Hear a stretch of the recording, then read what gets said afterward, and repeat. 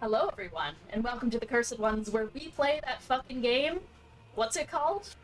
Elden Ring. Dungeons and Dragons.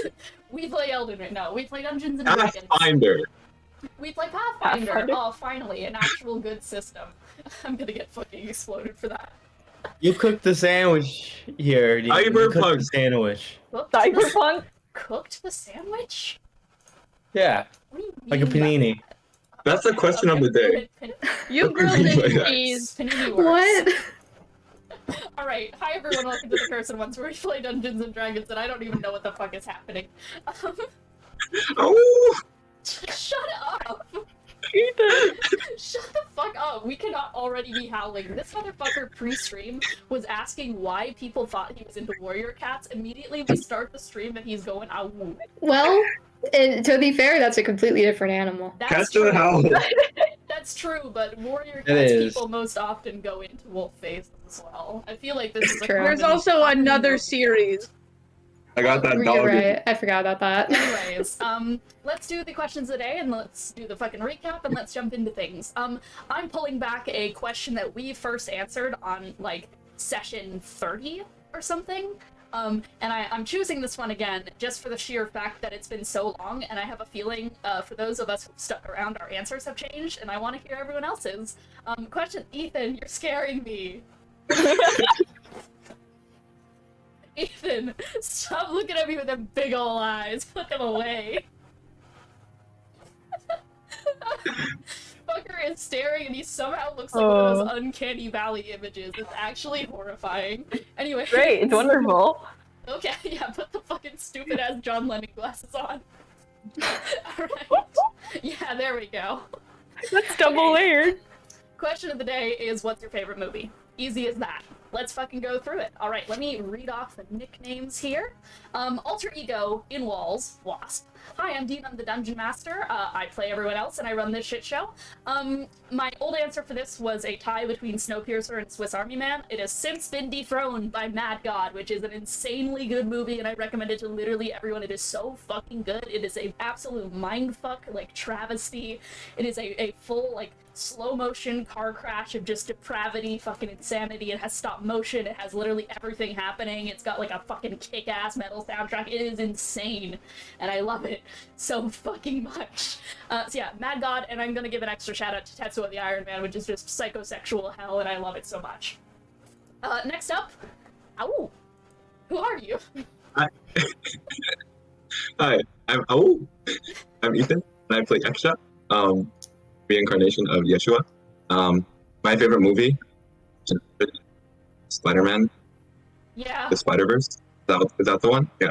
Into the Spider-Verse. That's the one. that the one is an insane. It's your favorite. I think it's a marvel of animation, and I wish the animators were treated better. Hey, it is also a marvel in the sense that it is. Whoa! There you go. Oh god, I have a feeling that that's not going to be the only time we hear Spider-Verse said, actually. So anyways, next up, It's a good Barely fucking movie. Alice. Who are you? Hi, I'm Ines. I play Alice. I was going to say Spider-Verse because I was thinking knew over it. my. You can say the same thing. Yeah, you I can have the won't same because movie. because I thought about it really hard. I was like, what list of favorite movies do I have? Because I don't actually watch movies a lot, and then I realized I really like Everything Everywhere All at Once because it's so Yeah. good and it's so like That's a good God, pick. like the Asian diaspora, dude. I just it speaks to me. I don't know why And I that's thought my you were- pick. I don't know why I thought you were just gonna say the Asian and just leave it there. The Asian. The Asian. That's what I'm Sorry, saying. if you would- That's what I'm saying. It is one of the What few it movies looks like that- right now, a comic book character whose name is just their ethnicity.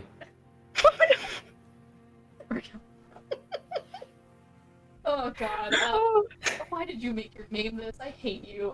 Fetty Five Night. Who are you? What's your favorite Change movie? it to something. Yeah, I'm Cece. I play Callista Faraday, and I also don't watch a lot of movies, and so I'm trying to think of the movies I like. This is possibly what I said before. I don't know what I said in session 30, but one of my all-time like comfort movies since I was a little kid is Addams Family Values. It's just such a fucking. It's so stupid, but I love that No, movie. that's so fucking It's- real of you. That might have been what I said before as well, I think it because I was. can't It was either remember. that or a Muppets movie. Possibly. That's also believable. Huge I fucking love that movie. Shout out to Debbie, my goat, my best villain. Mary Poppins metal cover. Who are you? And what's your favorite movie? I'm Kiki, I play Lelee, and if we're talking about, like, rewatchability, like a movie that I'll watch Just fucking your 10 times favorite over. movie. Yeah, it's Trolls. Second one. Dude, I watched it for 8 hours straight in Kentucky, man. I had nothing else to do. I fucking have that movie I just memorized. want to tell you that I very genuinely, actually, like, full-heartedly love your dedication to the Trolls franchise, and I think it's amazing. I'm, like, so happy that you fucking love it as much as you do. It's given me a shockingly positive outlook about this. Like, it's given me a shockingly positive outlook about the series. Yeah, well, it's not just dedication. It's just like it's something I genuinely enjoy, and I'm not gonna say like, oh, I enjoy it, like, but ironically though, no, I really like the movie, and I like I like the third one too. I could talk a lot about the Trolls. I like Trolls 1 and Trolls 3. Those are the only 2 movies. That's so real of you. Z Tony Spells, who are you, and what is your favorite movie? Hey, I'm Tony. I play Gideon. My favorite movie is probably Blade Runner. There, Hell boom. Yeah. Hell yeah, Done. there we go. I like it. It's a good movie. All right. Is that the one with the speech? Ethan, that is so... How do I kick Ethan from the chat? Insanely I can do that. Like, I've seen things or something. But it would ruin the stream layout, and I don't want to do that today. It's actually insane to think that the thing that you said right there is that the movie with the speech. Brother. The crazy part is I know exactly what Ethan's talking about if he is talking about Blade Runner. It's also insane. Fucking Tears in the Rain, yeah. Yeah, that one. Anyways. Alright, recap. So, last session was mostly a fireside chat type of session where the party were just kind of debating on what to do next and having their own little character moments. So just quick run-by of all these character moments. Aros and Gideon just had a really, really bad time. It's gotten worse with those two. It's a bad day for the stocks of all Gyara's shippers of the world. I'm sorry, CC, for your loss.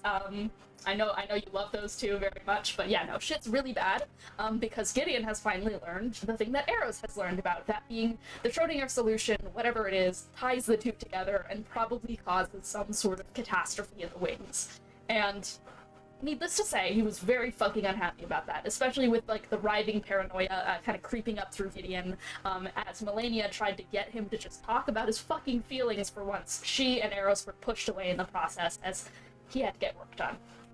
Alongside that, Charpay went around and said her goodbyes, talked to Yaksha for a bit, and Yaksha gave her forgiveness, as characters of Yaksha's nature so often do. And Charpay said her goodbyes, left a letter for Gideon because he was upstairs in his room balding and just working on something mysterious. He appears to be working on some sort of spell.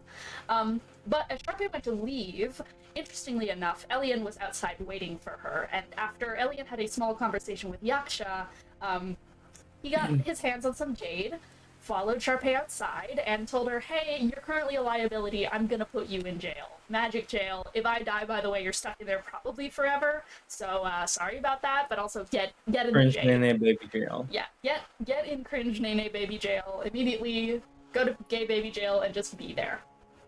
So, Elian, basically only Yaksha knows about this plan, and now Elian has Charpay secured for now, though it also is intrinsically linked to Elian's life on if she's able to get freed smoothly. From there, things continued to kind of like pick up here and there. There was a couple, I think, of scattered discussions just about life, how things are doing and such, people worrying about Aros and everyone else kind of right now. But things came to a head when it was time to go outside and do a round of star wishing with Melania, which was an old Seperternum tradition that the elves used to do, where they would go and wish on the stars and be granted boons from them. Because the stars were fragments of the dead Colossi, Corellin, the Colossi of the elves. The party went outside to star wish. They eventually managed to convince Gideon to go outside as well, though he wasn't participating for now. Lelee wished on a star and did not get any sort of boon, though the star, interestingly, was a river of fire kind of sort of star that seemed to be linking towards some kind of future flame-related event. It'll be fine. Alice, on the other hand, connected with a new star, and it was found out to possibly be a constellation of Vigor. Unfortunately, Alice was not able to have her wish granted, which was an audience with Veldrin, though she was able to hear into a small bit of a conversation. Then, after Milani went inside, they finally convinced Gideon to go star wishing, and he landed on the star Callisto, which immediately reminded him of his old childhood friend, Callista. After that star wishing concluded, Lelee and Gideon got into an argument, but during this argument, Lelee's wild magic surged, and something strange happened as a small teardrop rose up to the heavens, and then, crashing down from the stars came Callista, back from the dead.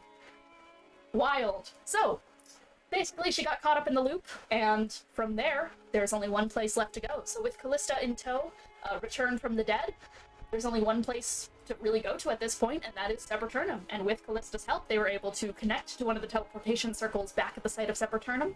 They entered in, scoped out that the place was not underwater, and found a couple of interesting characters, a very malformed, corrupted sea elf lady who was very much losing herself. Alongside that, they also found an Arcblade, an elven Arcblade, known as Arfairkjörn. And from there, it was just Gideon who found these, by the way. He learned about a guy named the Mad Wolf, eventually went to go talk to the Mad Wolf, and found out it was none other than Lanoval. Corrupted and changed and turned into someone slowly losing himself into corruption. From there, Gideon returned from Seperternum, and after a small discussion of what to do, considering just the state of things there, they all decided that they had to go in there no matter what, and Lens gave them an opening, so they have to go now. And with that, the party has started to make their way to Seperternum. That was last session, so without further ado, are we ready to jump into the Cursed One, session 185? Yes! Yippee! Yippee! Well, give me... Yes. Thanks, Kiki. 10,000 miles away. Alright, give Yep. me just a second to catch my breath, because I have a thing Sorry, man, I called shot a very dog. low... I have a thing called very low red blood cell count, and talking a lot at once strips my blood oxygen and makes me very You tired, should- so give me a second. Yeah, do that. Take your time. Woo. In the meantime, Wait, what about- Ines, you should post the Bingorp in Twitch chat. Big orb. Yeah. The If Bingorp it Alright, doesn't, one let me second. know and I can post it. Oh, the Bingorp. Alright. Right, as we do enter, I do want to note that I did cast Pass Without a Trace on, I think it's myself, and it's like an aura that affects everyone around me that gets plus 10 stealth. Good reminder. Mm-hmm. Thank you for reminding me, because I did indeed just forget about that. So, you are all given the effects of Pass Without Trace. That is a just like bonus plus 10 to stealth. Yep, Okay. as long as you're within 30 feet of me. There's Okay. also 8 on some people. I wanted... Alice has Yeah, that's it. for Is there you guys. anyone else? I have aid, yeah. Yes. Did you also all mark down that you gained access to greater healing potions and 1 water breathing potion? All of you guys got one? Yes, I marked that down. Perfect. Alright. Without further ado, let us begin. Embraced by the glint of frost-slated light, you were all taken by the call of the teleportation circle, feeling the way that Elian's magic brings a slight chill through your blood and bones as you're transported. It's a sudden sensory shock, being taken from the warm, firelit interior of Melania's cabin, through the cold wizard's touch, and then to this, the impossibility of having your feet land on a place no longer scribed on maps, a place chartered by many exploration ships but never found. Supposedly, that is. The word Seperternum itself hasn't been uttered in casual conversation in years. It's been lost even in places of education. Sure, existence of elves is known, existence of their near extinction, but their home, their art pieces, their music, their buildings, quite simply no one had the experience to carry it beyond Seperternum's fall. An entire lived history, an entire civilization buried in ash, and yet, God, Gideon and Callie weren't lying, it's here. It's still here. Now, none of you even begin to have the experience besides those two to be able to clock the commonplace elven architecture. No, what instead happens is that it all looks subtly familiar, because much like the old romantic styles of Gothic architecture, how that's inspired the real world that we walk in almost everywhere we go, This too was the origin point of grand architectural flourish in so many regions. This was the site where magic was first cultivated as a practice, the home of wizardcraft. Archways, brickwork, pillars. Perhaps most importantly, though, is the way magic has been infused in so much patterning. Well, you get the sense perhaps it was more legible before. Now it looks like it's tried to rebuild itself, but can hardly discern the books of knowledge on how to build itself after they were scorched into oblivion. Like a brain losing itself through a growth, impairing cognition, but still trying to do the mortal act of creation. It's tried to grow, it's tried to rebuild itself, it just can't remember how a pillar supports a ceiling or how staircases are supposed to go somewhere. You are on a floating platform of debris over the teleportation circle, surrounded by a lake of arcane fallout and a waterfall nearby, leading deep further underground. On the platform next to you, or rather the one that you're on, the grafted arc blade still waits. But there's no other sound, except the wet ambiance of the cave, and the dripping blood from the pile of amyloids. Welcome to the remains of Seperternum. What do you do?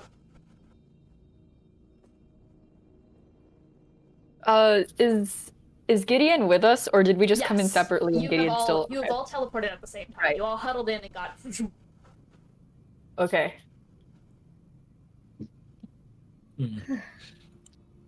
And I remember which tunnel Lens went down, right? Just so we know to, avoid it? Cool. Yeah, it's the one behind the waterfall.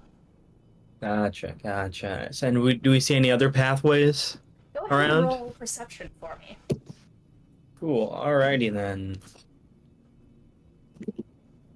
Nat 20. Holy shit. Great way to open the session. Fuck yeah. There are small holes carved into the walls here and there, and cracks that seem to lead to more empty space behind them. However, there are two things that stand out to you. One being the fact that there is a door, a single kind of set of double doors that is raised about 60 feet up in the air, kind of baked into the wall, but you can see from the light kind of grafting underneath it that there seems to be something behind it. It's not just a door to oblivion. And alongside that, you notice something else. The fact that the way this river rushes, it seems to rush right into a bit of brick and wall. But it's almost glitching. It's not accurate to the texture of the wall itself. It's floating into something as if there should be nothing there, but there is a wall there, seemingly.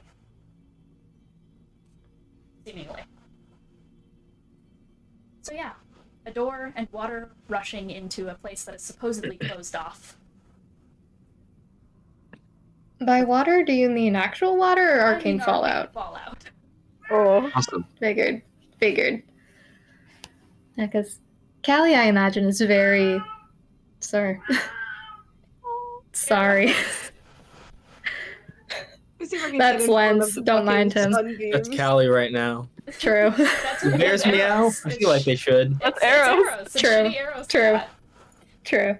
Yeah, Callie is definitely very focused on the arcane fallout because she has no context for what this is, despite besides glancing at Lelee and just kind of making a little bit of a connection. She's like, "Well, I'm imagining this isn't safe to touch, is it?" I mean, this- it's just No, water, I would say right? no. I mean, No. is it? This is arcane fallout. It's... You know how you have your condition going on right now, Lelee? Yeah. You have The- maybe a fragment of how awful it'd be if you touched this. This is pure, raw magic. This is not something you want to interact with. My wards have been helping to keep it off of me, but for the rest of you, just stay away from the water. It counts Noted. as what's it called? It counts as like a liquid, right? Yeah. Because I can run across liquid like as if it. Yeah, but your is feet my would breath. still be touching it. Yeah. Shoes? Mm. Well, Gideon, you were here before us. No, I don't. I have an don't idea of where to wear go? shoes. My ass is barefoot. Seem to be some maybe gaps, fragments of the wall that we can get through, and I point to what I got on my nat 20. Yeah. Without touching the fallout? It looks like it's leading. Here's the thing: is that once again, it looks like a glitch is happening, where it looks like it's like there's a wall there. There's like just more wall, except the water seems to run through it, as if it like wasn't actually there. Like, Oh, so it's like in a video game where they try to put up like artificial blocks to keep you from going into sections, even though the engine is like there's water there. no, I'll just try to That's give how- it that's to how you. I'm- I'll just give that's it to how you I'm making because of the sense of natural it. funny. It's as if this wall is an illusion and the water is still running beyond it. Oh, okay. Well, in that case, I'm just gonna throw a firebolt at it. Yeah, so Gideon, just kind of like looking around the area and once again like making notice of that strange kind of textural glitch happening, you and throw a fireball towards it, and you see as the fireball does not make purchase against a wall, but instead it just like flies cleanly through and mists away a small bit of illusory wall that kind of crawls and recedes back in, as if it was kind of a camouflage defense mechanism from the structure itself. And you do indeed see a tunnel leading further down. So it's an illusion. Hope nobody was Typically, behind illusions that. have casters, right? But it feels almost as if this whole place is caster itself, as if it's alive. Yeah, it's hard to tell what's going on here. Well, Maybe I guess I have a little bit more of a advantage in that regard. No, this whole place does have a magic signature in the way that people do. Okay. If we're gonna keep moving, we should at least be stealthy about it. That's why I cast that spell, after all. Stealthy is Right. throwing a firebomb at the wall immediately after we showed up. They don't need to know it was us. It's Or not at least, immediately reacting If now. they're looking for a source, might as well make it as hard as possible. Yeah. Yeah. Speaking of, if we, Elian, with the Archblade, do you think I've been looking it over, but I just want your second opinion with your eyes. Do you think it would be safe to bring it back? He kind of like turns his heel and looks at where the arc blade is, and he just kind of, you see him grimace a little. Sorry, I can't. Is that it? Yes, it's been changed by the fallout. Evidently so. He kind of kneels by it for a second. Is it? You touched it? You said you spoke to it, so. I did. You need to make physical connection, though. It seems like it can only talk to elves. Okay. Well, there's the inherent risk of sending something that's been so corrupted through a teleportation circle. There's always the possibility it could break the circle itself. However, we transported Lelee. Nothing seemed to go wrong. And it seems to hold about the same amount as in Lelee's body, so I think the risk would be minimal if we return it through. All right. And so can I just like sort of drag it over to try to send it through? Yeah, you walk over to it and kind of have to grab onto the handle and just like really, it's fucking massive. It's like, once again, this whole thing is just huge. You might need a little assistance. Honestly, roll strength to fucking drag it. Because it's on the edge of this platform. Just see how far you can get it. Wow, I got a 6. Yeah, Help with that? you Can I help? go to- Yeah, can I you help? go to Is wrap it- your hands around it and immediately just heave. There is like the full weight of a slack body on this. There is like multiple bricks. There is blade that has been stretched out. There is rubble. Like it is like trying to move an entire wall on your own. You just you can't. Yes, I would Gideon, I appreciate asked some if you help. needed Lelee. help with that. Yeah. I'll give guidance. I have the strength of a colossi. I don't. All right, Yaksha, you're gonna go over and help. I'd like to. We'll have He'll allow it. We'll have Yaksha roll the strength roll here, but with Mhm. help action from Gideon, who's also like grabbing onto it, and I believe Callista's giving guidance. D4 D4. for you.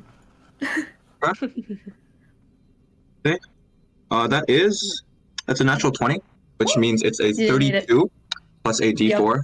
Oh, I don't think I need the d4. It comes out. So Gideon, as you are trying to pull it, Yaksha kind of like walks past you and grabs onto the hilt and makes two very firm points of connection as if holding an oar towards a canoe paddle, and very slowly like kind of gets into a position to get enough torque on the end of it, and Yaksha like fucking guts sword just lifts it up and manages to set it on his shoulder and walk it towards the portal and Oh my. set it right back down again. Let's see. Before we send it through, I want to test something. Maybe if you made it through the portal all right, and when I touched it, can I roll an Arcana check to see? I just want to. I'm kind of curious what would happen if Lelee touched it, but I also want to roll an Arcana check to make sure she won't blow up if she does. It's like when you try to put when you try to put two magnets together of the same. Yeah, I got a 30. So do you look down right as Kiki just flashbanged us with the hugest show of light ever? Do that again. The only thing keeping This is a really good bit. this is the wedding. the only thing This is a keeping really this good away is bit. my big ass fucking head. All right. It'd be great. Do you feel anything on top of your head? Like antlers or something? What was that Arcana? 30. 30. Yeah, you get the sense that with both of them kind of at a almost like steady point of arcane fallout, that it wouldn't cause too major of a reaction for Lelee to touch it. Lelee, do you want to help me test out something real quick? Yeah. I could. What do you need me to do? Well, the blade Touch the communicates what? with elves, and I just want to make sure. I want to see how it reacts to you. Partially to see Wanna if make you sure can I'm still an talk to it, elf, because there is always the possibility that the arcane fallout that's affecting you currently has changed things too drastically. I'm not sure though. Either way, I this mean, it might could be also be enlightening for a lot of reasons. The 2 reincarnations I've been through, the time I got turned into another animal, the vampirism. So just remember to take that into account. It might not just be the arcane fallout that makes it so I can't talk to it. All right. You go ahead and put your hand on the blade.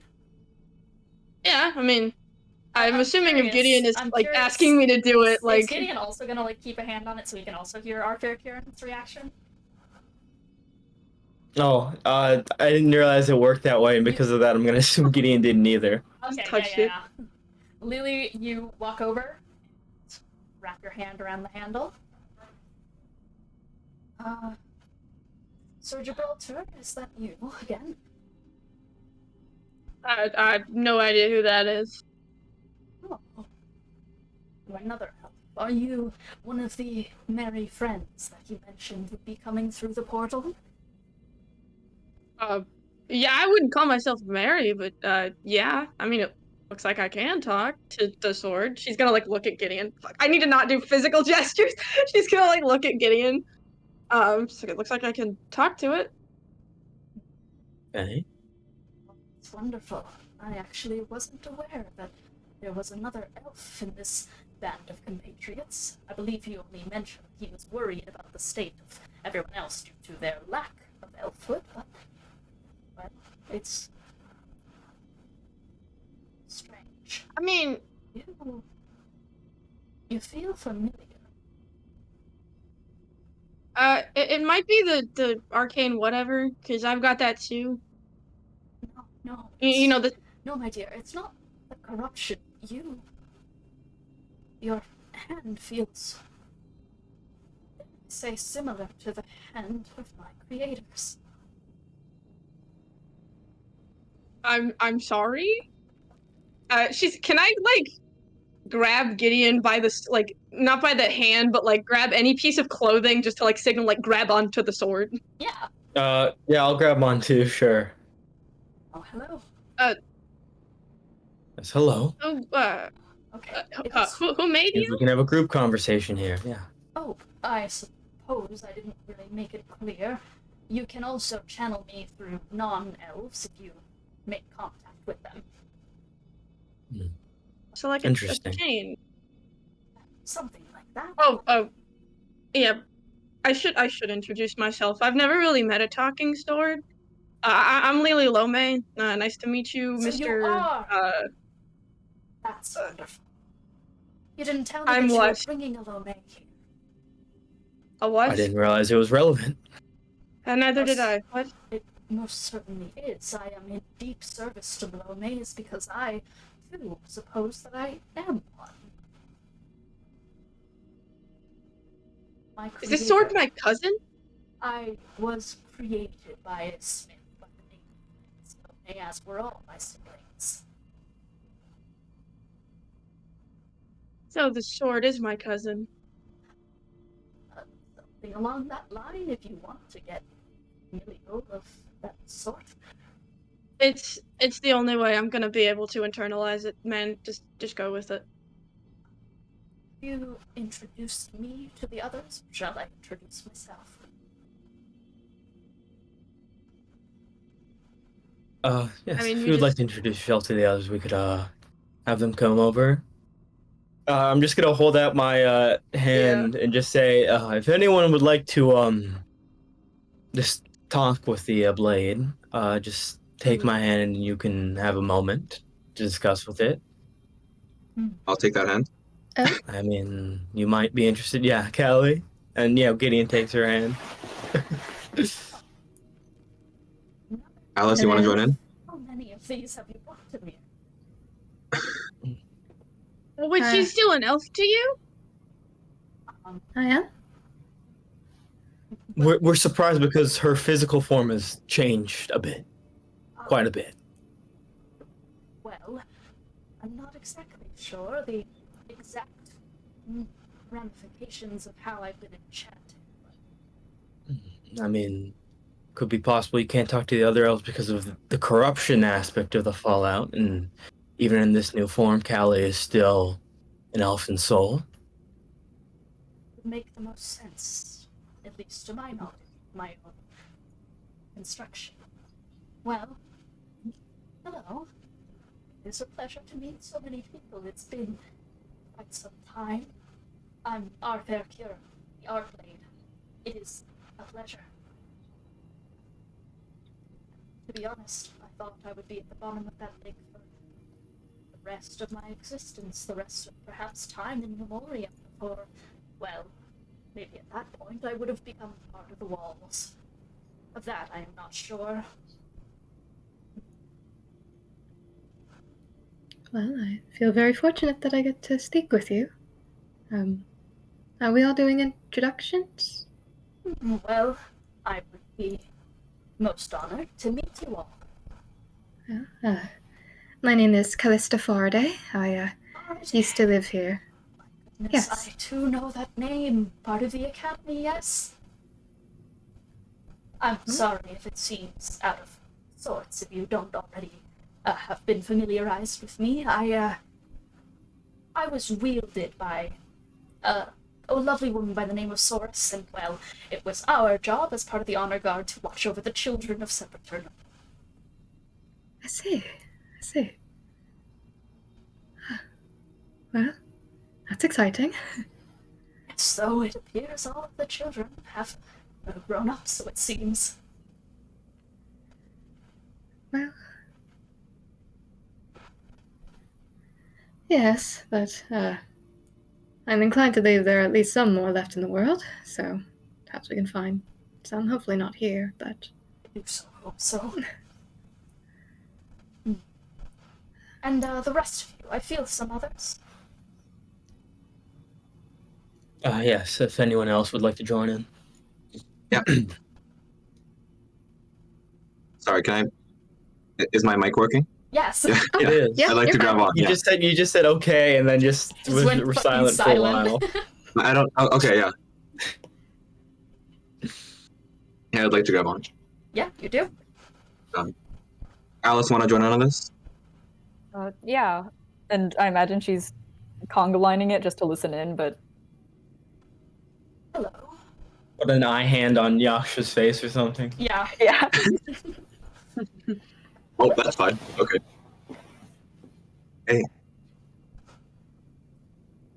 Could I perhaps have Hey, you. the name of who I'm speaking with? if you were to recognize me, I think you'd know me as Yeshua.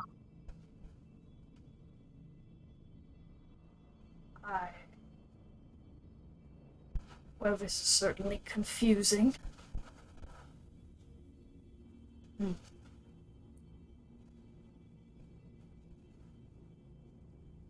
What is your intention here? I'd like to help. That's possible. You didn't exactly do that well when Corellin fell to the crossbows of your men, did you?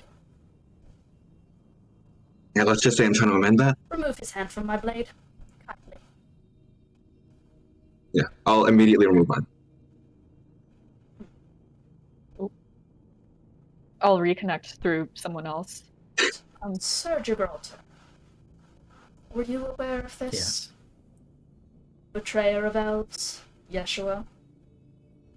I'm aware of the history and mythology there, yes. So given the state of the world, as things currently stand for the world, we don't have the luxury of being too picky about the people and our allyship, and with any luck, he's genuine about his words of remorse. It's just... what a fell omen it was. Having our great colossi killed and then our lands fallen without a protector as grand as Corellin.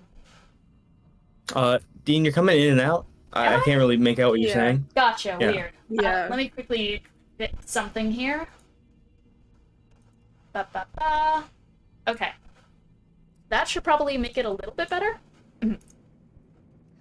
What a strange fell omen this is then. For... well, let's just say, I've always ruminated about the fact that the fall happened after Corellin's defeat when we were without a protector as strong as a colossi. It's troublesome to me. Well, as we've been learning over the course of our investigations about the fall and many other things, we've come to understand that many of the actions of those carried out in the past have been at the whims of another without them even realizing. Right now, we're just at the point of trying to fix things before they get worse. I suppose I cannot blame you for that, then.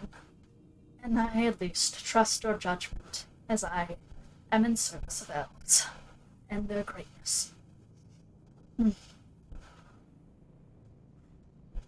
Well, I suppose that leaves one other person who has put their hand upon me. Hello. My full name is Edelweiss Bellerose, but just call me Alice.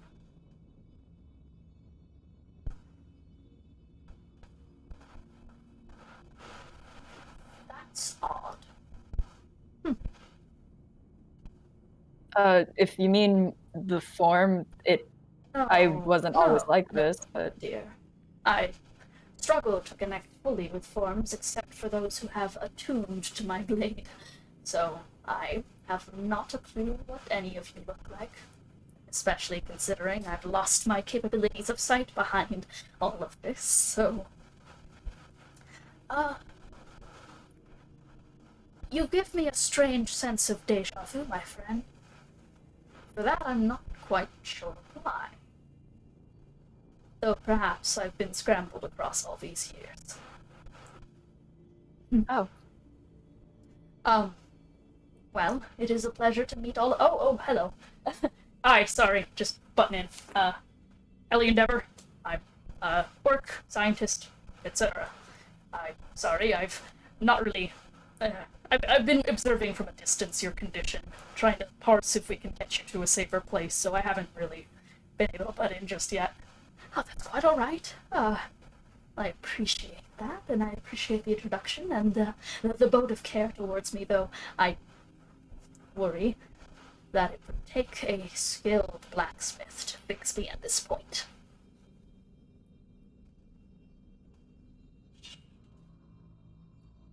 Well then, if introductions are underway, I suppose, I am at all of your service, as much as I can. course, doubt I can be wielded at this point, but I used to at least be able to bestow boons. I could attempt to do that again, though with corruption, I worry. It's up to your call. Whatever you feel would be best for you all.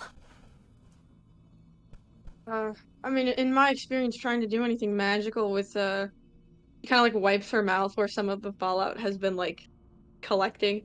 It, sometimes doesn't really go well. Precisely my worry. So once again, it's up to your own caution if you would like me to attempt.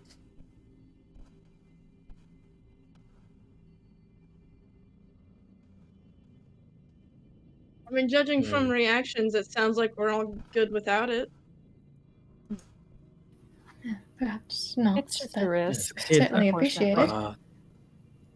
I have a question though. Were your boons before you were changed? Were they static in nature or did they vary? Well, it tends to vary on the person.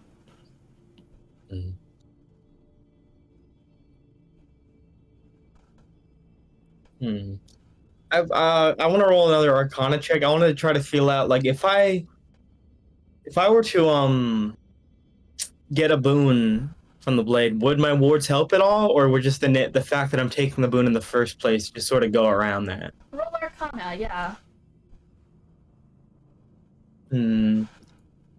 That's the Aros cat helping me out. That's another 30. Hell yeah. Like with, I'd say, I mean, you have been blessed with things like guidance and other spells before, so I'd imagine that your ward, it has a filtration system. It allows the positive effects inside of it. It doesn't wall those off. It is obdurative, so it wants to protect you as much as possible, including letting in the good. As such, you think this filtration system could help distribute and, at the very least, lessen your chances of anything perhaps going haywire.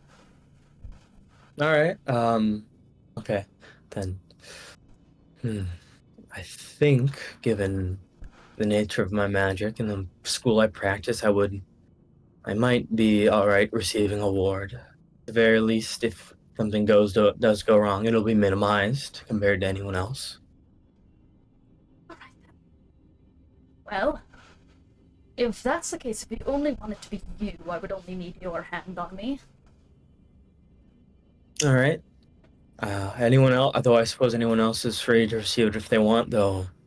If there is any risk involved, you will receive, frankly, the full brunt of it, near as I can tell. I'd rather not risk it. I'm gonna step back from the blade with like she'll say goodbye, but she'll step back. I appreciate you caring for yourself first. That is most important. Well then, it does appear to just be us, so... if you could just close your eyes for but a moment, I will attempt. And I want you to roll a D100 for me, at advantage. Advantage D100. Wow, that's like 100 hundreds. Wow. Wow. Let's see, that first one is, and I rolled this. Oh, fuck, I keep forgetting there's two sets of fucking D10s. Yeah. So, and I rolled the same set, so it means nothing. Fuck, alright. Would it help if I first guided one, this D100? 45. Okay. 45, and then 23. Okay, 45. That is enough to beat the threshold of wild shit going haywire. Oh, it was a threshold? It was Ooh, a fuck, threshold. alright. It was a threshold. That's scary. Yeah. So you feel as the blade kind of like heats up underneath you, kind of like a warm campfire-ish glow. And as you kind of like press into it a little further, you do feel kind of particulates of that kind of like squash and like tarnished arcana being filtered out through the ward. Though in turn, you feel something wash over you, this kind of deep sense of dunamantic power. You have been given the Charm of Ricochet.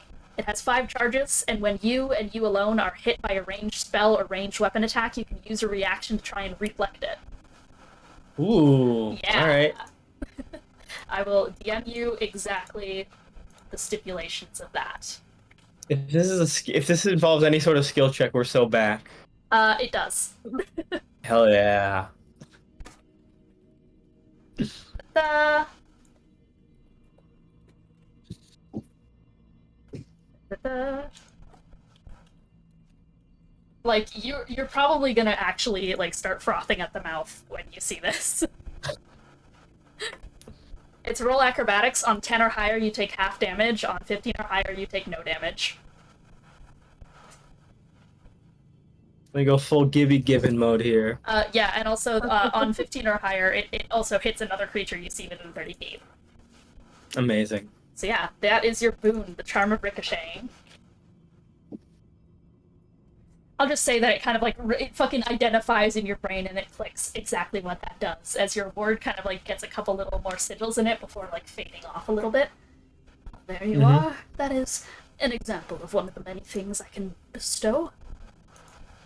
Alright then, and I seem to have come out unscathed, which is good. That's good. Did you feel any corrupted umbra making its way towards you?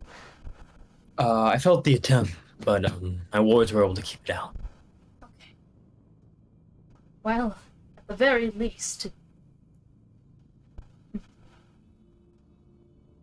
Then I suppose it's up to the discretion if anyone else would like one.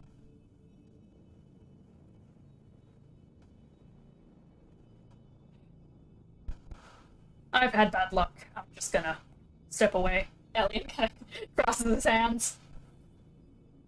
With the fallout, I really, really don't want to risk it. I'm alright, I think, but thank you very much for offering. Okay, then. Yeah. Well, if you guys need anything else from me, I am at your service. Thank you. Thank you. Alright. Well, should we get going? Do we want to go into that illusory wall? It's time to press ahead then. Stealthily. Very Is there like stealthily. a path we can use, or? Yeah, I will say there is the door, and then there is the illusory path ahead. Is the illusory path like fully covered by water? Like it's the water going through a tunnel. Like we Yeah. have to go. Yeah, it's a river. It's a riverbed. But then the door has no river. Yeah. Or Yeah, basically. okay. Can I just ask, having known Corellin, how much I would know about these weapons? The arc blades. These were not. I'll just give you this. These were not creations of Corellin. These were creations of Mr. Lenz LeMay. Okay. Well, I would know nothing. Your Right? ass. Haha. You would know about them because they were in use by the time that you tried to stop your human followers from assassinating Corellin and failed. Right. Okay. They were used to fell a lot of your fellow men. Very cool. Okay. Rightfully. Did we teleport the sword back, or is he kind of just Are we laying rolling on the group stealth? ground? He's just chilling there right now. It's up to you guys if you want to teleport our fair Kieran back. Well, if we do that, then we're gonna have to. Melania's just gonna have a sword randomly. In their fucking Card kitchen. and Fallout. Gideon's Their gonna fucking Gideon's gonna kitchen. lean down. Gideon's gonna lean down, take out a scrap of paper and just write on it. Don't touch the sword. Leave it here until we get back. Friendly Thank you, Arcblade. Melania. Gideon. Friendly Arcblade. It doesn't bite. Just Yeah. don't touch it. Yeah. It's friendly. Don't touch it Melania- though. Mhm. Or actually, you know what? Melania can't touch Actually, I it. won't write. Don't. Yeah, I was about to say. Elven Arcblade. If you'd like to learn about our history, maybe touch it and talk to it somewhat. Mm. Make a note about the arcane fallout, because I don't know if she knows about that. Other Yeah. than the Yeah. fact Also, it's been changed by arcane fallout.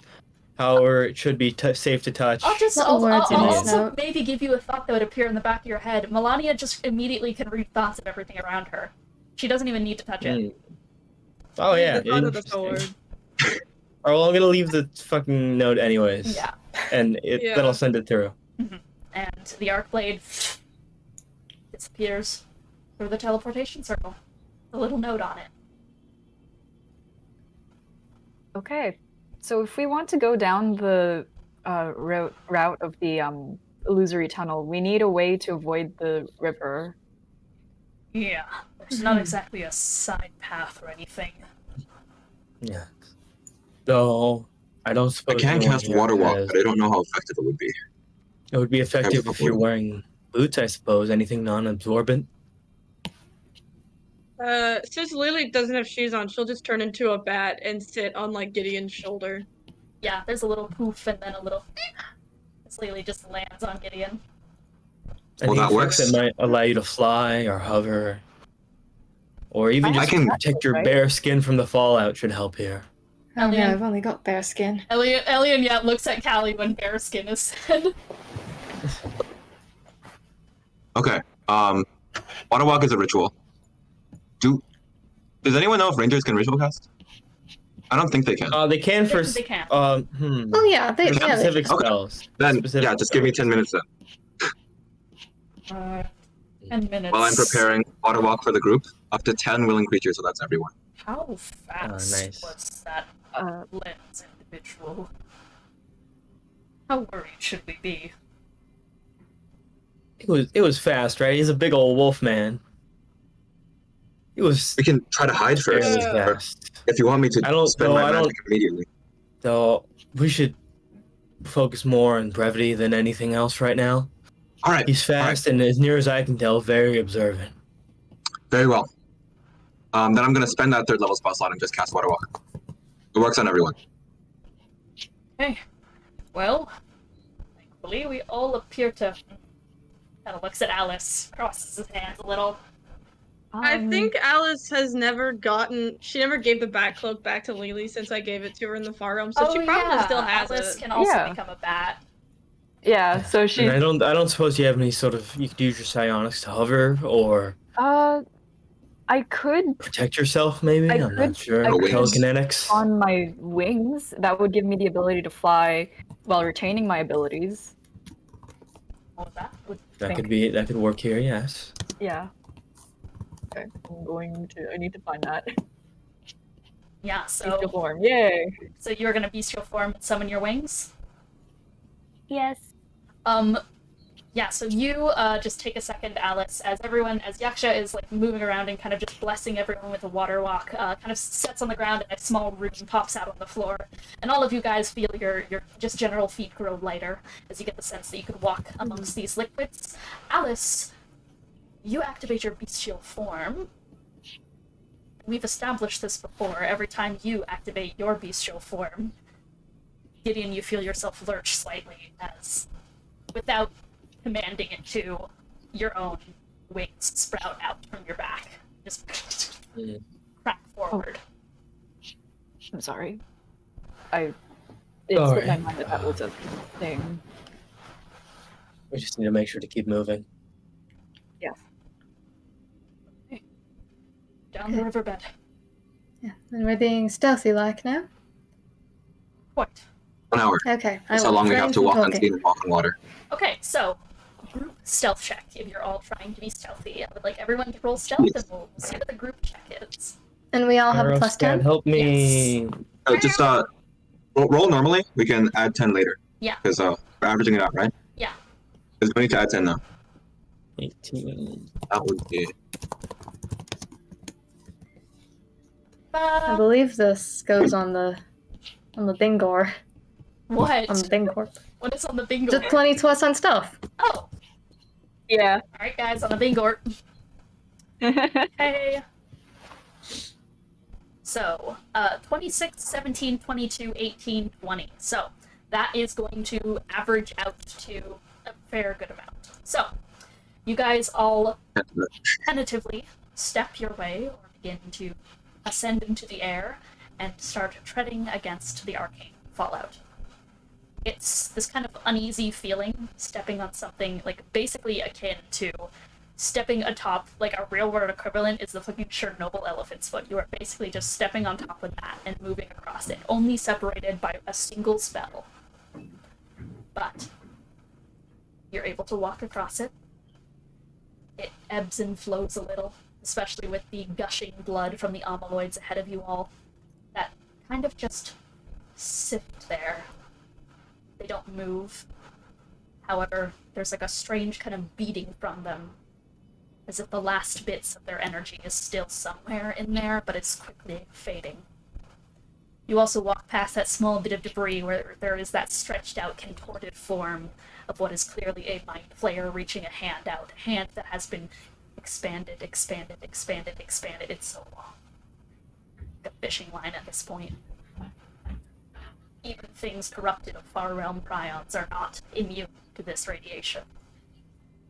So, with that in mind, you start to head your way down that cave. Now, it is dark in these caverns. So the place that you exited out on had that kind of fake visage of stars shining down because of the crystalline kind of top area of this cavernous place. The cave before you does not grant you such mercy. As such, here comes the question we all like to ask in D&D. Who has dark vision? Me, and also I have extra dark vision because of the cloak. Mm-hmm. I have 10 foot blind sight. Blind sight, right? You have blind sight. Callie. I don't have dark vision anymore. Yeah. Oh, no, Callie. Your tremor sense is becomes, basically better. Yeah. Which is when it becomes flat ground, Lelee will hop off because I have 35 feet of There tremor is no sense. flat ground. You are going down a river. Oh yeah, I guess you're blind then. I'm not allowed to see. Yeah. Oh. One could say you're No. blind as a bat. Whoa! Okay, so... Never again, Dean. Shut up. I say what I want. Alice, do you have dark vision? Yeah, I have 60 feet dark vision. Okay, so the people who can see in here, I think, are only Gideon and Alice, if that's the case. Because Yaksha, you only have 10 feet of blind sight, don't you?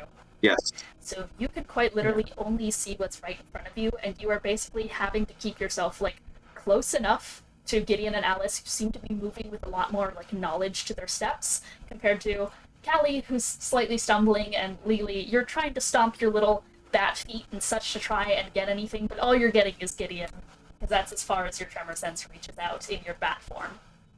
So, as such, I will basically give the following description with the knowledge that only Alice and Gideon can see what is ahead of them. As you start to head down this moat of water, the bricks that were kind of making up the kind of tumorous growths of everything else in the prior portions of the cage begin to change to different materials. Driftwood and clay are the most common things to find here, kind of spiked into the wall. In fact, a lot of the walls are starting to get rigid kind of growths and spikes out of them from things just not laying properly. And alongside this, it's getting more and more narrow as you go. It gets to the point where, Alice, you're going to have to start ducking down a fair bit. But there's also something else you see as you're making your way down this river ride. That being this strange bit of growth coming from the ceiling, then the walls.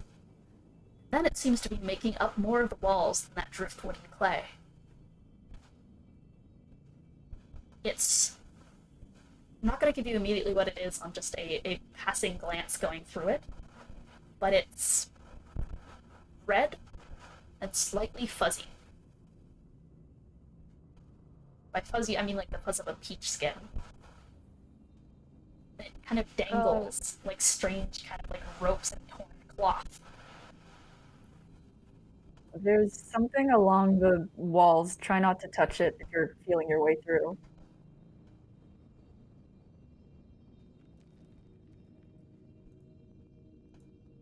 Going? Yep.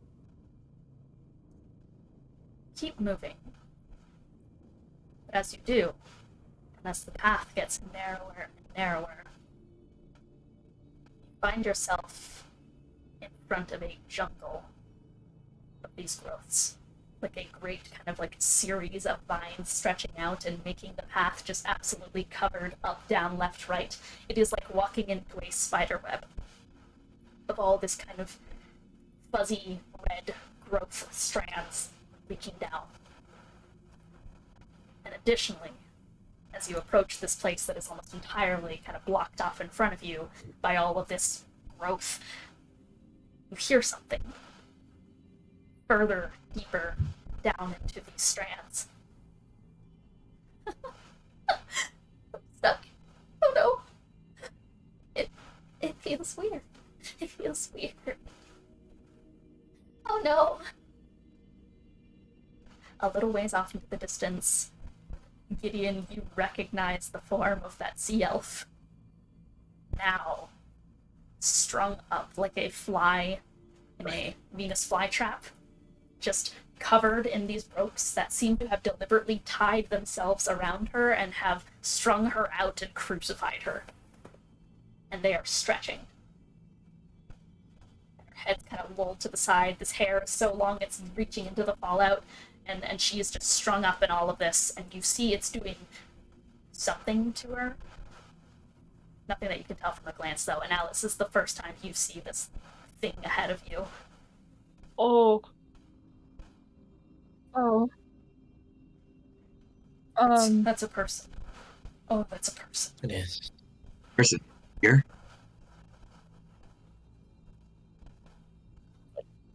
Do we need to help them out? Are they in danger? Can do a perception. Oh, they're not a danger, but we need to You find a don't way know to get them that. down. But also, we need to figure out what got them up there in the first place. You guys are so stealthy, but that she has not noticed you guys either. She's also a little, busy with other things. Yeah. So, what were you rolling?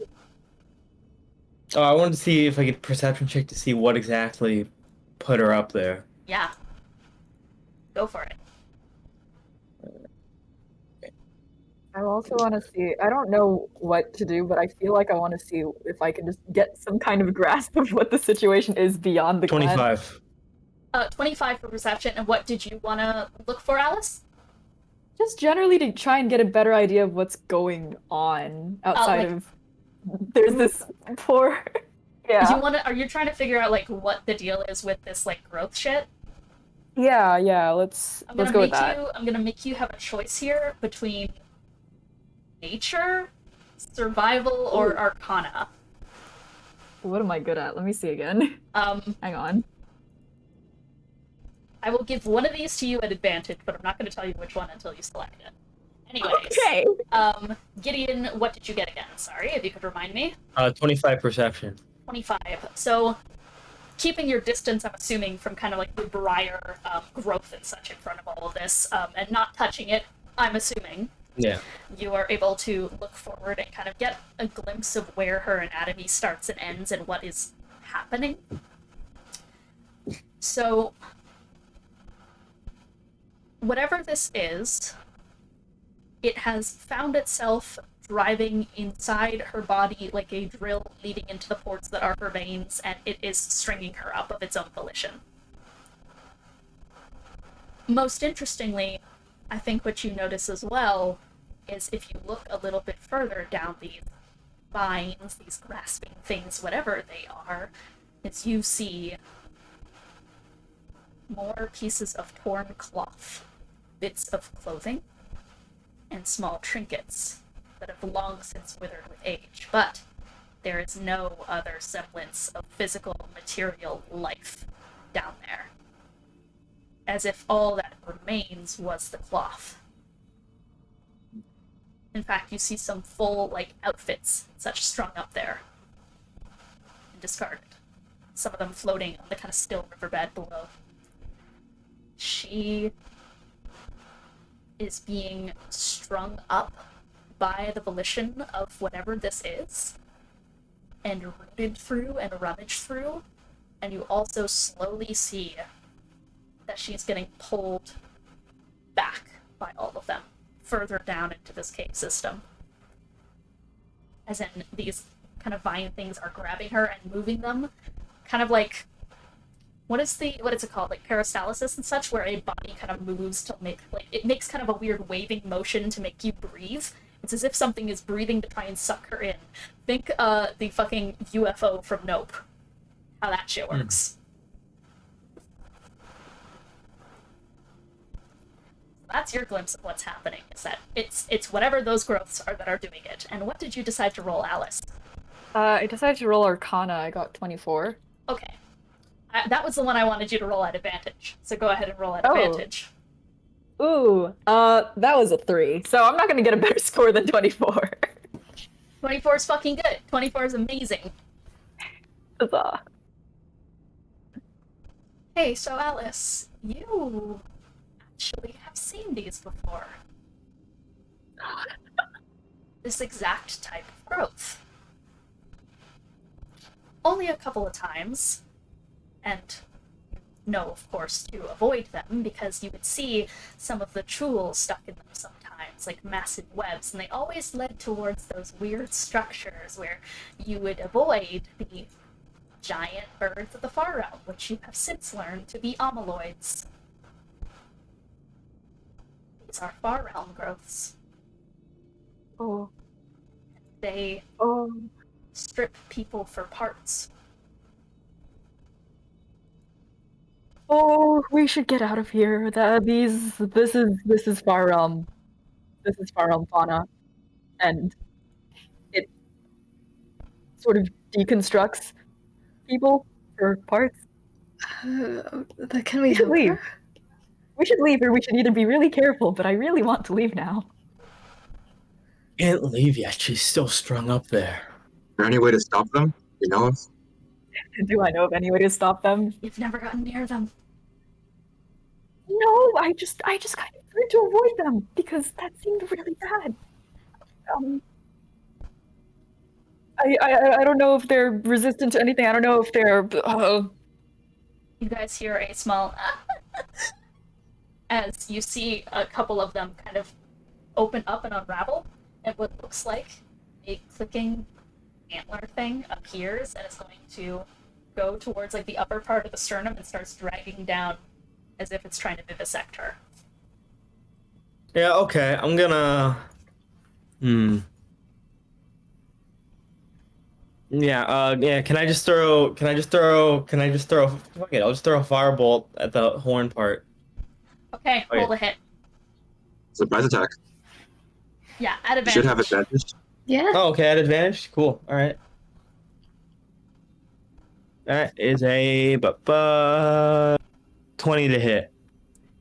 So, seeing this appendage start to go out and kind of line her up for an incision, you immediately just stare it down and are going to get a flame in your hand, and Elian is immediately like reaching out to your hand like, what if that hurts her? And unfortunately you throw it and it hits against the horn, and you see the entire thing shudder and pulse as the clicking appendage of it does indeed kind of like recoil back.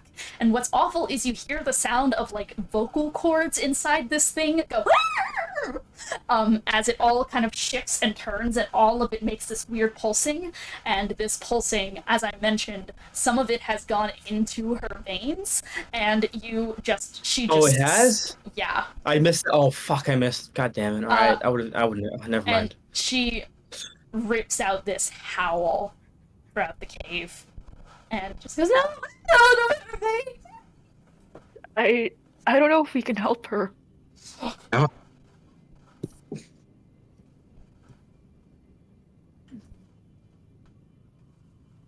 We have to do something, can't we? Can't we cut it? I'll note though, despite the fact that like you shot that fireball and you like clearly hit it, whatever this is, it has not turned its attention to you in any way. I can't see it, but I get the feeling that from that scream of pain, whatever damage we deal to it might be dealt back to victim.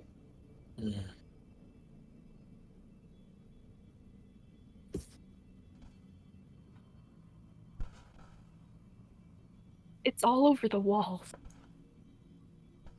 Ceiling, everything, it's just a fucking jungle up ahead.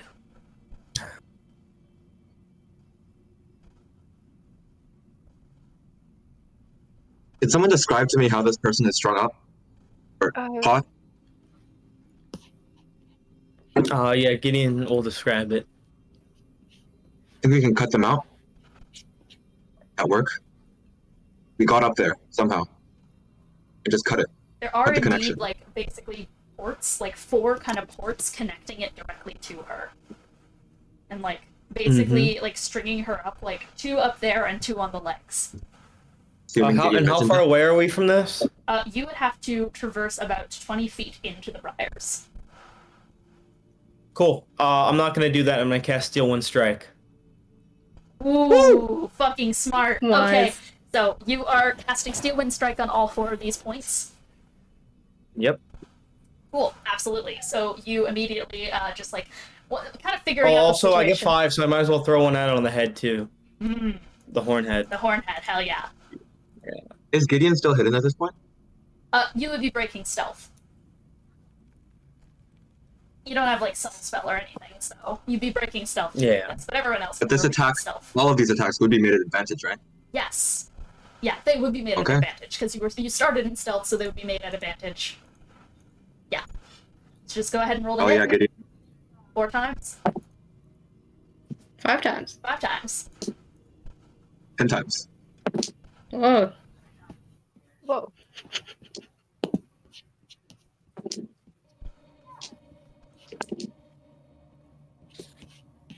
All right, so the lowest of those was like, what was it? It was like a 24 was the lowest. So, in a very quick and sudden, you guys hear a splash as her form is cut from all 4 of those major points, and she goes splashing into the arcane fallout below. And there's like a sudden, and she just starts fucking swimming desperately away from it. And you guys see as that thing is severed, as this whole, like, kind of this beast of vines and entanglement starts, like, once again shuddering and kind of twitching, and it retracts just a little bit, but then you see as more of those antler-like feelers are going to start, they go like the top of the water, and they start going underneath it to try and feel out for where she's going. I'm gonna have her roll acrobatics to see if she can outpace it. Or I guess I'm Can gonna I roll help a give roll. advantage by just throwing more spells at this thing, or? Yeah, absolutely. Cool. So, Can I? yeah, as she starts to like As swim Gideon is ahead, doing that? Gideon, you are just immediately, I'm assuming, just chucking firebolts at it. Yeah. So just trying to As give her an Gideon opening. is Yeah. doing that, can I turn back into a person and put like 2 pieces of cloth on my feet so I can try and show her where to go? Cloth's pretty absorbent. Yeah, cloth is Yeah, it's well- gonna seep through. I don't have any shoes. We gotta get you shoes. I don't know. Um, I want to try and like have a way to let her know that there are people here trying to fix it. I'll give you this beforehand. So she is going to, so Gideon, as you are just casting firebolts ahead, you see as those antlers just immediately, they flinch back with every time you try and, like, hit at them, and they eventually start scuttling back and kind of retracting into themselves, where it seems like they're re-entering itself to try and fix itself somehow and stitch itself back together. But that does give her enough of clearance where you see her start to pick up into a swim. There is a trail that is left in the water as she starts to kind of swim under you guys, or rather towards you guys. You see a trail in the water where it splits off, where some of the arcane fallout is broken off with blood. And eventually she just like clambers forward and is going to desperately reach up and try and grab whoever is in the front of the party right now. Who is at the front? Probably me or Alice, right? Yeah. Yeah. If Gideon's doing the... So if that's the case, yeah, then Gideon, rising in front of you, this massive kind of clubbed, like, webbed hand is going to reach out and it's going to grab on both of your shoulders, and the only thing keeping her from bringing you down into the water with her is the water walk, as she just drapes off of you and just bad things. And the only thing stopping all the arcane fallout from getting through to you is your ward once again. Yeah. It's you! It's you again! Do you remember where you first saw me? Go back there now. Get away from here. Okay. Oh, right back in the good place. I think I'm bleeding a lot. I'll go. Thank you. And she splashes down back into the water, and you guys see her massive form swim underneath you all. But before that, actually, I think she resurfaces again, right behind you all. Boy, there's no bears that live in Seperternum. They're not. Those aren't species that exist here. I don't think that thing exists here either. She sinks back under the water. You guys hear the sound of just grotesque swimming.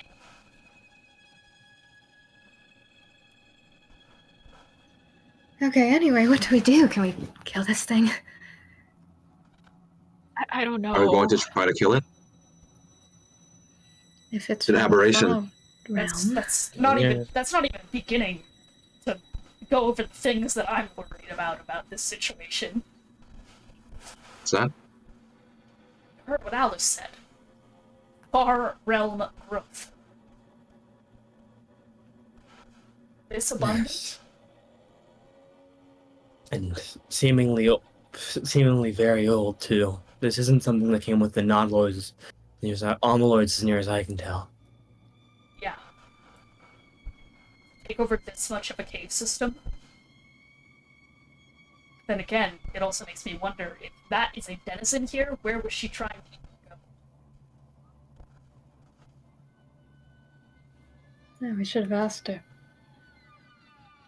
I don't know if she's mentally there enough to even know, but regardless, it seems like we need to press this way. You want to keep going? We have to. We don't have a choice.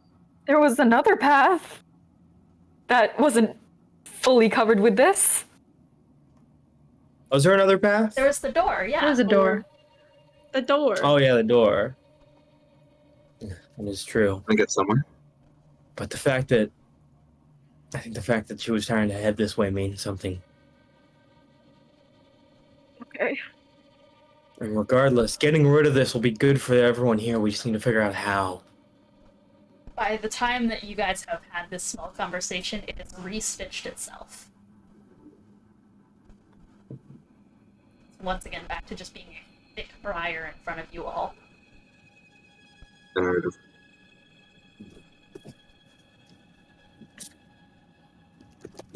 Okay.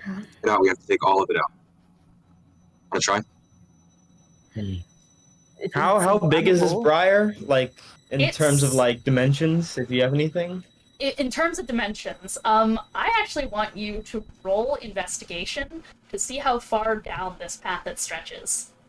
Oh my god. Because it's Cool. thick. 30. You know, like a cudgel and such of like briar and such, like one of those hedges that is just like full of different fucking spikes that if you fall into, it's just spikes and it's Spike City, like one of those bushes and shit. Yeah, yeah.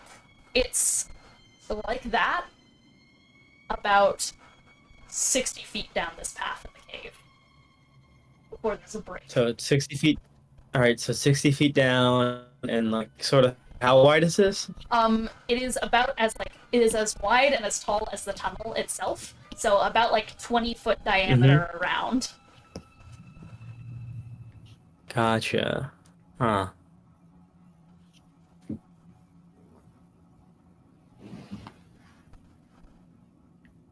Well, Why didn't I take blight?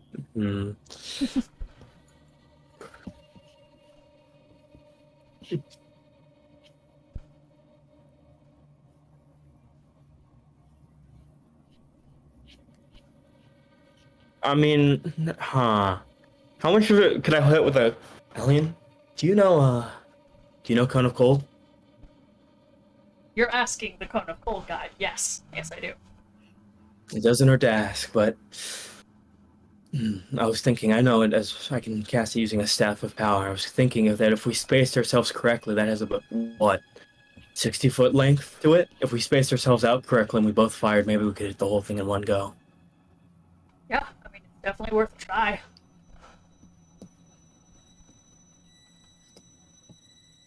That's the case. Alright then. Elian will dust his hands off, and I guess we'll head to one side of the cave and you head to the other. Though I have to ask, do we want Alice, I don't more? suppose you know any... Yeah, Oh, do we keep want going. cover fire here, additional power, just anything we can dump into this? Alice, do you have anything that might help here? Any sort of radial effects? I have to check this actually. It's been a while. I mean, if you're looking for anything cold, I always have that beam, but I don't know if that's as helpful as what you do since that's more concentrated. Any extra damage, though? It is extra Yeah. damage. Extra damage, guys. And if anyone else wants to pour on anything, I have a question. that would be helpful. I have this thing called Whirlwind Attack. It lets me hit every single creature within 5 feet of me. This is one creature, but it's huge. It'd be more. Yeah. Can you actually just blunder through? Just spin. Spin for 60 Yeah, I'm thinking like a fucking a video game lawnmower. character, just like a tornado ripping through. I know exactly what you're thinking of trying to do, and I just want to say you're insane. Just windmilling his way through.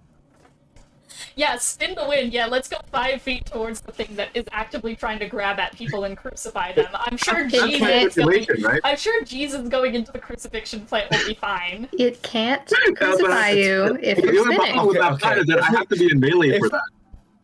Okay, if we do this, I think the smartest thing would be to time our action. So me, Ellie, and anyone else range blasts out, and then Yaksha falls up We can try the immediately cone of cold afterwards. first.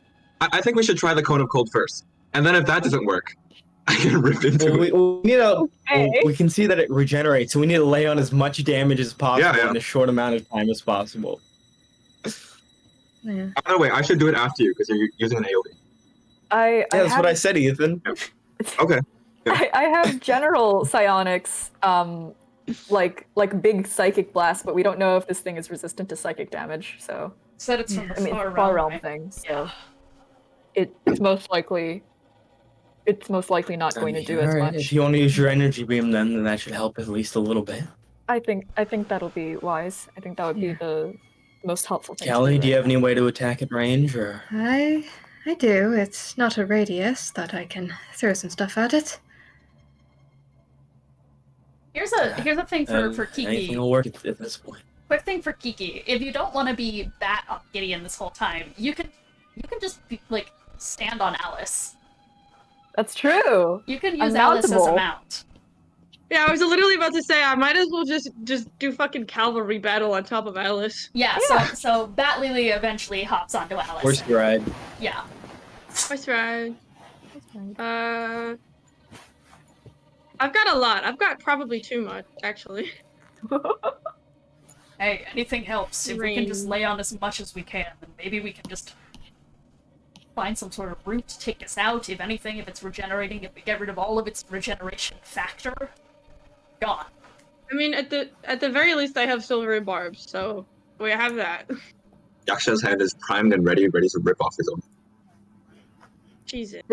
Okay, in the far realm, this is out of character. In You're the on the far realm, cross, did I ever Jesus. see any kind of root or source that was like really obvious that spread out? Or... No. All they do is they stitch themselves together, Okay. like surgeon precision. Okay.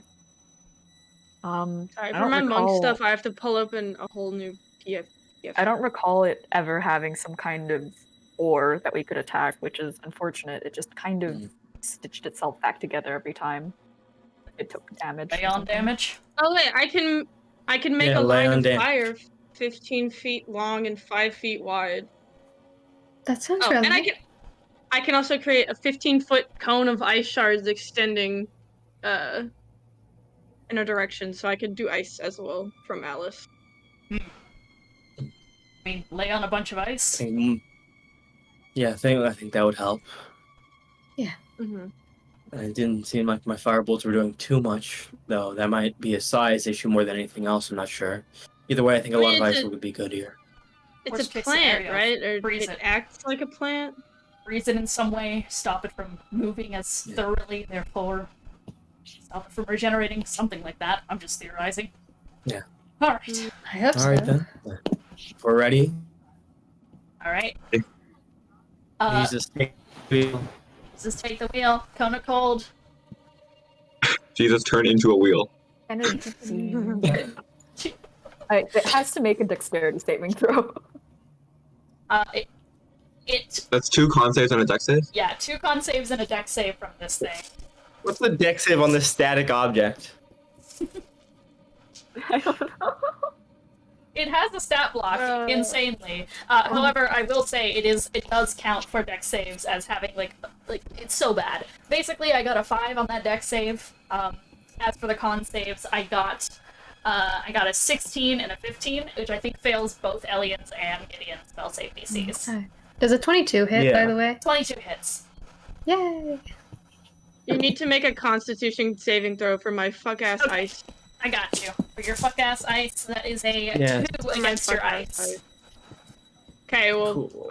yeah, it's... I did 45 damage. I would like you I all rolled to put, so I sad. would like you all to put the damage that you do in rolls for me. Okay. And Yes. sorry, I'm afraid of slowing down the game too much. But I just want to clarify the mechanics of what whirlwind attack would do, because I'm perfectly fine just using the attack action and attacking. Here's the thing: Would is it that be a it's bonus to turn into a tornado? it's It's one creature. it's one creature. Is Yeah. what I'm getting at. Is Yeah, that I'm down to just attack it. it's just one thing, dude. Yeah, it might be better just to attack it. Yeah, it's one thing. How all out do we want to go? Unless Blunder Mode has special properties here, Dean, that you're not telling us about. Yeah, does it do extra? Does it do No. extra spin damage? No, there's no spin The Briars. damage. You're insane. Vulnerable to spin. Okay, sorry, yeah. I'm gonna ask the party this question: How all out do we want to go? Because I have a very apt spell called Guardian of Nature to guard Let's just see how we do first. I think. Yeah. If we want, no Yeah, go. what Alice said. It can be the next move if Okay. this goes poorly, but if it goes well, then it's not needed. Awesome. Okay, so And if we kill it, it becomes a frozen statue. in total, with everyone's things added together, you guys have done a total of 125 damage exactly. That is a nice crisp fucking number. So, you guys basically all rear back your spells and the like. Elian and Gideon with their cones of cold. Lelee starts making these shards of ice around her. Alice, you prepare your beak, kind of like starts getting covered in this kind of frosty sheen as you rear back. Frost Blast, and Callista also prepares an attack, a sensible necrotic attack. So, with all of that in mind, it all coalesces together, and in a massive of movement and ice and this kind of twinkling noise from all the ice crystals and shards shredding into this thing, you guys just are basically hit with a blast of frigid air in return, that for a second just like blocks out your view of whatever happened to this thing as the tunnels have to kind of clear out from all the frosty smoke that kind of blasts back at you all. However, when it Just all... I have dark vision right now. So, Elian kind of takes his hand, moves it around, uses his control of ice and elements to remove some of the frost from the air. And Cethi, your fucking typing is so loud! Sorry, I thought I muted. I'm Jesus so sorry. Christ. You were fucking going ham on that keyboard, my I'm god. sorry, I clicked to mute and I missed. I'm Okay. sorry. So, Sorry, am I allowed to attack that? as Elian moves all the frost away, you are met with the perfectly frozen form of all of this ivy kind of cudgelus, weird kind of plant. You see it's been frozen to death. Therefore, you killed it with Cone of Cold. It is frozen into a statue. So I take it I don't need to rip my head off. Yaksha, Okay. if you'd like to clear the way. Sure. If I just want to break the ice statue for a bit, Roll a hit. that's a clear. Okay. That is guide. Why not? I'm going to use Great Weapon Master for this. Hell yeah. That's a 21 to Can hit. we spin Yaksha like a top and just send him in? Yaksha, I think what Yaksha is doing Beyblade. here is, Yaksha, you are going to kind of tear your head off, and it's going to immediately just like flip around and turn into, once again, your kind of naginata, or rather, what is it? Your kunai with chain? I forget exactly what your weapon is. I forget exactly what it is. It's just a blade attached to a chain. Right, kunai with chain. So you're going to take your kunai and are going to Oh, I thought you just... said kunai with cane. kunai And I with was like, chain. isn't that just a spear? No. And and you are going to take it and just take kind of the ball-bearing end alongside the blade and are going to just spin down the rest of it, cutting it down until all of these shards of ice fall into the arcane fallout and start drifting down the riverbed. You have successfully cleared whatever this is. That was like a symphony. That was well done. Very icy. Very nice. Oh. This creature is gone and should hopefully not bother any of the residents here, and we can move forward. Let's do it. So, you continue your way down top the water. And as you do, as go for it. As we've dispersed these events, Yaksha is going to go down on her knees, and just do a very silent prayer to Coralon.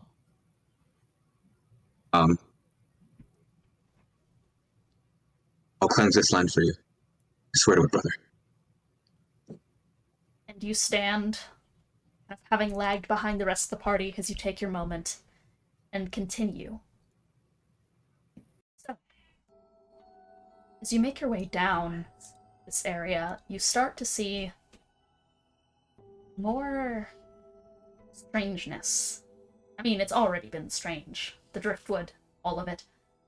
But what I think is beginning to click more than anything else is the way that there are kind of cracks in the walls that give this ambient sheen to something pulsating and swirling. Like a lacquer made from something wrong, something pulsating, something breathing, alive, and yet not. You see more rocks that have begun to float throughout the kind of caverns. There are things that just aren't making sense. Gravity itself is not exactly working as anticipated. There's this weird sensation in the air. It is what I would best describe as a sense of impending madness. You start to hear distant sounds. And these sounds... he always knows when to butt right in. You realize something as you're walking through, that these sounds aren't just the ambient strangeness of the caverns you found yourself in, but they are voices talking to one another off in the distance. And you start to see a red glow down the end of this tunnel. The river meets its end.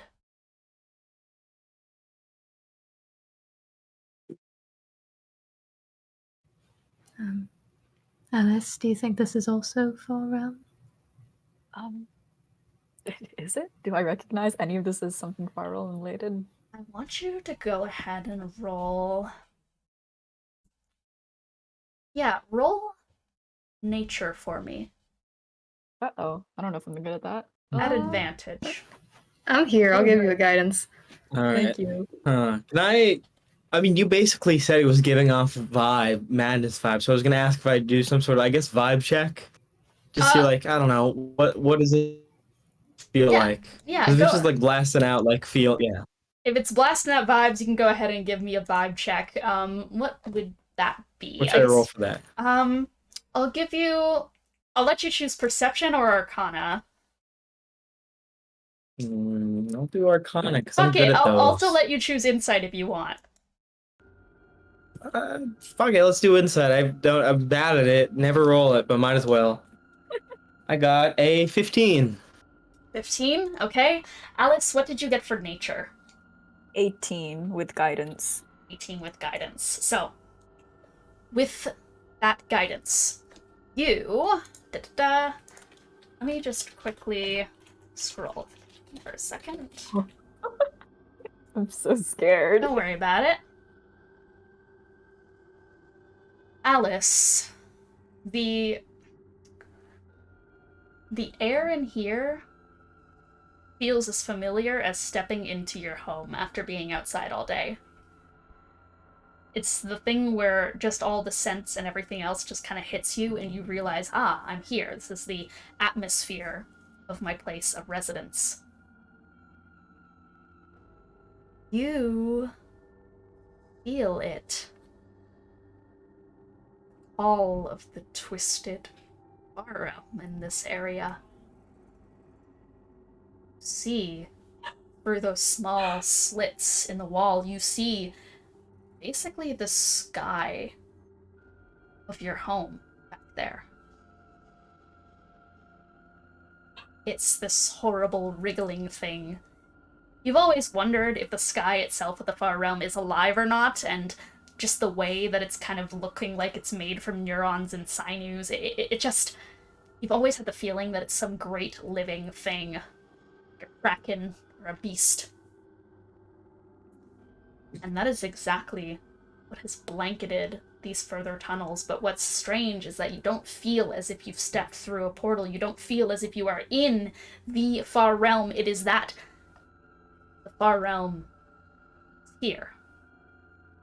In the walls. In the roots. And those voices in the distance, as you listen to them a little bit closer, a horrible miasma, because you both know Elvish and Deep Speech.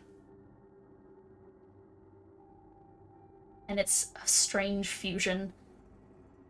Like, someone who is multilingual, instead of, like, reverting back to their old language and such, if they've forgotten one over the years and such, instead they've combined. The talking almost sounds desperate. Am I able to hear, like, discern what's being said?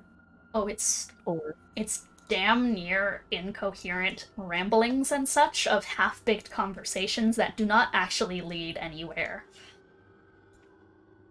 It's like people starting one and trying to desperately get some kind of thought out to the other person, and at this point it feels like they're just pretending that they're speaking a language to each other when they don't understand each other, but they're grasping for a desperate sense of community, so they're just talking and babbling anyways, hoping that it gives them the relief of communication.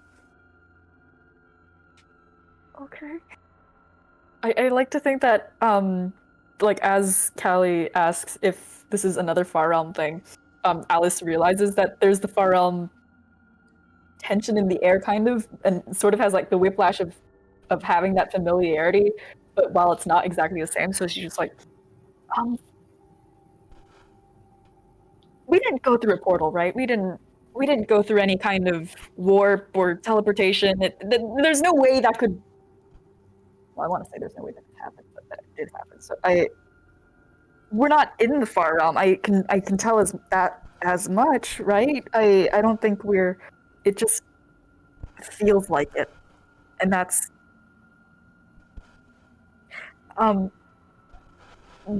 They're talking in Deep Speech and Elvish. It's really strange, but it doesn't feel like a coherent conversation either. It's okay. I'm worried. As for that insight check, as you are trying to get a grasp of the, I guess, vibes of this place, Gideon, just kind of letting it, whatever this is, kind of harken inward, I think the word that best comes to your mind in a horrible, grotesque way is home. Welcome home. Both a twisting of far realm madness and lost history. Both of them are bad, awful, and yet it's all you've been in, right? So it's horribly, horribly familiar, and as you're kind of getting a look down these cavernous walls, I think at some point you get this horrible urge to look behind you. But at the same time, an equally big urge that you don't want to. You don't want to turn around. So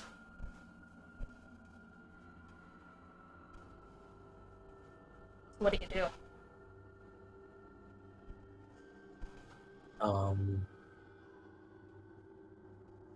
Gideon continues inward. You know, and at this point, he's not. I would say he's not entirely focused on if anyone else is following him, but he is heading inward. You don't look behind you. You continue forward. I'm assuming you hardly even hear Alice's warning that this is far realm stuff. Like, this is bad, and you just start walking forward.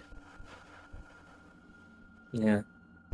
Trying to figure out just trying to figure out what's going on. You all follow? I'm gonna walk Gideon! close behind him. Emmet! I'm gonna walk close behind him, and I want to hold an action to energy beam if there's any kind of threat that hops out at us. Alice, if you're right, the corruption's far worse than any. I don't. Is he even listening to us right now? Gideon?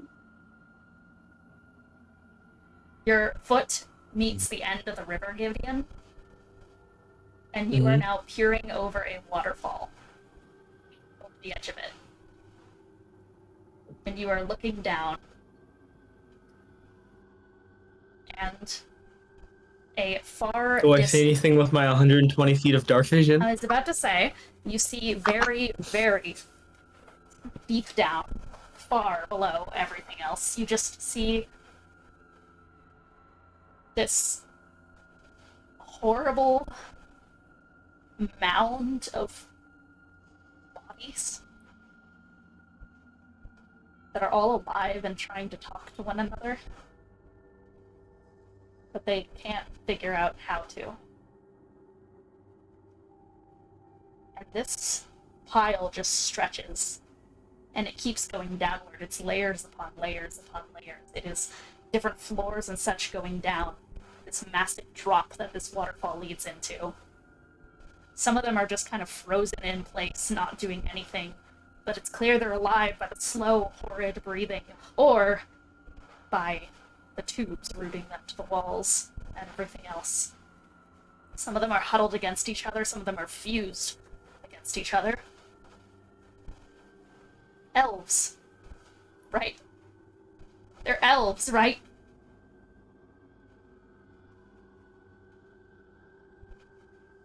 You see, I think most horrifically is the fact that whatever they've become, they have grown civilized enough to have children because there are smaller versions of these things that are babbling just as incoherently in their own messy mix of deep speech, elvish, etc. Strange roots in the wall. Strange everything. And the further it goes down, the more it just looks like a drop into the far realm. Eventually, it goes so deep that your vision can't see it anymore. But, as you're looking down this precipice, you see in one of these kind of layers of kind of like massive areas in the wall just going down, you see one of these elven things draw its head up to you.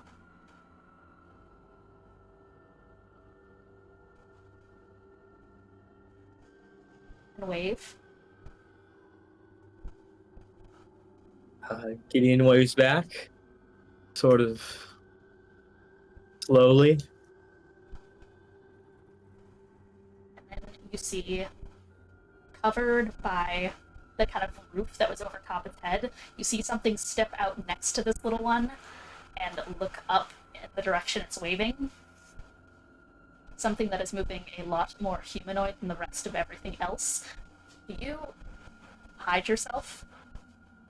Do you stay to see whatever it is, whoever it is that steps forward with legs that work? I stay. I think Gideon's too enraptured we're trying to figure out what happened to these people and like why this far realm influence seems to be here, which is wholly different from the arcane, fallout. You stare down as you see these boots step forward next to this small little thing. You see a hand get pressed on its shoulder, and then that hand wraps around this thing and crouches down next to it and very deliberately wraps a hand around this little thing's neck. as a deer skull dips under this roof and looks up at you. It's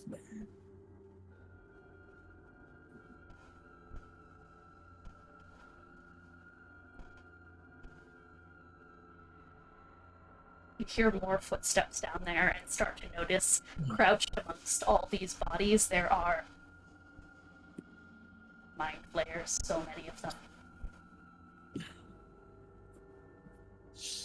And at once, when that wave kind of meets your eyes, you start to hear the movement of boots all stop and turn and squeak in your direction, and you see what must be hundreds of deer skulls immediately go over the ledges and start looking up at you.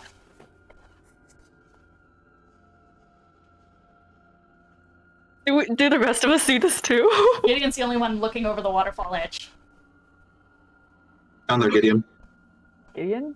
Yeah, Gideon definitely backs away and says, "We need to go now. There's mind flares there." Okay. Mind flares, how many? Hundreds. Go! Run! Oh. You guys turn around and run?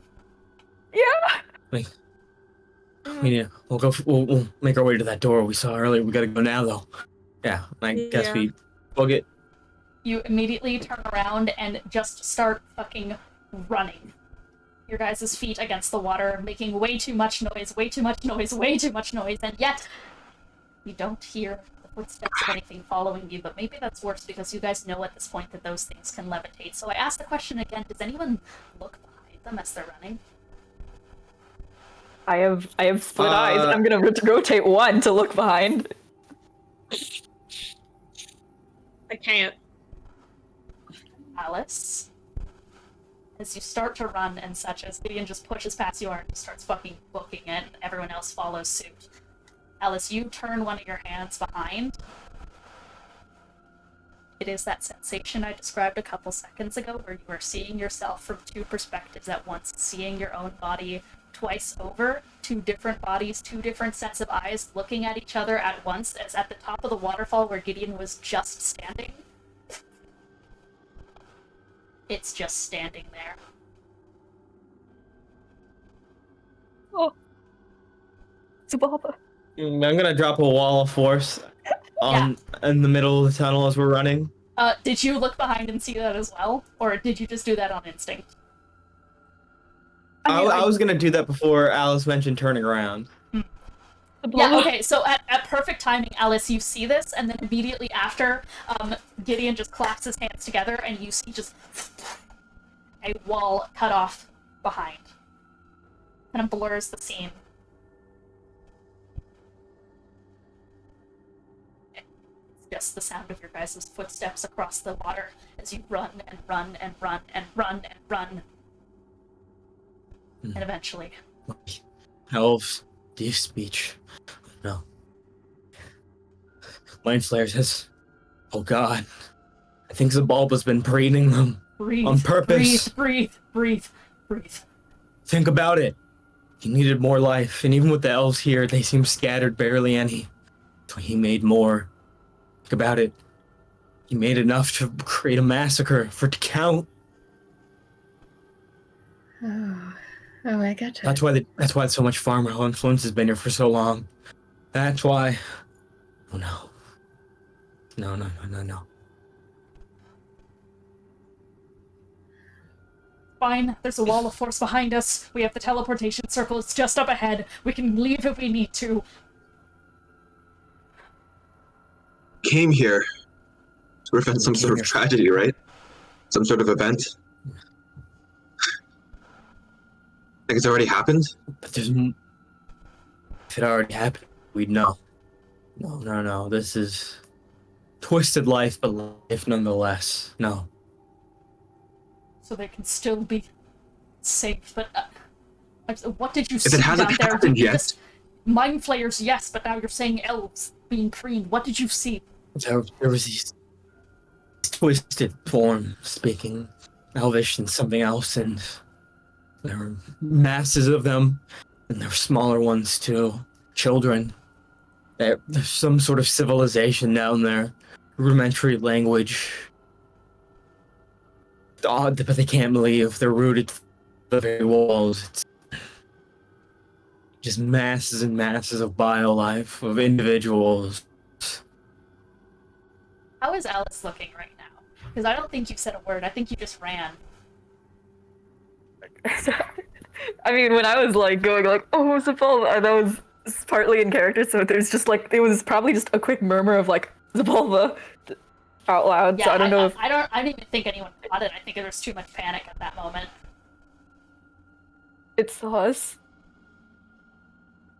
It's us, We need to keep moving. It's Sepulva. Does anyone have anything to collapse the tunnels? Just slow it down even a little bit. The wall force isn't going to stay up forever. I have earthquake.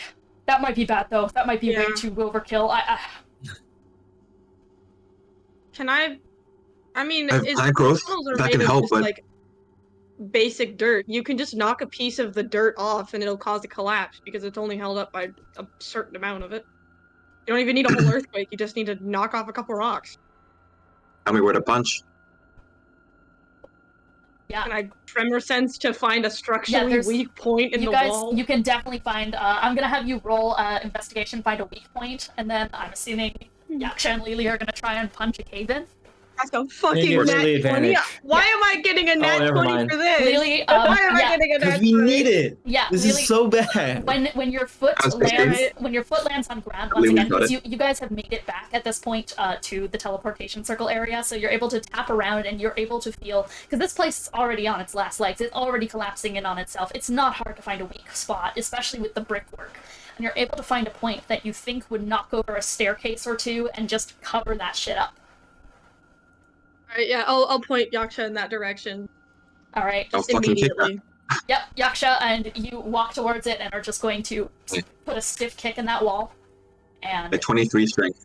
23 strength, and yeah, you rear your leg back and just kick into it, and there is a crack of green lightning from your foot as you activate a little bit of your Colossi strength. But additionally, there is a slight whisper in your head. Please help my land, brother. And part of your kick has these small sparks of what looks like tiny stars rupture out from them.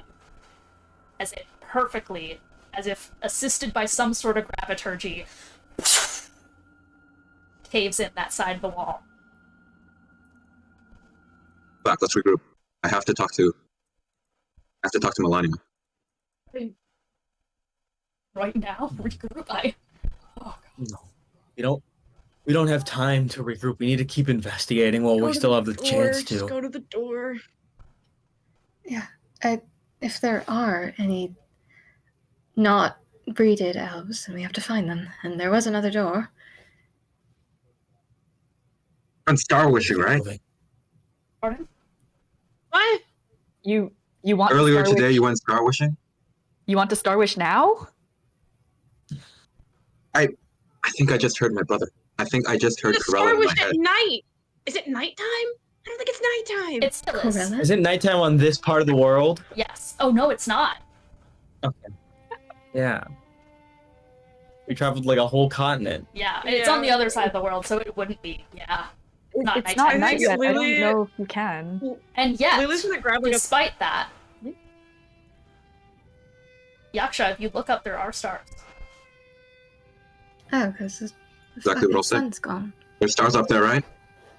How long would it take? How long did it take you? How long did it I take just- us? Like How five, long did it take for us? I need any 5 way to minutes. talk to him right now. Okay. Jesus, fine, lay down. Fine. Alice, carry Yaksha. Yeah, just do it while you're laying down. That works. Okay. As Oh, Can I lie down on Yaksha, Alice? Recliner. as Yaksha starts to lay Yeah, down, lay down on and Alice. you guys start to kind of regroup yourself and look up towards this 60-foot incline that leads up towards the door. Elian is just gonna quickly go, do you guys hear that? Hear what?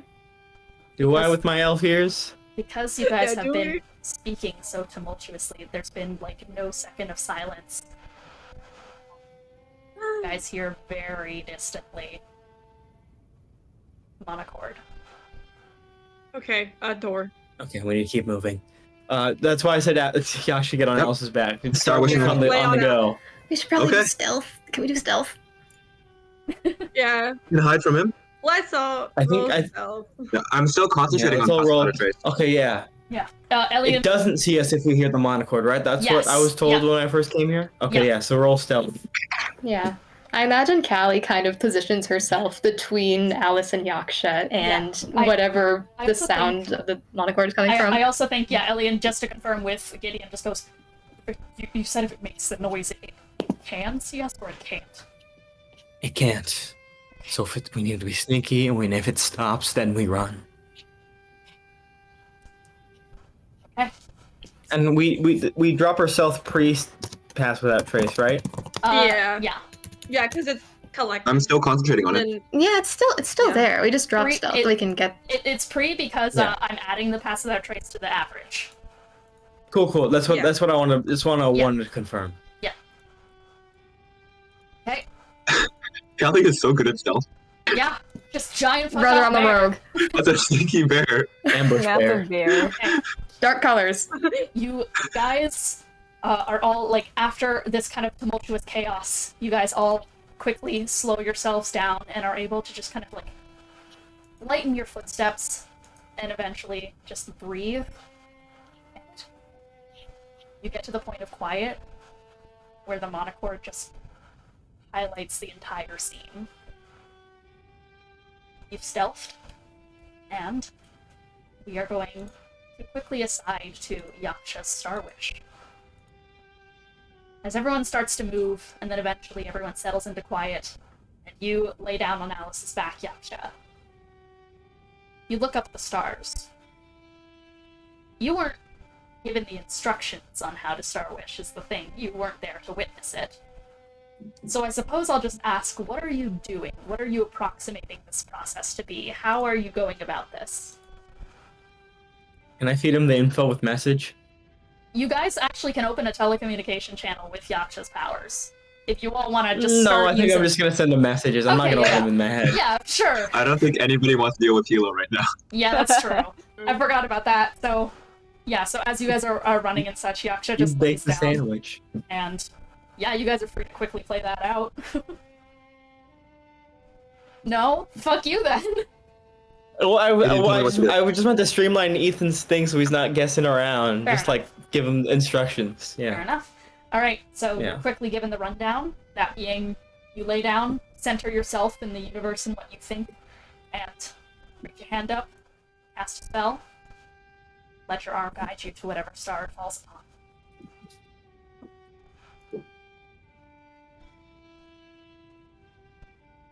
I'm assuming you do that.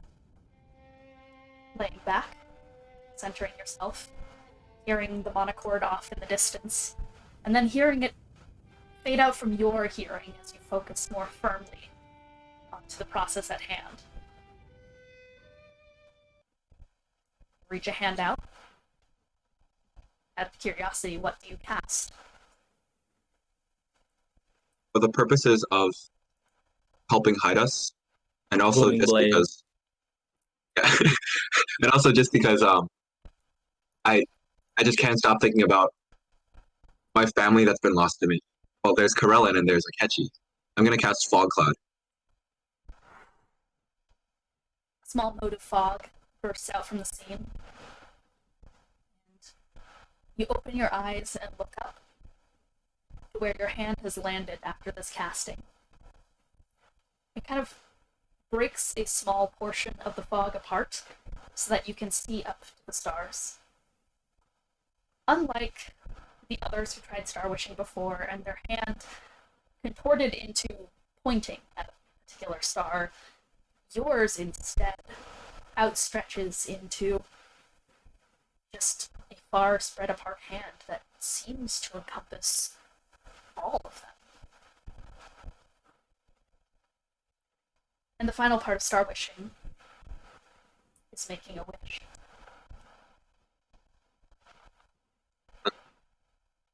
Rohan, if you can hear me, I just need to talk to you. Time. Miss you, brother.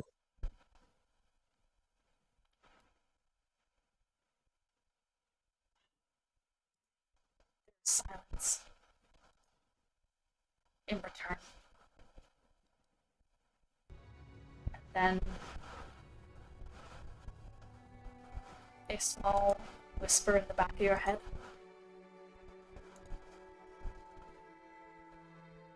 What do you think makes me different?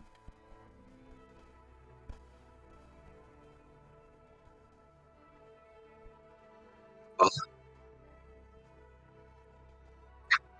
Colossi of Elves.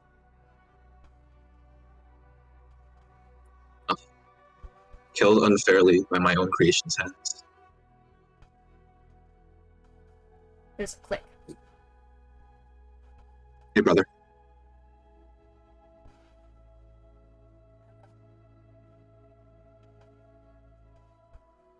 Can you see us right now? Do you know what's on your land? Save your questions. Speaking with dead only permits 5. So use them wisely. Out loud, I'm going to say, I've made a connection to Corellan. Anything you all need to ask?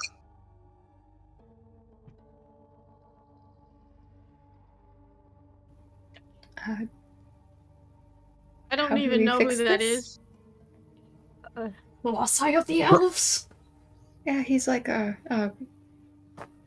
dad, kind of. Although,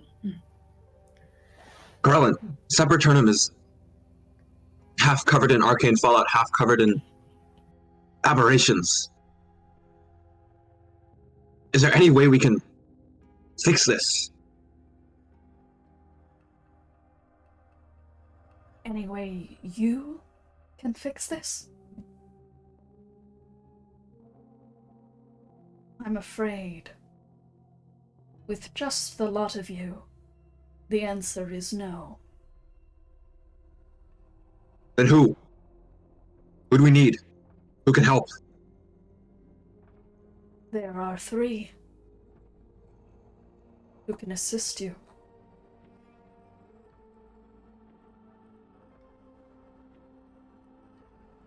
Who are they? They are the following. The names they go by. Titles that I know them of. The Mad Wolf, once known as the Traveler. The Deverim. And the Luminary.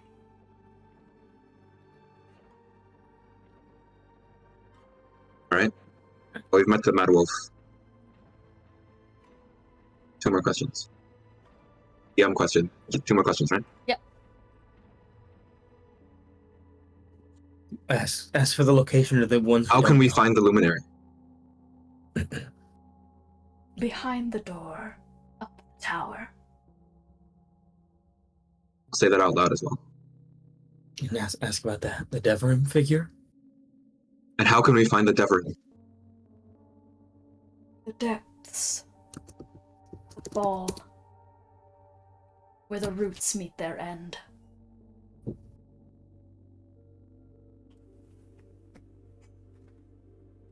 Corellan, I missed you. And I'm sorry I couldn't do more. And I know I'm just speaking with dead right now, but thank you. I'm sorry. It is not the fault of the one who tried to help that I fell to those who believed in folly. What they did was blasphemy to you, not to me. You are too kind. I hate you for that. I love you too.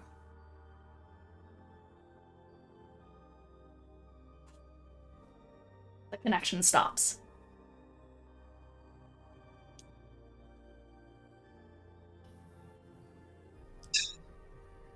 We know where the Mad Wolf is. I think we have to find a luminary. Which way first? It seems the Deverim figure is at the bottom of that falls we just saw. I don't know about you, but I don't really like the idea of fighting through hundreds of mind flayers. Yeah, Maybe not we, yet at least. we get that one on board last. Enter the tower? Yeah, I mean, through the door. We saw the door. We should go. Yeah, I mean, our two options are the one that wants to kill us and the other One that only maybe wants to kill us. We don't know yet. Yeah. Either way, the safest option seems to be the door right now. Now let's go. Door. Yes, maybe we'll circle back later. Odds are those mind flayers are going to try to find us, and if that happens, maybe we can go back later. In a way, we could probably just naturally lead them out by, but then again, spreading them out to the rest of these caverns. Who knows what else is living down here and where? We've already seen that sea elf girl. She was cutting those webs, though. Imagine if they wanted to harm everyone else here. They're either waiting, they're most likely waiting for the correct day. We have no time to lose. Let's go. So, up about 60 feet, there is no staircase up to it. It is just in the wall is a door. Alice can fly. Gideon, your wings are out as well. Lelee can fly. I believe that just leaves Yaksha and Callie without an immediate path up. I have a climb speed. Oh, it's Yaksha can climb.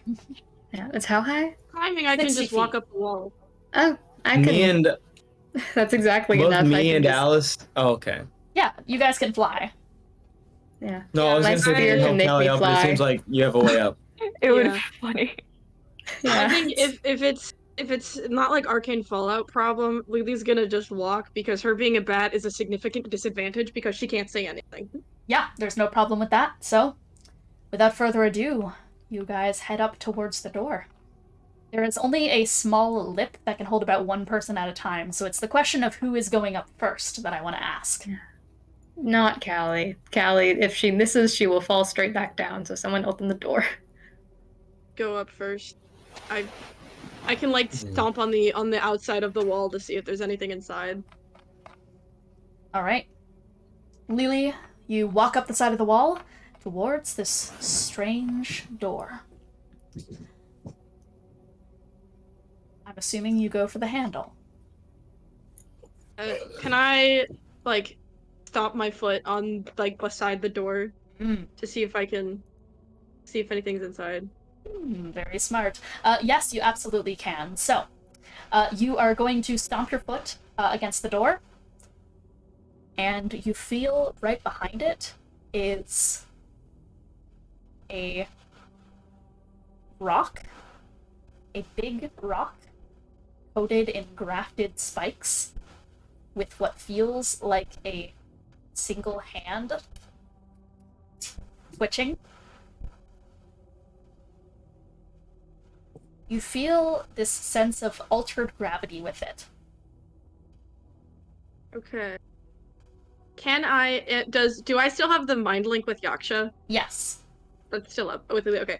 Lily's going to use that just to say, so there's a spike ball behind the door. Spike ball. Yeah, I feel like if I open the door, it's gonna fall. Yeah. There's like a hand on it. I mean, if you get everybody to move out of the way, I can. Everyone move out. They can just kind of Make some fall. space. Oh, Can you I feel like we should tell them also- what's happening? Because they There's can't a hear you. spike ball behind the door. And did he say hand on it? Yes, there was a hand on it. What's a hand on it? We also need to keep in mind that if there is, that's probably going to make a lot of noise when it comes out. Oh, that's true. Hmm. Ask Gideon if I should say something through the door because there's a hand on it, so there might be a person. Lily wants to know if she should say anything through the door. Well, Because if there's a hand on it, there might be a person. given the chance that there's a good chance like, that either- they're hostile, but we also don't know if they're just trying to defend themselves. Yeah, they're the either we luminary. open the door and it crashes down, or I talk to the door and they open it or something. I'd rather be welcomed in. Can I press my ear against the door? Yeah. You hear a small gasping noise. So does it sound like crying, almost, or just It's yapping, choked like in breathing. pain? It's struggling to breathe. Okay. I will relay that to Yaksha. Just like I hear somebody struggling to breathe on the other side. Like I don't think they're okay. You help. Look, if they're struggling to breathe, I don't think odds are they'll attack us. Let's just open the door. Okay. I open the door. Lelee, I would like you to make a dexterity saving throw as Yeah. before you hear the sounds of a small as a small bit of graviturgic magic that all of you guys who are looking up see a immediate just like a shine of purple light as you just hear whatever this is just go, intruders! No! As a massive spiked rock is going to shoot out of the door towards Lelee and try and catapult against her. So That's just a to clarify with 22. Ethan, so your assumption was because it has asthma, it wouldn't be able to attack us in any way? Cool. The fuck do you have against asthmatic people? Okay, Anyways, I got a 22 dexterity. 22. So, you guys all watch as Lelee immediately just, like, steps out to the side and flattens herself against the wall and skitters out of the way as this massive spiked rock, which is kind of like, once again, there's hands and such contorting out of it and a small eyeball kind of, like, stretching out and veins and such over top of the rock. Something has been, like, fully fused and made one with this rock as it flings out from beside Lelee and goes catapulting across the room, slams against the wall nearest to the waterfall, and the monochord stops. She just closes her mouth entirely and keeps herself pressed against the wall. Gideon just go. Inside. Okay, going in.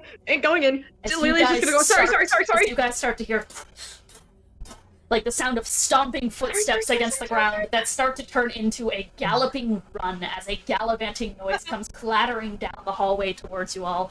I would like you guys to make a group acrobatics check to get up and into the wall. Okay. That's a fucking nat 20. Can I do anything to help? That was my bad, gang. Give help action to someone if you guys get a nat 20. Yeah. I'll give a help action. She'll hold her hand down to, like, hoist somebody up. I got a 10. I got a Okay, I'll 17. hoist Callie up. I'll hoist Thank Callie you. up. Yeah. Thank you. Tony, you can. I'm gonna give advantage to you because I got Fuck. nat 20 on acrobatics too. Thank Wait. God. And it's even worse. Cool. Oh, Okay. idiot. Ugh. Yeah. Let me go ahead and Okay, let me use roll for Ellie. knowledge from the past life, baby. Oh yeah. Elian got a nat 20. I'm gonna give another advantage to Gideon. Try again. So many nat 20s for one group check. That's even worse. Okay, so, but it is a group check, so you're pretty much, like, you're carried by 3 whole nat 20s here. So, Hopefully. there is an immediate, as you guys start to hear the massive and, like, quick clattering against the halls, and it's immediately followed up by the sound of raspy, snarled noises that sound like a mangled bit of violin strings. And as you guys start to hear that cacophonous clatter rushing down the hallway, you guys all immediately spring to action. Lelee, you reach down and immediately just hoist up, like, Callie by kind of one of the wrist guards and such that doesn't activate a curse, and just immediately fling Callie into the room. Yaksha, you scale up the wall instantly. Alice and Gideon, you guys fly in immediately, and Elian is close behind. He just transmutes a small kind of like ice tower beneath him and jumps up onto it and then shatters it behind him, and you guys immediately all filter into the room. I think Lelee, is because you were helping people in, ushering people in, you were the last one kind of like moving people inside, and then you slip into the door, immediately turn around, and just slam it shut and press your back against it. Like digging my fucking heels into the ground. Yep, This person with a spiked ball still here? they got catapulted out. Oh. And you guys hear. Oh no. Intruders! There's intruders everywhere! They're coming for her! They're coming for her! Oh no! No! As you hear the sound of a claw taking a rock and slamming it to the ground with a crumbling noise that is mixed with something fleshy, you hear the sound of a stringing bit of organs clearly being ripped against something, and then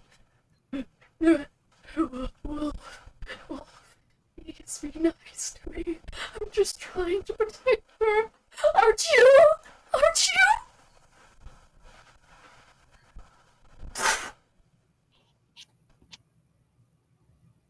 Crack against the ground. A rumbling noise.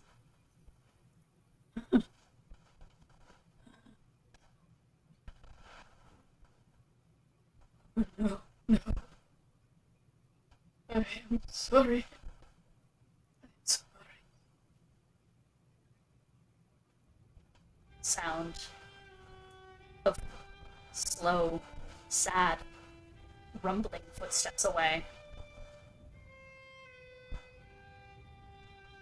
Monochord.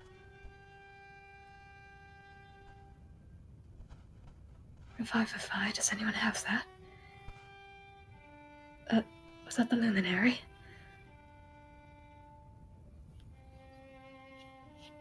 I don't know. We just need to keep moving.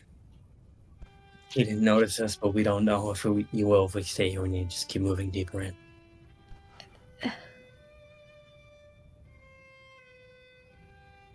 You all bow your heads and keep moving. The sound of the monochord remaining in the room that you guys just were in. And we are going to go on our break. We'll be right back. Yay! Ooh, ah.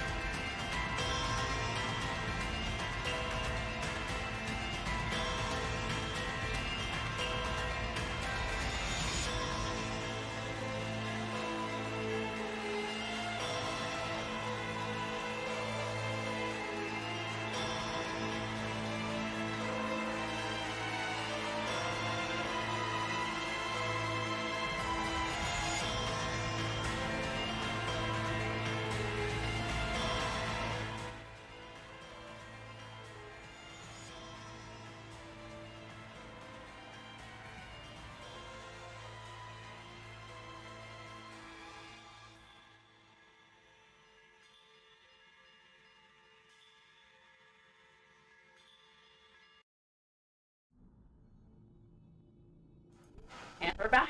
Where we last left off, the party had narrowly escaped a mad wolf, who started chasing after them after a split decision to open up a door led to a monstrosity of an elf to fling themselves at Lelee, who they called an intruder, and subsequently make enough noise to attract the mad wolf, who subsequently eliminated them. But this diversion gave the party enough time to slip back behind the doors, which is now where you guys find yourself.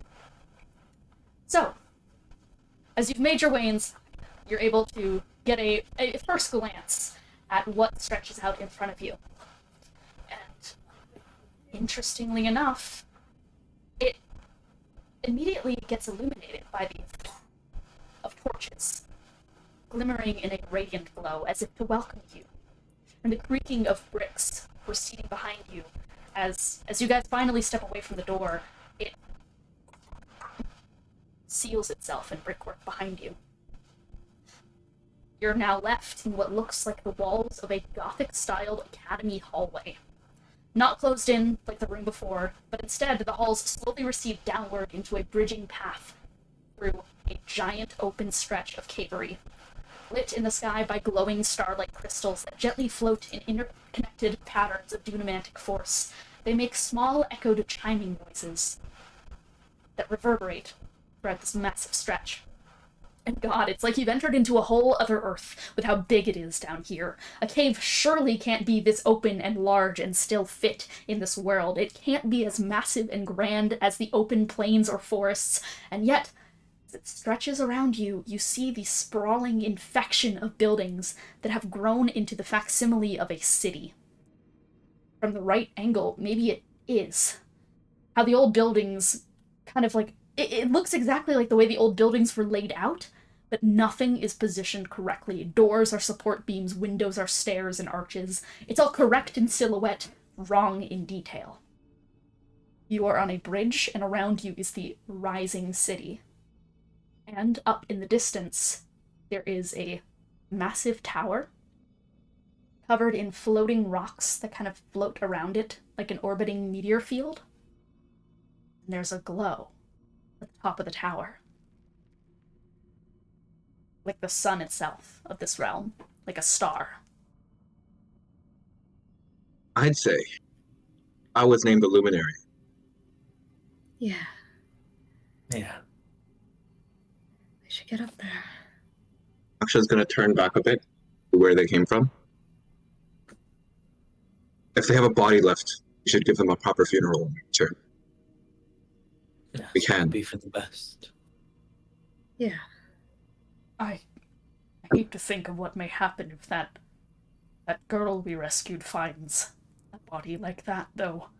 I honestly don't know how she'll react.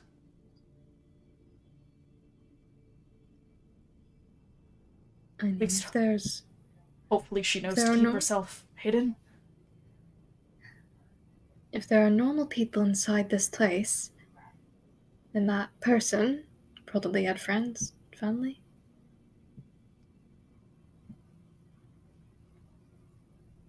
If there's gonna be a burial, it should be out here. Yeah. That's something to worry about for later, though. Yes. Right. So, you begin to walk forward. As you start making your way across this bridge, you notice and feel slight shifting underneath your feet. You can also see, as you're walking, the small remnants of skeletal structures of what appeared to have been large types of bats. However, their wings have been clamped with living brick that seem to suffocate around them. And all these, like, basically there's a bunch of bat kind of skeletons across this bridge, and there are small, what looks like loops of brick anchoring them to the ground. And these clamps kind of pulse with a slight magical glow to them, and a subtle orange hum.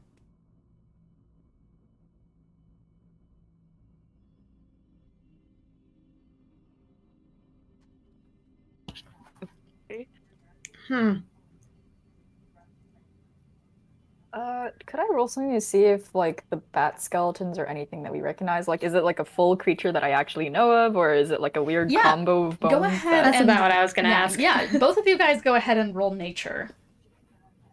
Ooh. Ooh. That is a 20, not a natural one, but it's a 20. Good. I got a 7. You do it. I mean, the skeletal structures look like bats, but really the biggest difference is just how colossally large they are, and the way their wings are stretched downward and their legs are a little bit too long. It appears like they're just natural, homegrown bats that have since grown and mutated like everything else in this place, and have now been shackled to this bridge. Okay. Interesting.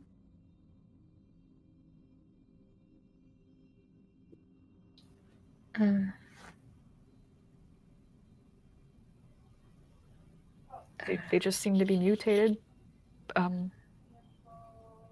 don't know what to make of that. I don't think I like it, but... Do you think they'll do anything if we get too close? The bat skeletons or the bricks? All of the above?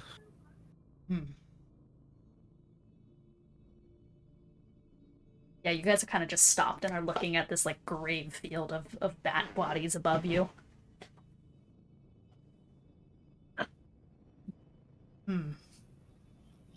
Is there any way to estimate how far off the tower is? Really far. It's a far flight. It's like the city kind of goes upward, it like builds and towers upward in scale, and this one is like, it's far off in the distance and it's very high up. Okay. Not a dimension door kind of situation. No.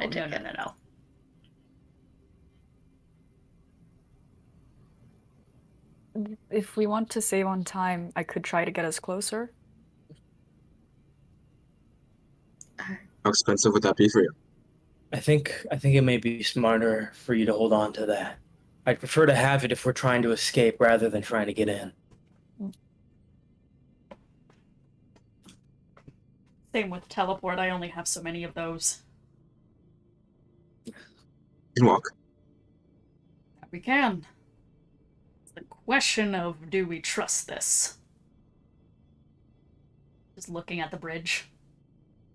Giant bat skeletons. Well, corpses of any sort are never good sign, to say the least. And I'll give you all this, it's definitely magical, but so is everything else down here. Skeletons? Can you tell any sort of school of magic, necromancy maybe? He'll do Arcana real quick.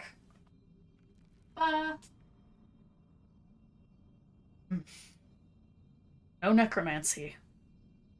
No, the skeletons are just... These are just dead. Their bones still have arcane fallout in them. I can see them. But... the rocks have transmutation. Can I do the tremor sense to see if I can find any structural points like I did with the cave earlier? Yeah, you tremor sense in the ground, and once again, you feel that this is kind of an ever-shifting bridge. Like, it's moving. Mm-hmm. The bricks are subtly displacing. Transmutation? The rocks? So we're not safe. I mean, they're still moving. It would take too many spell slots and too much time to dispel magic on each one. Is the transmutation like it would transmute us, or it's just transmuting itself? I'd imagine itself. Yeah, so it Brickwork. looks like. Alice, your ability to get us there quickly, how fast would you be able to react if we, for some reason, the bridge were to fall? Think you could get us to safety? Relatively quickly, as long as I can see far enough, then everything should be fine. Then let's stay visible and move cautiously then. I mean, out of character, this is an action, by the way, not a reaction. Yeah. I cannot use this as a reaction, just so you know. Prepared action, maybe? Yeah, you can prepare. Yeah, I'll prepare an action. If it starts falling, astral caravan everyone to a safe roof or something. Yeah. Okay. Alright. Move cautiously. Have insurance. Well, if you're so brave about it. I'll take the first step. Yaksha, you cross the threshold as to where all of these bats have begun to make themselves part of the bridge. We'll just say they're getting there. You guys all feel the bridge slightly lurch.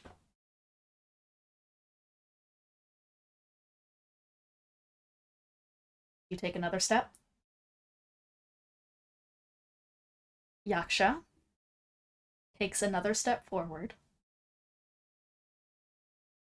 And as if this bridge were a snake, from the point that Yaksha steps over, it rears downward into a slope down. As Yaksha, you are going to start toppling down the slope of this bridge as it then rears itself up and is going to chuck you into the air. Roll acrobatics. Awesome. As you guys see Yaksha go fucking flying. Is it towards us or away from us? Away from you guys, off into the distant city where it is just a fall down caverns. And we fly. Can I try to fly and grab him? Yeah, so Gideon, immediately you see as Yaksha is reared back and flung into the sky, and instantly as Yaksha is just sent off into the distance, you take off the ground and are going to start flying towards him. Da-da-da. What did you get for that acrobatics? Got an 8. Oh, Astounding. Yeah, so you go So to good. grasp to hang on to one of the rails or something, and instead, once again, just, you cannot even find purchase on anything, and you are indeed, as if this thing reared you back and just chucked you off into the distance. It folds back, flings you, and Yaksha immediately is flung about 60 feet away, which I believe is right enough for Gideon's fly speed.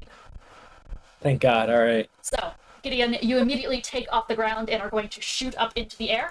And with that in mind, as you touch into the air and just step off into the sky, the rest of you guys see those shackles over the bats suddenly move, and then turn into a line, slingshot themselves back, and like a kind of ballista, like, what are they called? A chain shot? Trying to take down like a mast of a ship, it is going to fling itself towards Gideon, trying to earthbind him. To resist earthbind, you need to make a strength saving throw against this, Gideon, to try and dodge it, or I guess to stop it. I think that's how earthbind works. Yeah, it's a strength saving. Can I counterspell this? Yeah, you can. Gideon, Okay. you hear the sound of the rocks behind you and immediately flip around in the air. Earthbind is a second level spell, so you turn around, counterspell it, and all of the rocks crumble to the ground. Sick. And with the rest of that action, you fly up into the sky and you grasp onto Yaksha and catch him in the middle of the air. Thanks. The bridge is a no-go. And the rocks start moving again as they are getting ready to try and earthbind you once again. Fucking run! Yeah. Can I fly? I'm guessing flying back to everyone else is closer than trying to fly across. Yes. It is about, actually, it's about equidistant. You know what? Fuck it. I'll book it with Yaksha to the other side. Okay, can I? so, Gideon, All about making progress. you see as this, this little, like, once again, this chain shot thing starts to reform itself into it, and, Gideon, you just start flying in the other direction, just booking it across the side of this bridge. As it flings towards you, you're either gonna have to counterspell that again or make another strength saving throw. I was gonna say, can I delusion this bridge? No, it is not sentient. It's not a creature. Okay, It's a never mind. bridge. I can't delusion the bridge. Okay. It is an object, Alice just a still magic object. has her wings, right? Yeah. Does Lelee have any way of getting across? If not, I can grab Real Lelee. quick, before we start working on everyone else, Gideon, you have to make another strength saving throw. It's trying to earthbind you again. Yeah. Oh, I'll probably just gonna counterspell it again.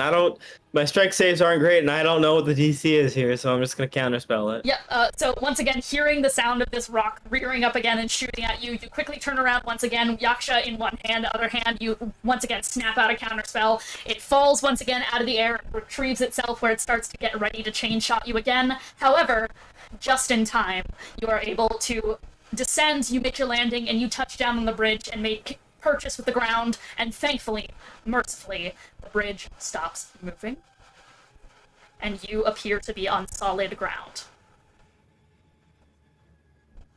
So, it is about 60 feet across this bridge, where it starts, like, from the point where it starts attacking you to the other side. You've made it to the other side.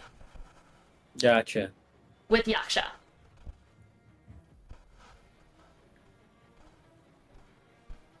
What are the rest of you doing? Okay. Unfortunately, my long jump isn't long enough. Okay. Lelee, do you mind if I could deliver us there if you'd like?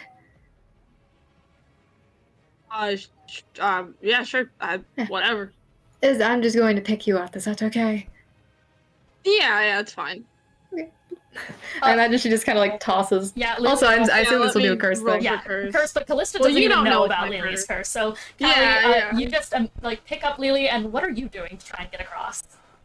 My big ass spear that I have has a special ability where I can fly exactly 60 feet without provoking opportunity attacks. Yes, you have fucking flyby. I forgot about that. So, you are going to pick up Lelee, and honestly, this is going to stop it basically we'll make it stop the Earthbind because flyby just kind of makes sense for that. So you are going to rear back the spear, and it charges up with this kind of galactic starlight as Lelee in one hand slumped over your shoulder, and in a quick burst of movement, you forward spear first, and in a bolt of light, Gideon, Callie, and Lelee land next to you and Yaksha. Now, Alice and Elian. There you go.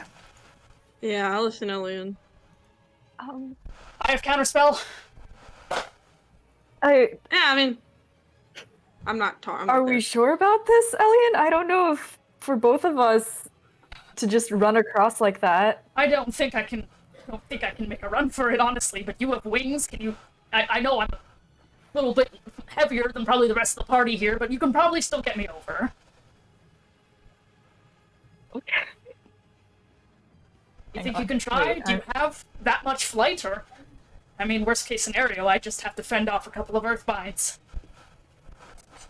Are you sure you don't want to save those spell slots for anything else? This is... Unless you have another way. Think of, I don't know if I want you using that escape route that's so valuable to us. Out of character. I'm checking certain powers right now. Yeah, take your time. Take your time. Oh. Does that mean you have fucking dimension? Or hold up. Does he have a dimension? I have to reread his spell list because it's fucking big.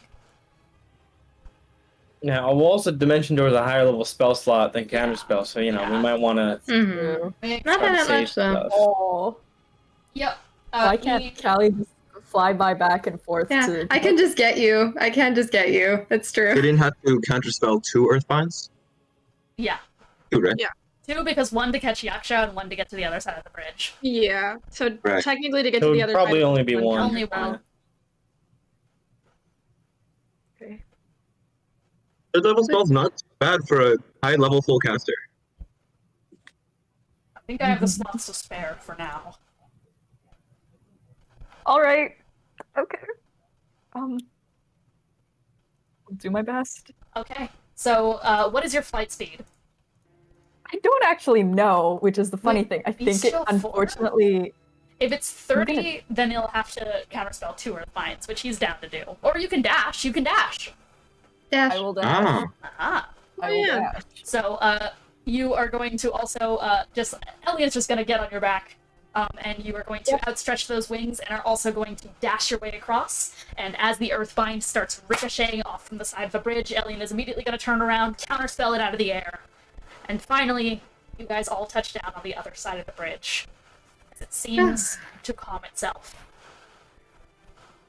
So, about that thing that the person said about protecting her, I really don't think the entirety of Seperternum wants us to get to the Luminary.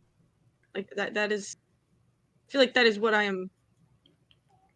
Are you? Well, also they haven't had thinking that? visitors in who knows how long. Probably since Yeah, fall. yeah, but They probably just assume we're enemies. The spike ball said something about wanting to protect her, and these chains I mean, didn't do anything until we tried to get over. Regardless, we have to keep moving forward. I mean, Len's mentioned the luminary earlier. I mean, I think it means that she's, or whoever it is probably the ticket to fixing this place? Can only hope. We'll have to see. Just have to try. I am worried the fact that Corellian mentioned 3 figures for this, because either I'm not sure. We'll figure it out. Now, Figure it out. luminary from there. I'll be honest, the thing that worries me the most is Corellian mentioned us needing the help of the wolf.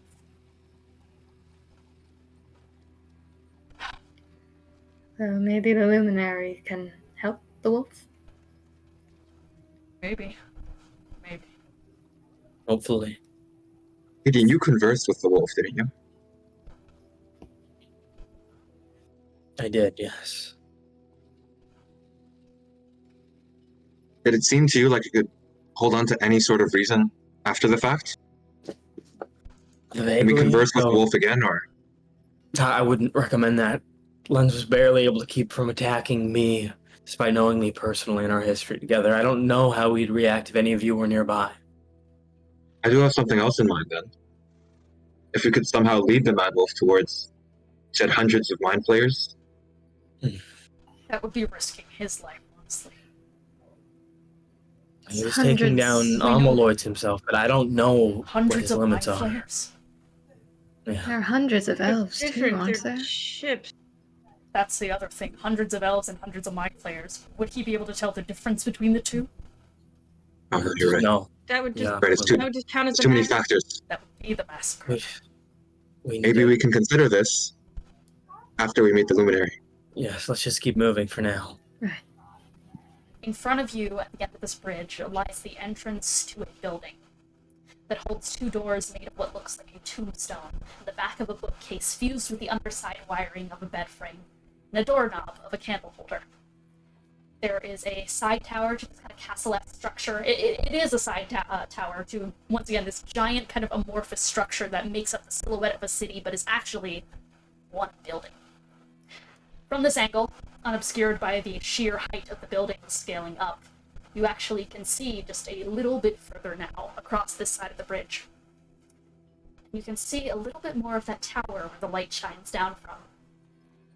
It comes from the grand peak of the distant arc of this building. In silhouette and alone, Callie and Gideon, you actually know that this was once the clock tower of the Tempore Conversus Academy, the grand centerpiece.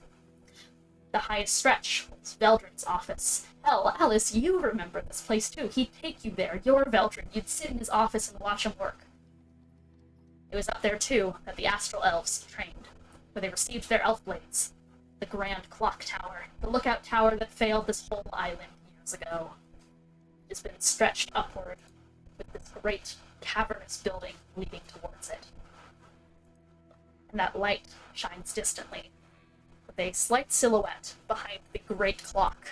That is where the light is coming from. You can see the silhouette casting it down. Though from a first glance, not many details can be parsed.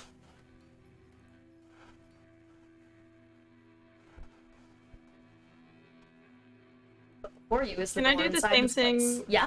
As what I did with the building beforehand, can I tremor sense to see if I can see anything on the other side of the door? Yeah, you don't even, see what everyone else is seeing, which is the tower in the distance. So instead, Lelee, you are more focused on the task She ahead just of walked. you. Yeah. So, as you tap your foot against the ground and feel against the side of the door, you feel inside there is a staircase leading around a, perhaps, waterfall. It slightly smells of, putrid, kind of dank, kind of cave water. And it feels slick and wet in there, with crystals sprawling from the same spots that mold would typically cuddle into. So there's a staircase seemingly going down. Okay, but no staircase going up. No staircase going up. Just goes down, further into the bowels of this building. So, She kind of turns back to the rest of the group when they're done looking at the tower. So there's a staircase going down, and it smells like cave water and like oil. I don't know. I haven't committed the smell of arcane fallout to memory, so I don't exactly have that. It doesn't smell like arcane fallout. It smells like water. Okay. Water. Oh, it is just water. It's cave water, Okay. yeah. Oh, that's actually water. Well, if there's a path forward that isn't obviously terrible, I mean, we should probably take it. It's down, but it is into the building. There's Can take crystals. that. Anything works. Sounds reasonable. Somebody else go in before me. Alright, who takes lead in opening the door? I mean, Fuck Callie. it. Gideon. Okay. Callie's willing to. Yeah. I think If Gideon and Yaksha Well, wants I to think take Gideon's got wards and shit. I no? think was Gideon like, does. and Callie, I Yeah. think Gideon and Callie reach for the door at the exact same time and accidentally just both put a hand on it. Oh. After you. Alright. Hold it for you.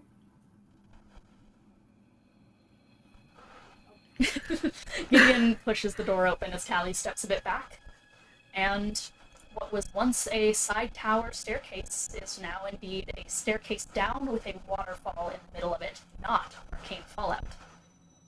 It is indeed cave water, sprawling downward with a mirror-ish sheen to it. And if you look over the staircase going down, it leads into perhaps a puddle, small area, a probably water-covered room and floor, and it's damn near mirror clear, showing a perfect reflection of you, only slightly rippled by the displacement of the waterfall itself. But actually, the reflection isn't perfect as you look down at Gideon. Like how the walls of this place are made from the wrong pieces to make an echo of what was. It uses your pieces to construct another view. And as you look down into this water, what you see, Gideon, is the scar tissue, hair, and tattooed skin that makes up your body has been forcefully rearranged in this reflection to try and make the appearance of yourself as a child.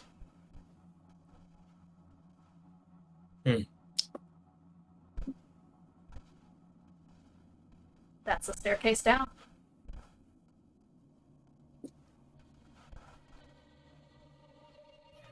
Does it seem How does it alright? look?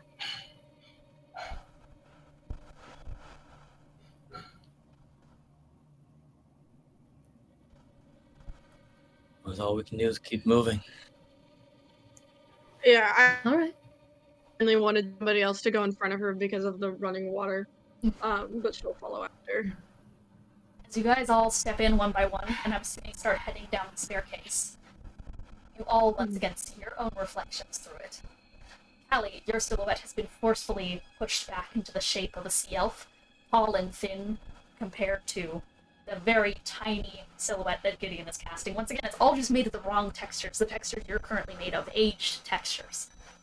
Yaksha, in your many jade and obsidian ones, there is the likeness of a crossbow-wielding human frame. This was never a body you took, this was the human you watched in horror as they shot that bolt, made now of your fingernail textures, into the throat of the fell colossi Corellin. There is also, alongside that, of course, Alice. Normally, you would be the biggest frame looming over everyone, but you can't even see your reflection at first until everyone else moves. And a small girl silhouette with wings forced together by photomoshing flower petals and flesh, and a horrible attempt at eyes from black obsidian head spikes stares back, holding a deer plush that has not changed. Maybe only faded a bit. The only person to not cast a reflection is Lelee. She's a vampire. You walk down the stairs and drop down into the puddle below. So, with Gideon taking the lead, as you step a foot down the bottom stair and feel it ripple against the water below you, you feel slightly queasy to the stomach, as for a second you swear your vision kind of tears at the end. You just have to kind of let it wave past for a second. Until you open your eyes. The rest of you guys see Gideon immediately step atop this water and get dragged into it. As he disappears in front of you all. Oh, fuck. That's not good. Where the fuck did he go? Gideon. Gideon, That's me. there? Despite the rest of this place, as you are walking down the stairs, having been made of starkly incorrect textures and items, it suddenly appears normal. If not in an entirely different room than the one you looked down and should have been heading into. No, this room should be in the clock tower, at the top of everything. You find yourself in a circular room, surrounded in windows leading out to the surface of Seperternum's night sky. Pre-devastation. Stars shining down upon nightfall, the circular floor carved in constellations and clock symbols that look like a fancy astrological device that reflects with a glassy sheen. There's a spiral staircase up the edge of the room leading to an overview down the center of it all. There is a light fixture made of glowing dancing lights, and there's a figure staring out one of these massive windows out in the distance. She's wearing the armor of the Astral Order, Veldrin's personal counsel. She stands about 7 feet in her boots, with armor, gold chest piece, and arced edges, and a long purple cloak with the interior of starlight, all leading up to a mask of opalescent blank material trimmed in gold with side points of purple and red. In her left hand is Arferkjörn, the Arcblade. Before it was warped beyond belief. It's a flamberge made of glowing starlight and radiance, shimmering with a beautiful glow, covered in the scribbles of childlike drawings in wax. And she's turned away from you, facing out at the night sky of Seperternum.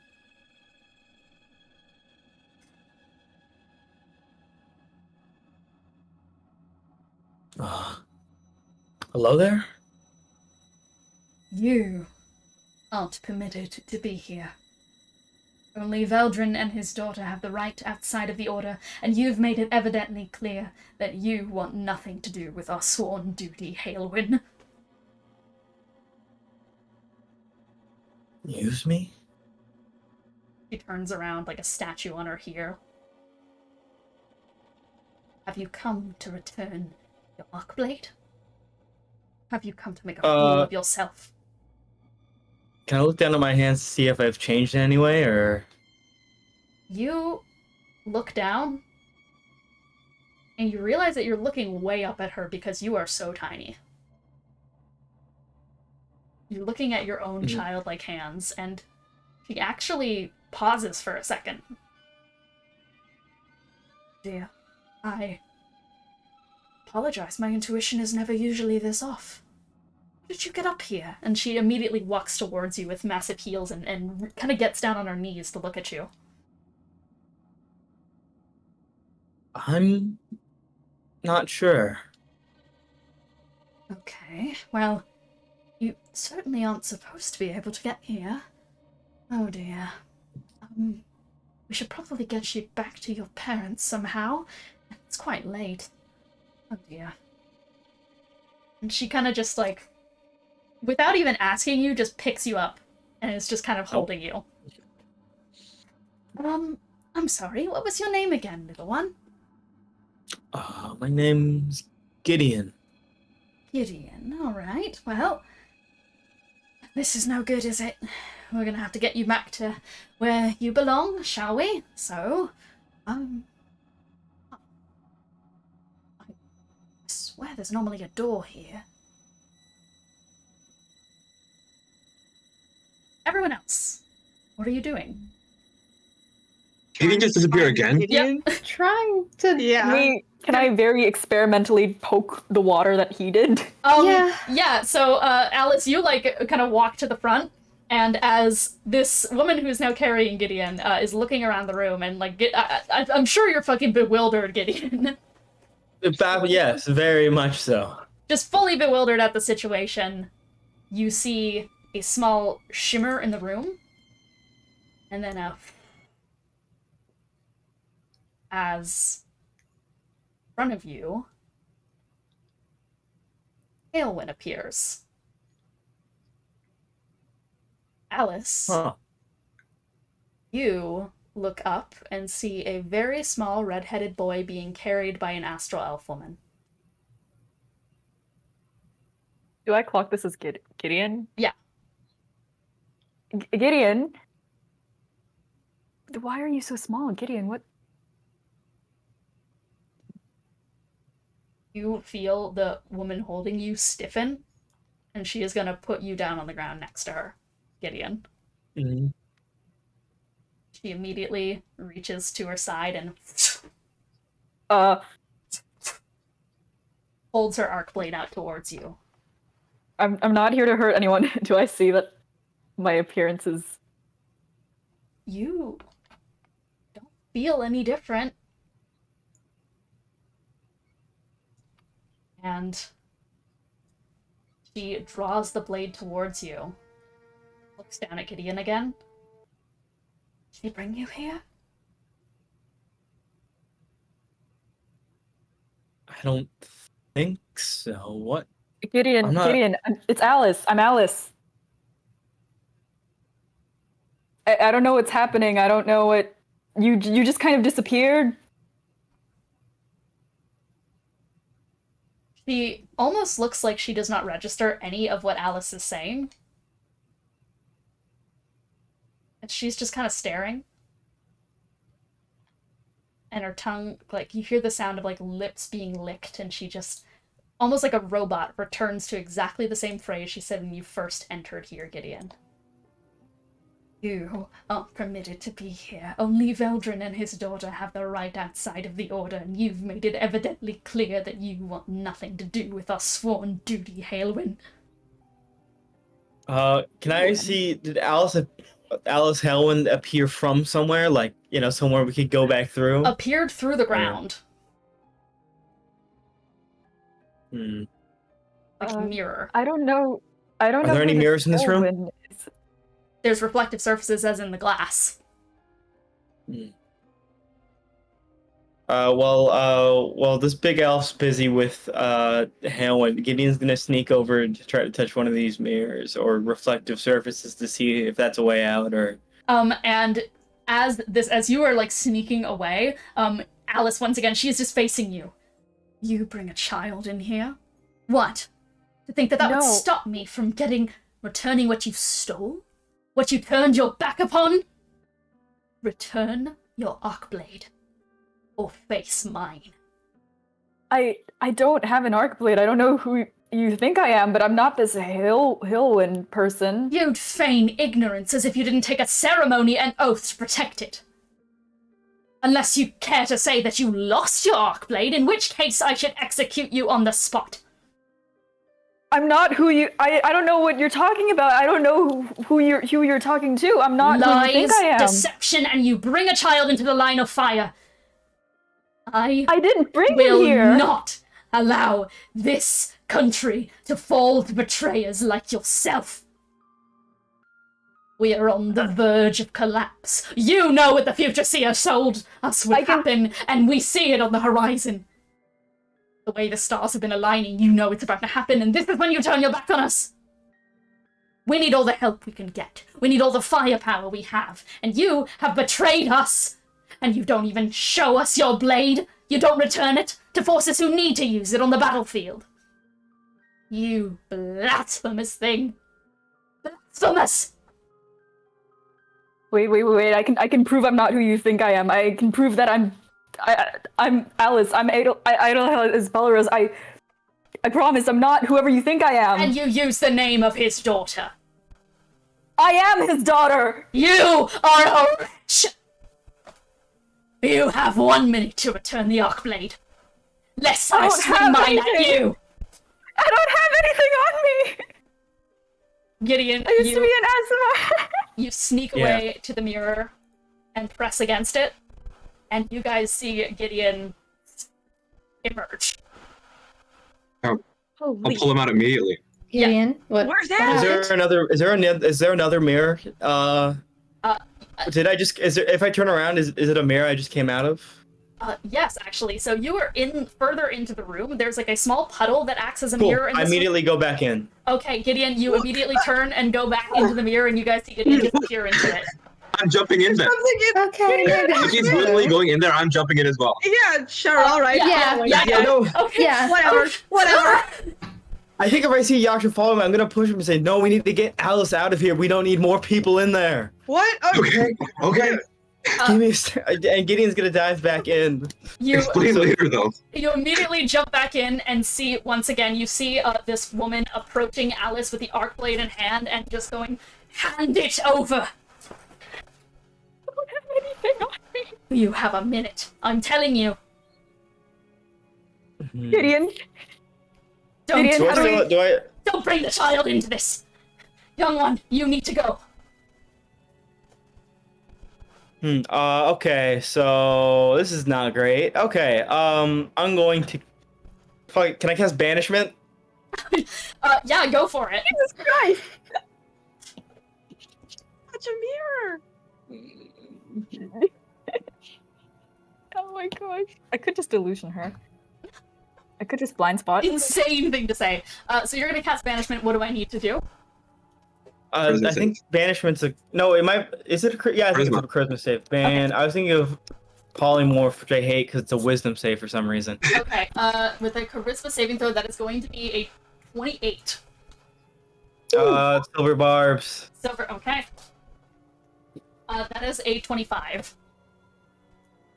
God damn. Fuck Alice. Do you have any disadvantage things? God damn. You pull your hand out and you go to cast banishment. And as you do, and she very clearly just shuts it off, you see the helmet snap towards you like a statue. And Gideon, you feel your body stumble a little bit as you look down at your hands. The blackwork tattoos have returned. But you see in a reflection of kind of the nearby windows and such, that kind of mirror, that you two have taken the form of Hailwind. She turns and goes. Great. She turns back to the other, to Alice, and just goes, "You use the guise of a child to trick me." What? Run for a mirror, Alice. Run for a mirror. She doesn't understand you. You can't reason with her. Run for a mirror. She is going to. I'm gonna run for a mirror. She is gonna see you start running, and I want you to roll for initiative. I want everyone to roll for initiative here. Everyone? Everyone. Okay. Everyone. Yep. What are we doing? I'll type it in the initiative channel. Why the fuck did I get a nat 20 on that? I'm not even there. Me too, man. Me too. I don't know. Can I see what's happening from outside the mirror? I don't know. Yeah. Yes, you can. You can see through the mirror everyone else standing there, and everyone else can actually see as Gideon stepped back into the mirror. They can see the scene of 2 Hailwinds and this woman drawing her sword. Huh? Hey, roll against me because I also get a nat 20. Man. I wonder if I can victory against battle this. Victory before battle. Can I silver barbs at nat 20 because 16. things reset at roll time? You can. Nice. That was a 10 on the retry. Okay. I got 16 on my rollies. Okay. Well, no, I that's the silver initiative. barbed Okay. it. So We're you don't good. need to do rollies, yeah. Win. Let me just. Elwin? He goes, hold on. Hellwin. I don't know a Hellwin. And Kelly knows a Hailwind. Gideon knows a Hailwind. I just put down Tony instead of Gideon. Oh, hold on. Let me put in. Any sort of win at all, even if it's hail. I So think it's true. Taurus, but I'm not sure. So I'm Give just me gonna leave just it a as second, unknown. guys. Alright. I'll just say this is mostly a puzzle encounter, so it's probably not going to take as long as you think it will, but we'll see. Well, it seems like the solution here is get to a fucking mirror ASAP and don't touch Yeah, anymore. solution is Yeah. to leave. Let me It's just. bricks. If it sucks, hit the bricks. Hit the brick. Hit the bricks. You already know. Okay, so let me just get this up for you guys. There's a battle map. Who would have thought There's a it? Yeah, of course there is. Welcome to hell. Wait, don't we know she's Taurus? I guess. truly in hell. Okay, Oh goodness. So we have that, and then we need to get the tokens in here of who is actually in here. So Oh, there's this- music. there There's is. music. Oh, you guys we hear can it? hear it. Oh yeah, that's actually cool. That's really fucking cool, actually. Okay, fuck yeah, you guys can hear it. So, we had Gideon come out of the mirror. The mirror is back here. This is the main mirror out. And we had Alice, who is right in front of this woman. So, that is going to be initiative. Also, oh yeah, we had to get everyone else into their position. That was not supposed to be there. Oh. Don't worry about it. So, this is the mirror inside. And so, that is going to bring us to da-da-da. You guys were at the staircase heading towards it. So we have this. We have... Where is everyone? Where are you? I don't have one for Callista, so we're going to use charpay. That's fine. That should be that. That should be everyone. Okay, so... Who's first in initiative? It's me, I think. Callie, so you can see what is happening in here. And you are on the stairs leading towards the mirror, which starts about at this entrance. Okay, yeah, get me in there. Okay, so you're gonna skirt around Yaksha 5, 10, 15, 20. So I guess cunning action dodge while I'm at it. Cunning action dodge. So Gideon, as you are still backed up against the mirror, Or next dash, to you, sorry. cunning action dash. So yeah, Gideon, you're in here and you hear kind of pressing against the mirror behind you, and you see another Hailwind step out. Amazing. Awesome. Okay. Hi. Okay.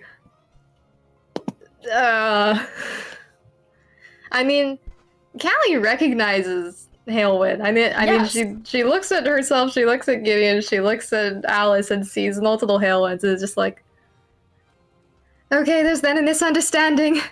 Don't reason with her. You can't reason with her. Is this magic or it's a form of... We just need to leave. We just need to escape. Okay. Okay. So what are you doing? Yeah, I still have 30 feet of movement, is that right? Yeah. Yeah, because I want to get Alice out of here. I'm trying to figure out if I can. I could probably feasibly get out myself. I actually don't know. Yeah, you can.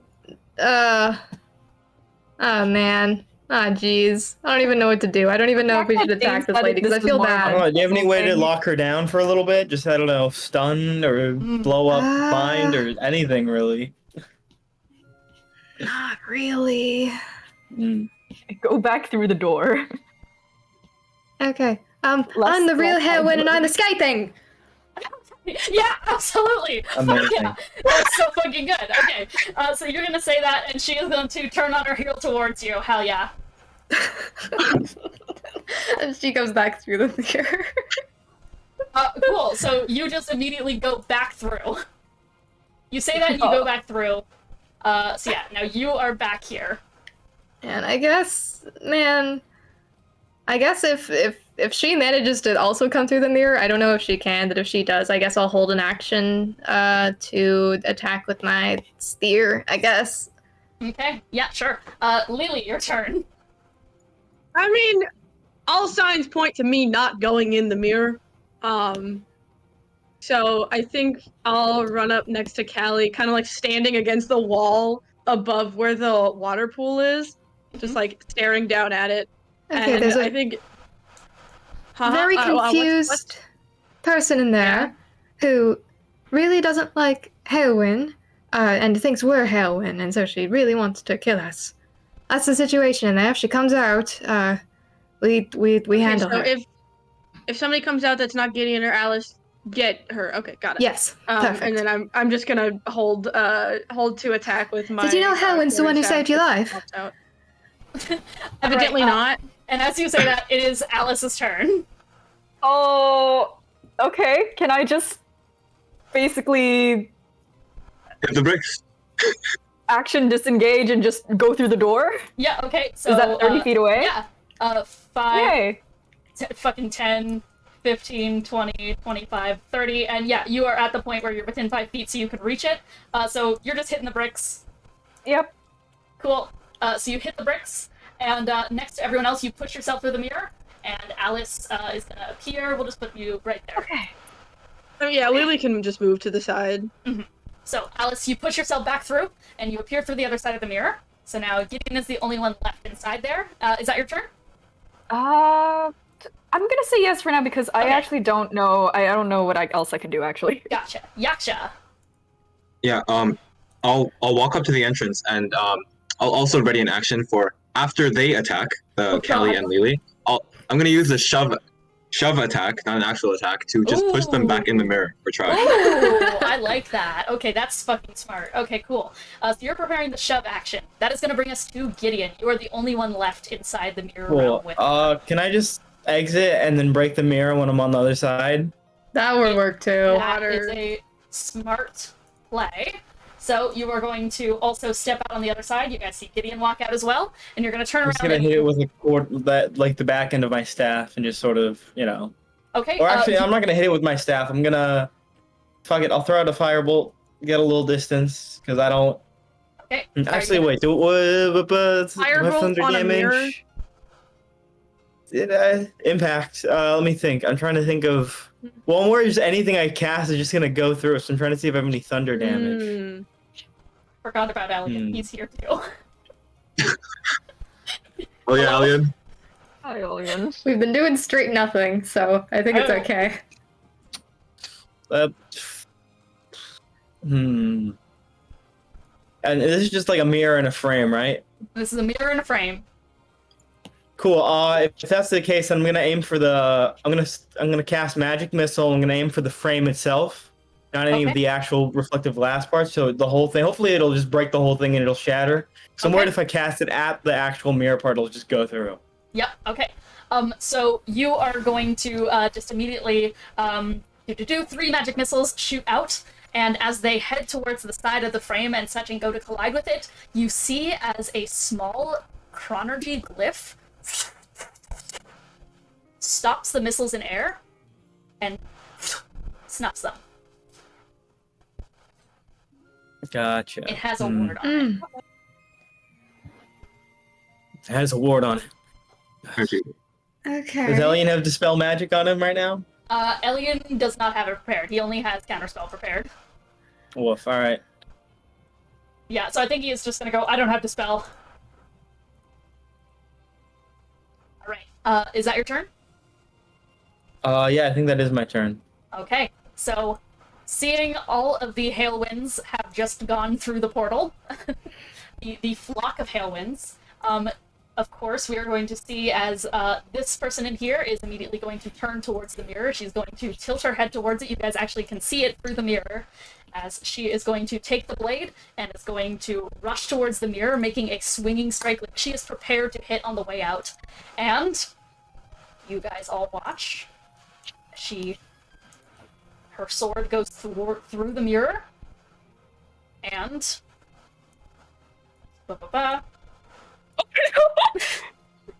So, as you guys see the mirror begin to rotate with kind of these clockwork glyphs that are going to start spinning around in front of you, and you start to hear the sound of her voice charging up on the other side, just, get back here! And she runs towards the mirror, sword out, swinging forward. However, it is not a sword that makes its way outside of the portal. It's not even close to that. Because what instead begins to emerge is something different. Hey, you guys have the audio on, right? Mm-hmm. Yeah, we all have the audio on. Cool. So, you guys see something else emerge from the side of the mirror as a massive silhouette takes a hand and grips it to the side. There is something huge. A great bestial construct. 8 feet in stature with a domed shell and blank holes where eyes should be. Antlers stretch upward, wrapped in the paper of old books. What emerges is a cavalcade facsimile of the cleaner bot. And as it moves its form out of the mirror, it is no longer swinging. Instead, it takes those dead eyes, and it stares you all down. And you guys see in the middle of its chest, sticking out where the heart should be, it's an arc blade. It does That trigger our reactions. is when you notice something else about this thing. And that is the fact that there is a body inside of this, puppeting it. From the inside, you see as instead of its eyes roll from inside those sockets, there is something else misplaced. It is the moving of cloth inside, and God, there's someone in there. You see the shrunken, shadowed visage of the most humanoid thing that you have seen down here. But that does not stop it from being a face entirely charred down to teeth and sockets. It's horrid. Its limbs are crucified with wire through the stone facsimile. And it shifts as it emerges. This is about when all of your guys' reactions proc. So go ahead, what is everyone doing here? Spear. Oh, fuck. Yeah, Callie, you rear back a spear. Callie, I want you to make a wisdom saving throw. Yeah. Seeing this thing again. Yeah. Oh my god. I loved seeing the fear on some of your guys' face when you realize I put on the the music yeah. for the Leviticus I have protocol. Leviticus noise. I have no way of fixing this. I rolled a nat 1. Callie, You, you are unable to get your reaction off as the rest of you guys see as this massive silhouette emerges. Callie, all Wait, you can do is I never gave advantage out for silvery barbs. Yeah. Oh. Oh, yeah, you did. You can give it to Callie if you want. I think Yeah, what yeah. you see, Gideon, is you see Callie immediately stiffening as, yeah, the wound is a lot more fresh in her mind than it is with yours. The wound that the cleaner bot left in its silhouette, you see her beginning to tremble next to you, and I think that's when you just immediately let out that extra little bit of help from the silvery barbs, so you get advantage on that. Whew. Now it's a nat 20. Fuck. Okay. Okay, What the hell? fuck yeah, you're like right next to Callie, Gideon, so I think you just put a hand on her shoulder, and Callie, you immediately lock back in, and you notice the parts that are different from the actual thing. It's a facsimile, it's not real, but there's a person in there, and it is stabbed into the... Oh, fucking music just went. And it is stabbed through the kind of heart with an arc blade. And you are just... Do you still release your held action? Yeah. Yep, so you spear against it? Yeah. I gotta roll to hit. That's a 25 to hit. Okay, 25 to hit, 25 is going to hit.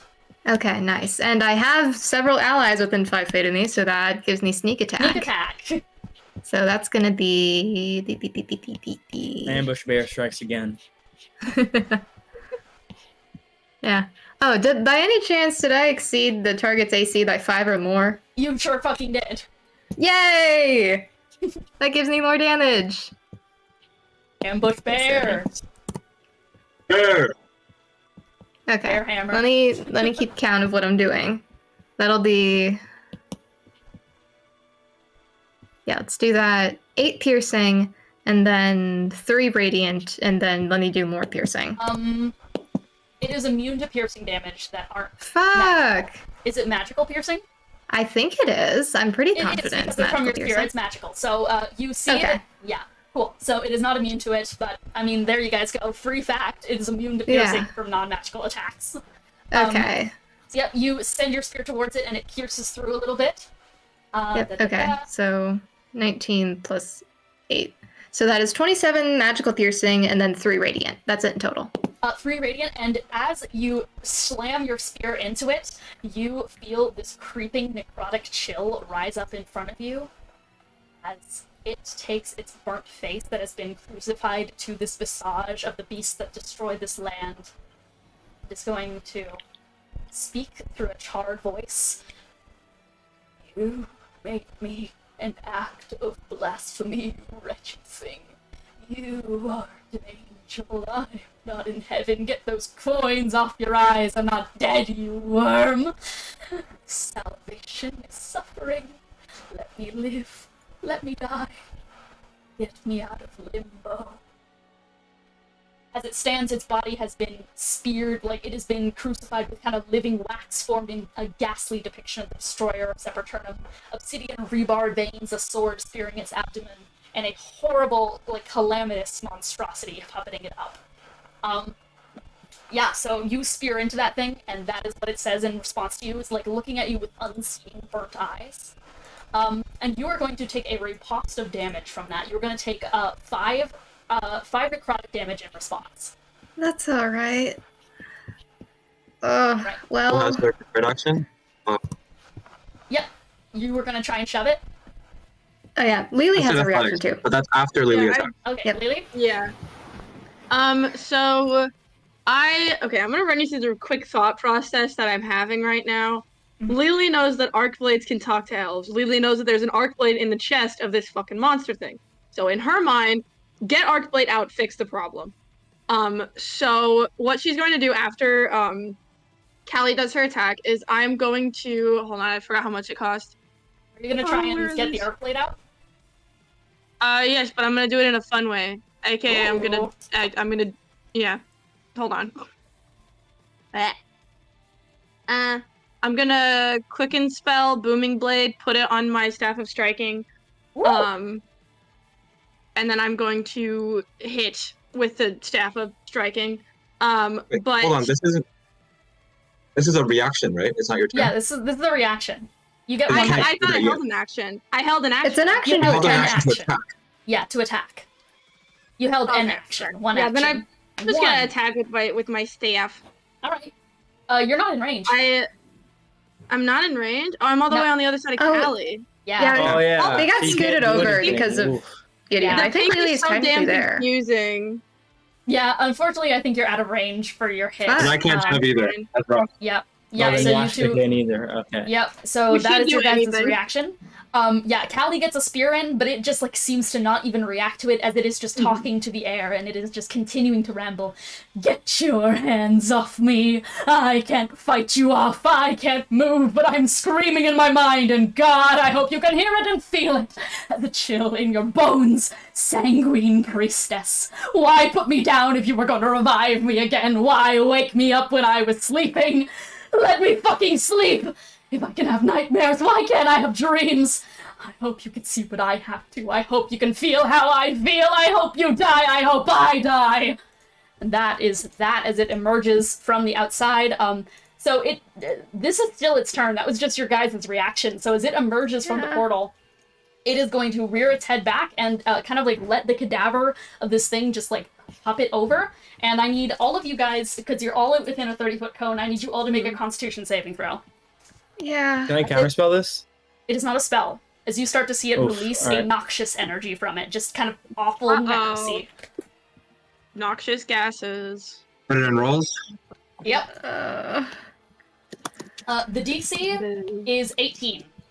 Oh no, Oh girls. my Okay, god, I cool. just made it. Oh no. Holy shit. I can't do math, but 17 plus 8. Okay, you're Wait, good. I'm bad at math. I need to edit this. Oh, it's 22. It's still fine. 22, it's fine? Okay. So the only person who is going to fail this is Callie. Elian. That's fitting. Oh, Elian fucking failed too. Good job, Elian. Okay, His so... ass is all the way over there. Yeah, he's still within the radius. Fuck. Pretty fucking big. Okay, so, everyone who got underneath an 18 is paralyzed. So, Callie, you are currently under the paralyzed condition. As you guys just watch as Callie's limbs lock and she falls to the side. You are paralyzed for 1 minute. And additionally, that is going to be one of its, and it's going to, then from there, it is going to, fuck it, yeah, it's just gonna start rearing itself back and slamming into Callie. And since paralyze... I think that needs crit happens. That just means it's Lelee's turn now, right? No, it doesn't. Surely. Auto crit. Yeah, it's auto crit. Yeah. Oh yeah, that's auto crit. You have And advantage you're within and it's an 5 auto feet. crit if you're within 5 feet. Yep. Wait, sorry, do I have a reaction? Because I failed to shove? Does that count? No, You held your action You for a didn't reaction. do anything, Yeah. so Yeah, it was an So action, not a you reaction. still have your reaction. No. You still have your reaction. Then I'm going to use Yeah. Vigilant Guardian and swap with Callie. Fuck yeah, you Ooh, are Yaksha. there you go. Yeah, so you see this thing rear up in front of Callie, and you are immediately going to just reach forward, and immediately you swap places with Callie. You're taking this damage instead. Or I rather, take it. you're taking these hits. Do you take the damage or the hits? Well, it says, as a reaction of an ally getting hit. So, Oh, so you're taking the damage. Under the implication, Okay. I'm taking the damage. Yeah. Okay. That also means you're taking the crit damage. Okay, fun times. Oh. Okay. So, Does da-da. Wait. What if when they swap Wait, places, and then Is what it if still an auto crit? that attack roll? Yeah. Yeah, would that still be an auto crit because he's not paralyzed? yeah, because it Shield Let's say no. reaction, right? Let's What's say what's the wording on it? It seems like it's taking the damage, but also since Yaksha's not paralyzed, it feels like it would make more sense. yeah, the paralyzed is Yeah. what Yeah. increases it. I have a Let's- question. Yeah, what's up? Can I just cast shield as a reaction? You used your reaction. Oh yeah. Oh no, you forgot. didn't. You didn't. Never mind. You can use I shield. didn't. Ah, Does it work Okay. on someone No, else? it doesn't because that doesn't work here because it already hits and Yaksha's just taking the damage. Okay. So that's going to be 68 points of piercing damage for you, or Oh. rather bludgeoning 68? damage. 68. Oh. All right, sick. 68 Wait. bludgeoning. What if I silvery barbs? Oh wait, not my reaction Yeah. back. Okay. you already did it. The economy No, is in on top of the shambles. turn. On top of the turn, initiative reset. Remember? Oh yeah. Okay. What would you be silvery barbsing here? The hits? The attack. Okay. Yeah. One of Well, those? also, yeah,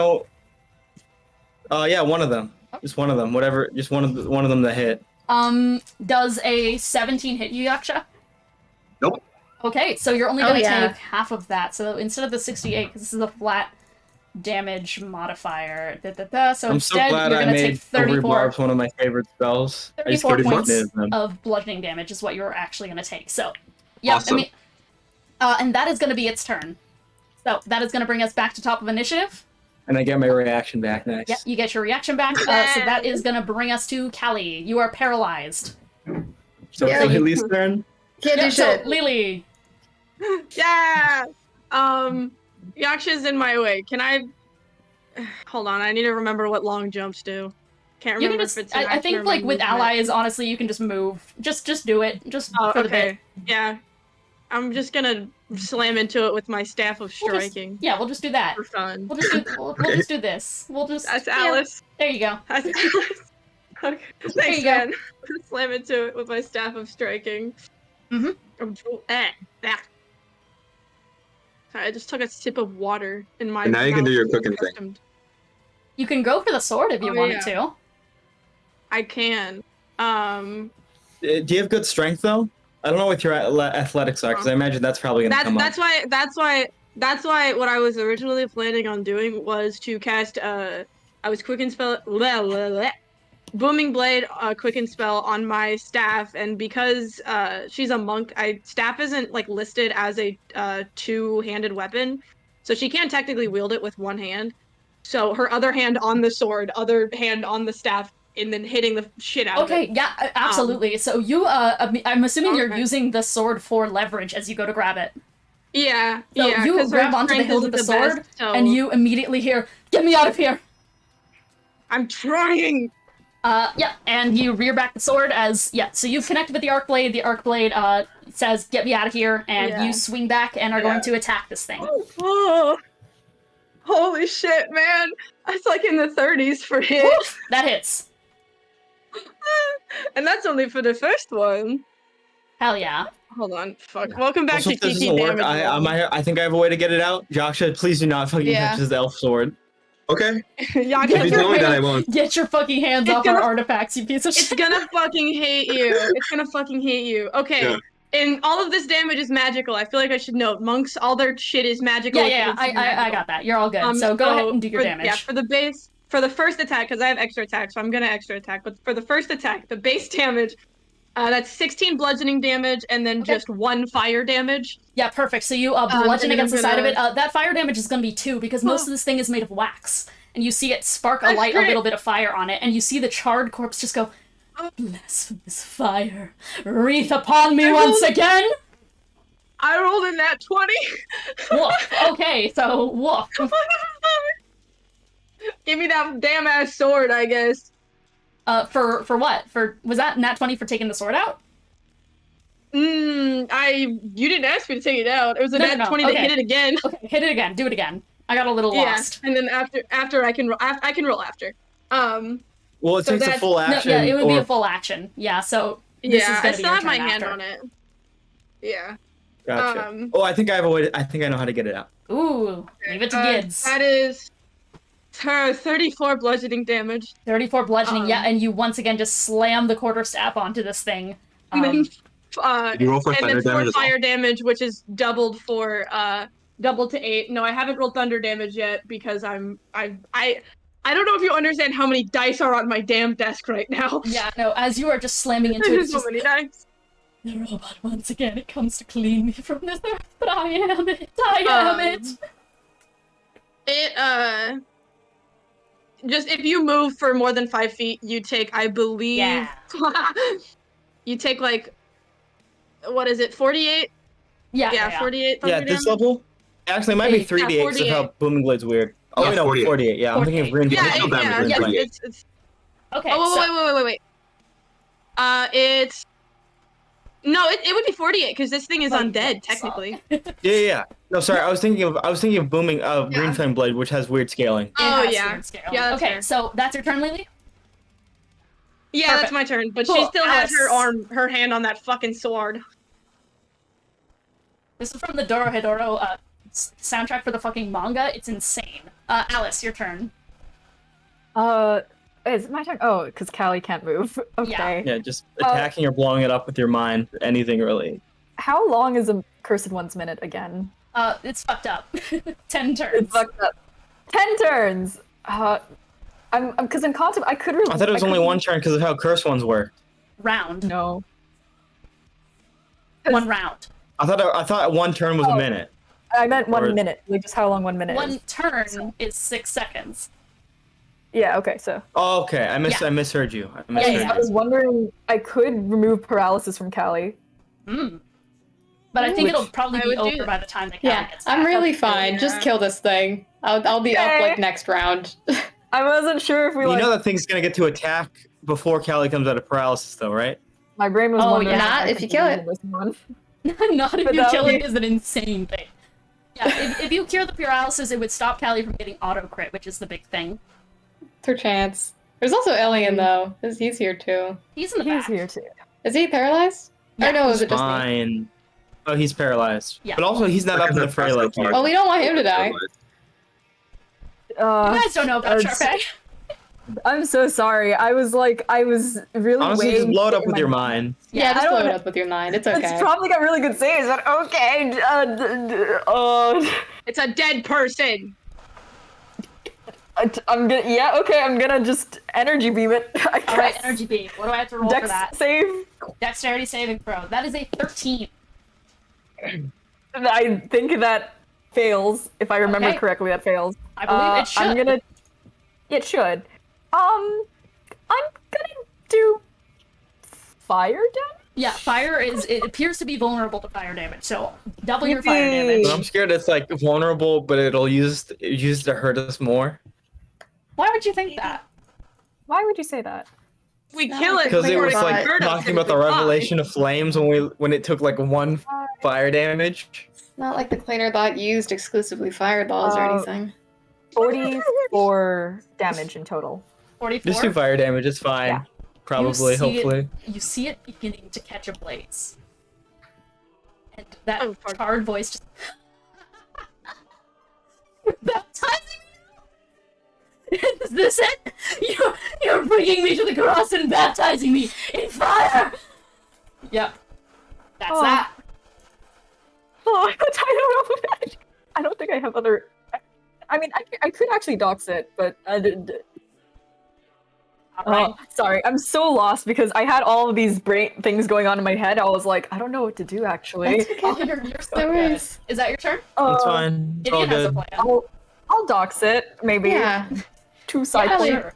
probably a good Bonus idea to action. dox it. I learned current hit point total, all of its immunities, resistances, and vulnerabilities. It has 68 hit points left. It is vulnerable to fire damage. It is immune to bludgeoning, piercing, slashing from non-magical weapons. That's what I'm saying. You can kill it. Okay. All right. 68? 68 left. There you go. Well, also, 68. yeah. Seems like it's laughing.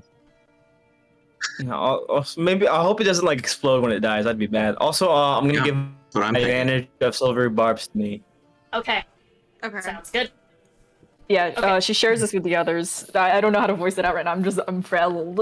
So I think that's my turn. That's fair. All right, Yaksha. Yeah. Gideon, you have a plan? Yeah. If you don't tell me anything, I'm just going to attack it. I know how to get the sword out. Just beat it up. And what would you have me do?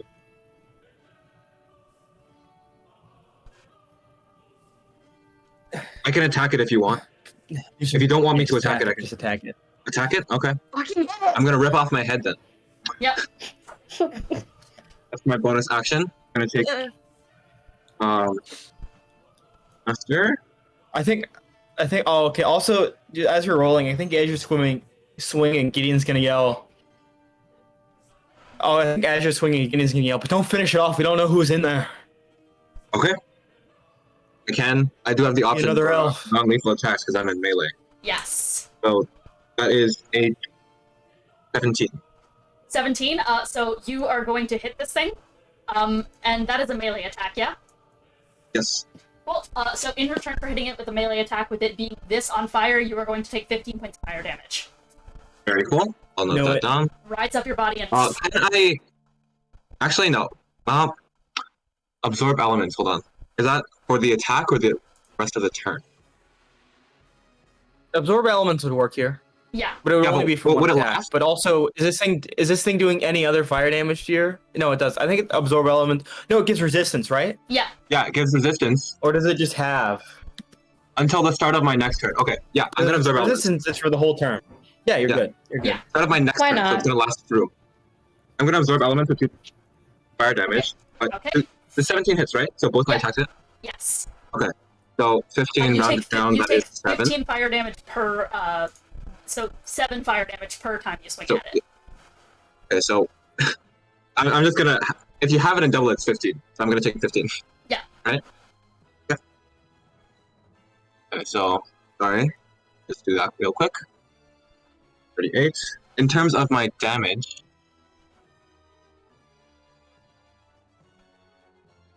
Once I roll all these things, You got that this. is.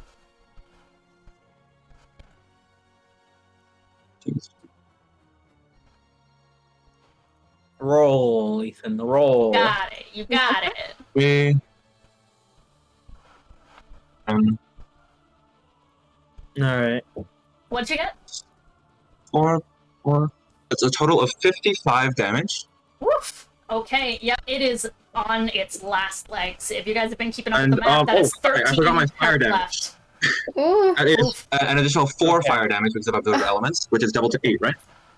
Oh my god. Oh, Which means it's 63 it's damage. not finished off. Okay, it is not finished off. So with the 63, it is on 5 hit points, and you Yeah. just see it. All right. You actually do No, I'm gonna indeed take all the- see it starting to glow from underneath. Mm. Mm. Yeah, I knew it was gonna fucking explode. Yeah, it's gonna blow up. It's blowing up. Who's? Okay, so that is going to bring us to next in initiative, which is going to be Gideon.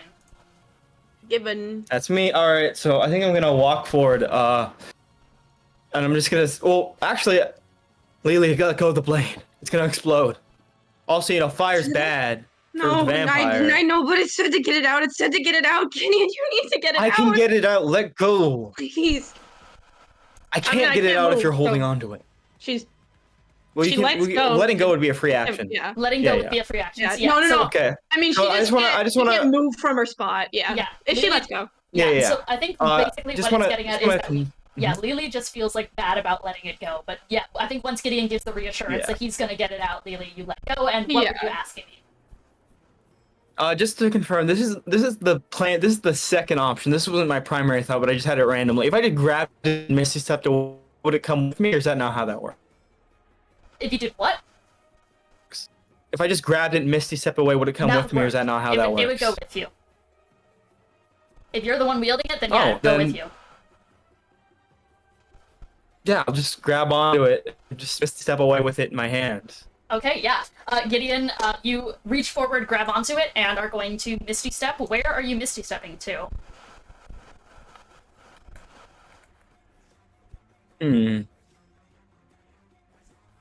I will say, you can Can I also Misty Step, into because the mirror. since we allow people to occupy the same space, I'm gonna Misty Step in front of Lelee. Okay. Like right there? Like, so if anything does happen, I'm between Lelee and this fucked up explosion, yeah. Okay, I can. So That's fair. you take the blade out and immediately are going to teleport in front of Lelee, and I'm assuming you're just like one hand with the blade in hand and the other one like backing up Lelee, like trying to shield her a little. Yeah. And since you grabbed onto the arc blade, you hear its voice. You need to go. That thing is unstable. I was the only thing keeping it together. Okay. Mansion door? So that was your bonus action to Misty Step. Yeah. So what else would you like to do? Ah, shit. I just remembered. I can't cast a leveled spell, right? Mm. That's how that works? Yep. Is it? Fuck, alright, Yeah. Yeah, I'm pretty sure that works. I can't remember if it's one spell action or whatever. Really? I Yeah. thought that was just a thing for Anyways, quick Specific and rules spell. are if you cast a spell as a bonus action and only a bonus action, you can't use your action to cast spells. For some reason, it's only the bonus action casting. Man, which I is thought that was included only here. a thing for quick and spell. That's terrible. Yeah, that's why you can't do 2 leveled spells with quicken spell. Yeah. I see. I guess I'll shit. I don't want to attack it. Fuck. I guess I'll blade ward in case there's shrapnel, Okay, sure. since that's only physical damage. Yeah. Okay, so you were going to cast Blade Ward. And from there, I'm assuming that you're just doing that and then just bracing yourself, yeah? Yep. So, that is your turn, and that is going to bring us to, Elian is still just fucked, he's still paralyzed, eating shit on the ground. So that is gonna bring us to the Yeah. thing. Probably should have unparalyzed the ice wizard. Yeah. So, you see as the arc blade is removed from its chest, as its whole body, which has started to glow, is starting to kind of contort and shift a little bit more, as it's just starting to shake and just... Do this to me! Put me in limbo! Don't let me free! Please! Please! Fuck off! Fuck off, Deverem! Let me die! And it is going to start glowing and glowing and glowing and glowing. And there's a moment where the entire air goes still and everything goes quiet. And yet, at the same time, it grows blastedly hot, like lava. I would like everyone to roll me a dexterity saving throw as this thing contorts in on itself. A massive flash of light ruptures out, and it is going to death burst. For the split second, I will say, before it explodes, what you see in the air, for all those who could, is runes appear on the outside of it, specifically raising up from its charred flesh. They're tattoo runes. They're tattoo runes. Same that were used during the Curse War to turn people into human explosives. So, dexterity saving throw from everyone. An 8. Wolf. 17. Does this count as, is this a spell or magical thing? This is... No, it's not a spell. This is an explosion. The Callie automatically fails, Elian automatically fails. Yeah. It doesn't crit, if that makes you feel any better Yeah. than me, because it's 10 feet away from me. I guess. I just Me automatically and Alice fail. both got 17 and time for rollies to see which one of us fails. Real. No! Okay, auto fail, Oh, 8, lose. 17, 17. DC for this was 18. No! Lelee, however, I will say, because you have evasion, Lelee, I think just, like, with Gideon, you, like, casting a wide net out and trying to, like, protect Lelee, you get the hit and you just fucking book it. And you manage to hide behind some rubble as it, and it bursts outward in a mad, raving inferno. Everyone who failed is going to take... everyone is going to take 70 points of fire damage. I have that. Absorb elements. Yeah, that would have perma-killed Lelee. Yeah. Gideon, you're also having that with absorb elements. 74? 70. 35. 70? 70 in total, so 35 on half. Okay, so with absorb elements, I straight up don't take any damage because it all gets hit by my ward. Yeah. Nice. So Gideon, you, like, honestly, yeah, then maybe Lelee doesn't even hit the bricks in time. Maybe Gideon just fucking tanks all of it for Lelee. And just, like, with evasion. Yeah, hell yeah. We're going with that. Gideon provides cover. And it just... man, well... Damn. Outwards throughout the entire Lelee's room. a small creature, so she gets half cover. She's half dwarf. So, Basically. as the flame begins to reside, you guys hear the falling of debris nearby. You are left with just charred bones on the ground. That As you explosion. guys hear.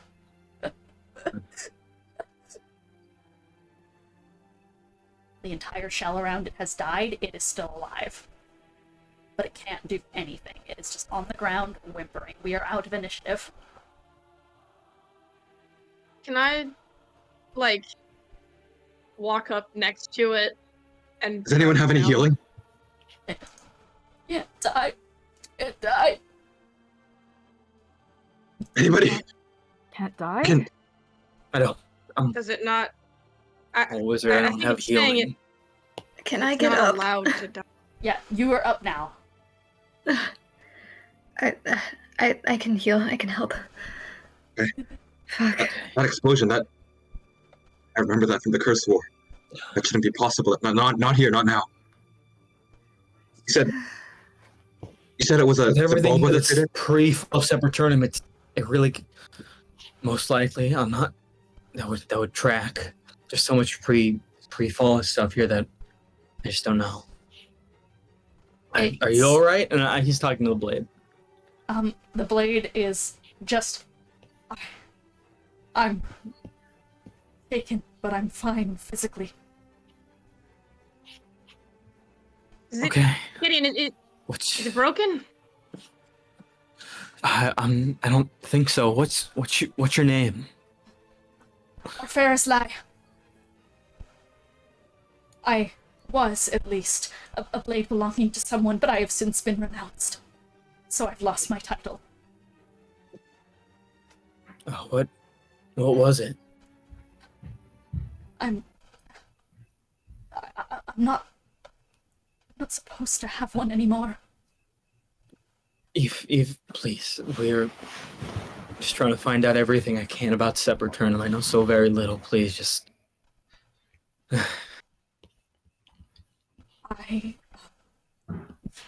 I was the Star Blade.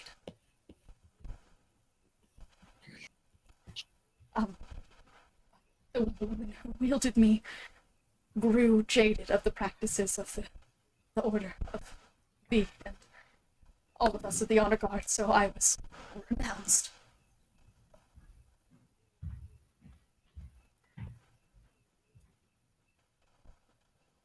Alright then. Okay. The blade seems alright. How's everyone faring? Yeah, who all is hurt? Because I'm gonna fire off a mass cure wounds. Yeah, Elliot's still needs pretty it? fucking I hurt. took and 0. He's just Yeah, like you're on the fine. stairs, Fine. just like, I'm fucking fine. Any damage? I'm alive. He raises his hand and kind of waves it. Okay. Yeah, so Elian, me, Yaksha, Alice, this thing. I can do 6. I'm sorry to call it a thing. It's a person. I just said picture it I as mean, a if chart. you want to The give Lelee blade some, I is- technically the blade am is low. real quick just going to go, how is he? How is... I can't get I it. don't. It's bad. I don't know how he's alive, but he is. But in this state, I don't. He's not been able to die. I've been trying to temper his mind.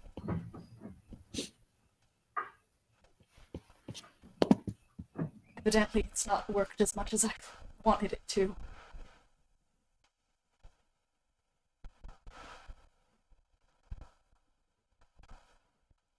You fire off the mass cure wounds, and you see quite literally none of it reach the charred flesh of the guy on the floor. I don't want to do this anymore. Oh dear. I can't heal it. It doesn't work. Well, Gideon's gonna look down at the blade and say, "What was his name?" He was only able to get it out a couple of times. His name was Ragnar. Oh, you cut out. Say that again. Rikar. All right.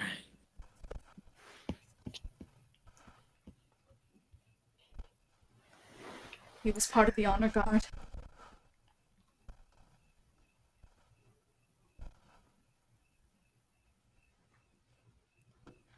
Do you know why he can't pass away? What's afflicting him? I've not been wielded by elven hands in quite a long time. I was lost in everything, but I came to when I was being plunged into him as some sort of test to see if the arc blades could wound him, could kill him in this state. And they just left me in there.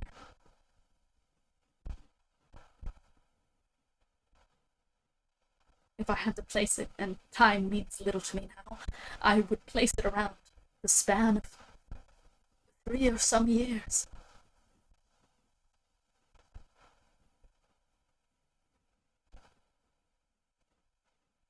But it's been strange. We disappear sometimes, leave reality, so it seems. I feel the stars in those moments. And I feel my brother in another time, if that makes sense. One of the other arc blades. Oh, another one? What's its name?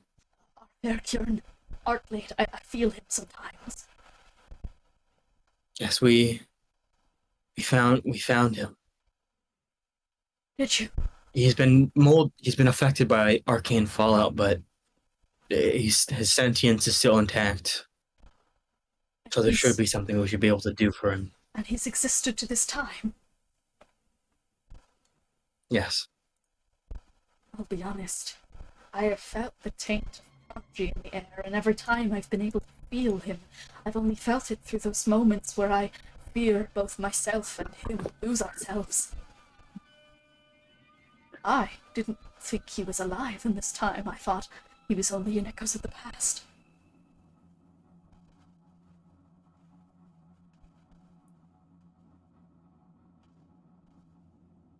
Also, what does this blade look like? I'm just curious, now that we've actually pulled it out. Yeah, you want to know what cool sword it is in case you want to add it to your inventory. Yeah. So this blade, the Star Blade, is a pretty fucking massive claymore. It is a big kind of regal claymore with a kind of starry hilt. And the blade itself is, once again, like very similar to other arc blades of similar variety, are made of a bunch of stars, though. Interestingly enough, the starlight of this is a lot more veering towards blue than a lot of the purples that everyone else tends to wield.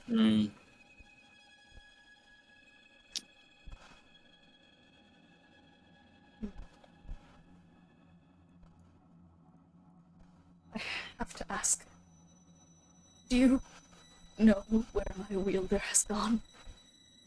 Of course, I'm not supposed to be wielded by her anymore, but her name is Halewyn, and so much has happened.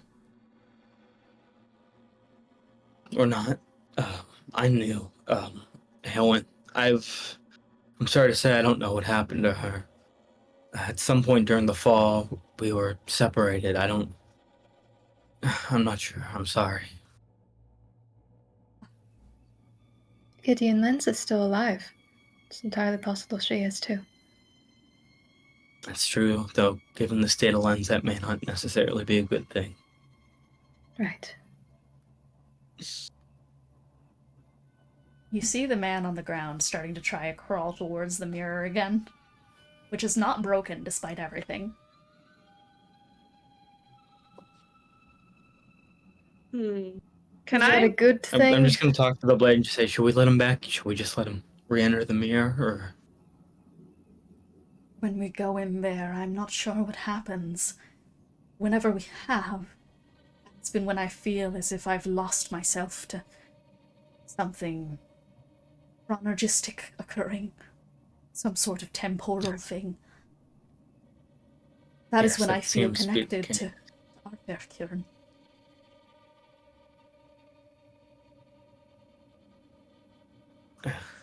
It might be better if we let him go back in, given the state he is out here.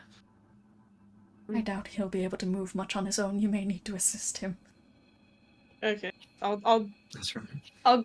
grab the mirror by the edges so I'm not touching the like actual mirror parts, and like kind of scoot it towards him. He slowly... Fuck. I just wanna...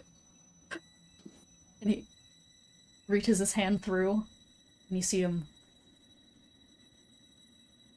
Once again, on the other side of the mirror is...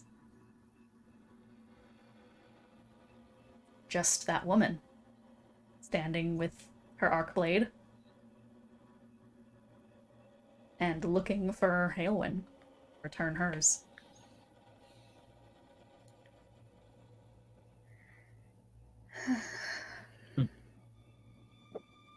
That man mentioned the Devarim and seemed to imply that this was a result of their actions towards him. Yes, he often speaks of the Devarim. I don't know if we can hear the sword, so... It's implied that she can... This sword, unlike our Fairkieran, can hear a little bit further. Oh. Can we talk to it? Can Well, we can we hear it? back, or...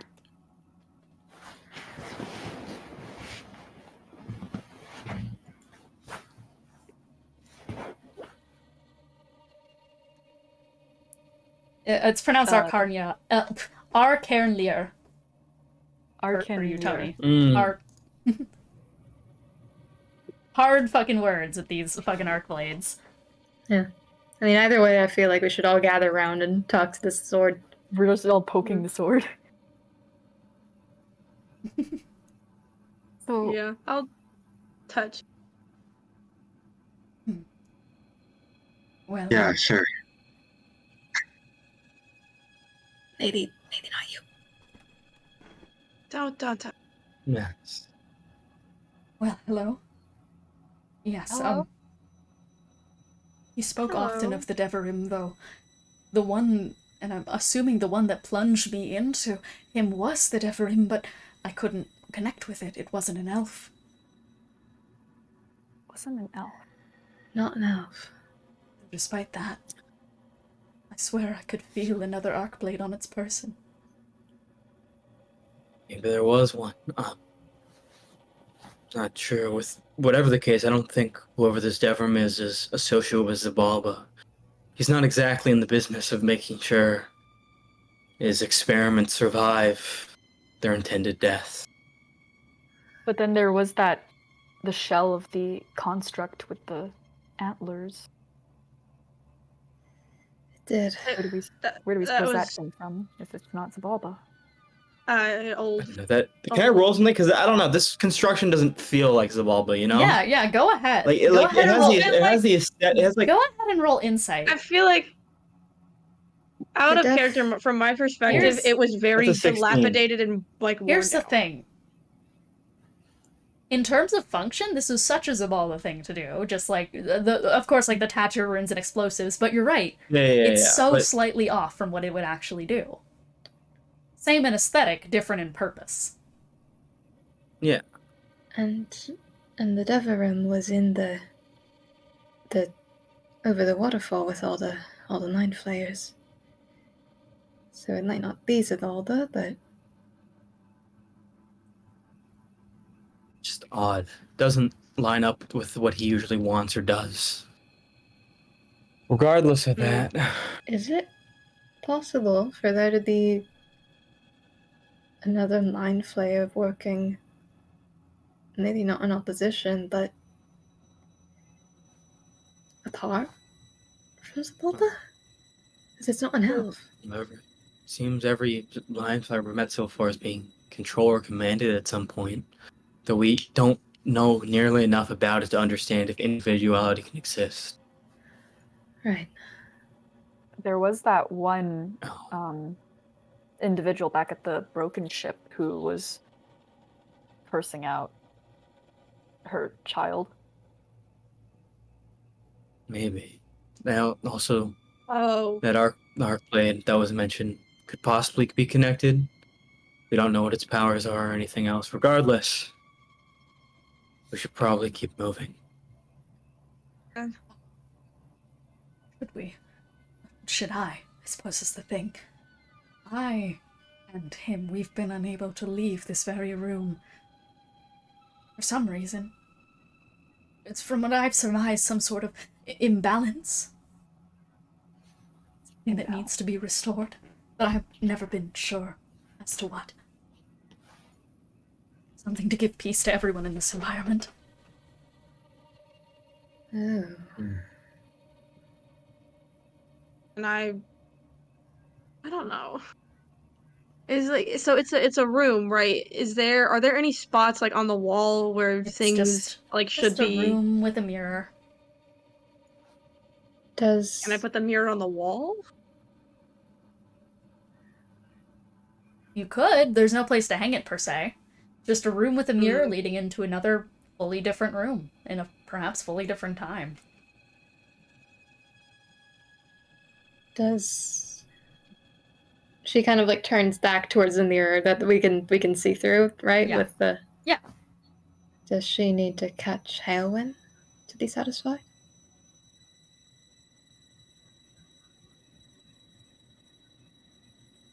She might try to kill Hailwind. Or Yes, whatever Wait, illusory Hailwind. Wait, I just realized. I know what to do. Can you all give me a moment? Yes. Yeah. Sure. Just stay on standby in case anything happens, but... If you need anything. Gideon's gonna walk through the mirror with the sword. You do. And she is waiting for you inside. So you've come to your senses, have you? Yes, I've come to surrender my blade. She holds her hand out. Gideon hands it over. You hear the last bits of this blade go. Ah, I understand. Thank you. And this woman takes the blade in her hand. I'm sorry, my sister.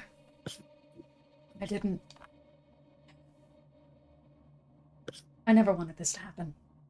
And she reaches up towards her helmet and slowly removes it and just reveals this kind of long thing of stringing pink hair. Puts her hand towards, puts the helmet on her chest and goes, "Glad I didn't have to harm you." Yes, I'm glad too.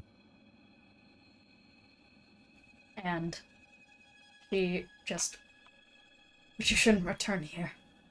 Not to this place. Make yourself scarce.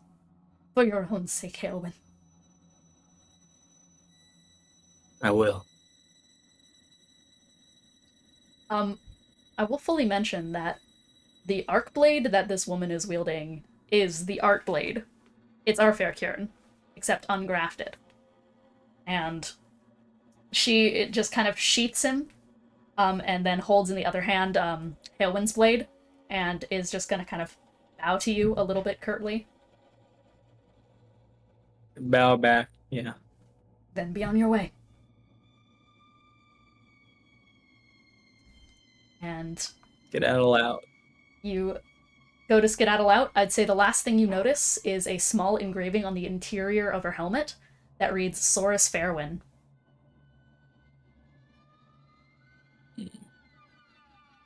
And you walk out. And behind you, the mirror goes towards the edge of the room, slaps itself against the wall, turns into a door.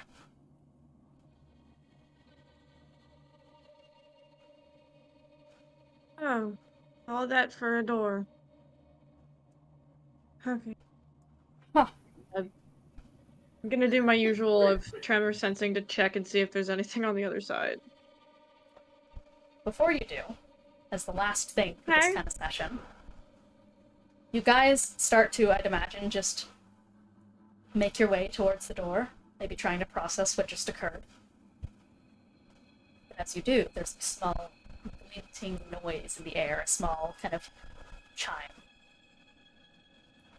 And a small gust of wind from behind you, and a sprinkling of golden yellow dust, from which a small visage appears. A mind still, chaos restored. You have good intentions for this broken land, don't you? Yes, We You turn kinda to see who the figure is. we do. I can't see. Spin on your heels and see what is no doubt a ghost of sorts. A tall form with ghastly flesh and white hair that folds down to the floor, and it kind of swims for the sky a bit. She has bright yellow eyes that shine from her face, giving the only semblance of color to the porcelain features, and she wears a dress cloaked in spirit tags and pearls and baubles, something almost clerical in appearance, but interestingly, she's not elven. She's an Azamar. There's a small pair of dove wings at her hips. Though I'm afraid you've come at a time of great madness, though that does not seem to be new for this place even before the fall, there is a fervor that still lingers here. Hello, I am Talia, cleric of Gaymer. Oh, okay. Nobody else. Hello. I'm my name is Gideon, and I'm sure everyone else can introduce themselves. Yeah, Lelee Lome. Early Endeavor. Callista Faraday. Yaksha, Enemoto-Jiikai. Edelweiss Bellerose. Well, once again, I am Talia. I've noticed you have a boon of the Goddess of Death's design on your collective person. A gift from Carmina Marigold. I can feel it. Oh, Yeah, we met her. So I have no doubt that I can communicate much stronger with you. Though, since I don't feel the touch of a medium's power upon you all, like with my son, things may be limited. I must ask, though, before whatever occurs, I'm aware that spiritual meetings like this means you can only ask about 5 questions within my knowledge. But before that, I have one to ask you. Do you intend to head towards the light above? yes? That is our current plan, Yeah. yes. Well, it is to my knowledge that that being is known as the Luminary. If that's the case, though, I find it pertinent to warn you that... It appears my tongue cannot be loosened without a question having been asked. I'm sorry. Well, what did you want to warn us of? You're good at this. She crosses her arms and goes, The Luminary, whatever she once was, has taken a drastic change from her former existence. Though it appears that many were changed and corrupted by the time my boy and I arrived to these lands, things grew worse when a group of trespassers arrived. Not wash-ups like my son. Those who came to this land for a purpose left beyond... They left things beyond the understanding of the many traumatized, broken, fractured. I'm afraid whatever they planted here has drastically changed the woman once known as the Luminary.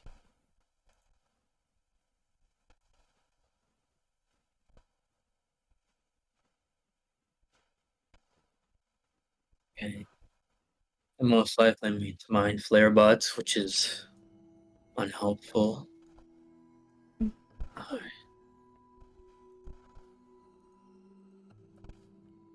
Alright. I'm going to ask a question about the other figure Corellin told us about, if everyone's alright with that. Yeah, Yeah. of course. Go ahead. That's a good idea. We heard name of a figure named the Devrim. Do you know who this is? I know little about the Deverin, honestly. That is mostly due to what places have been charted by my boy.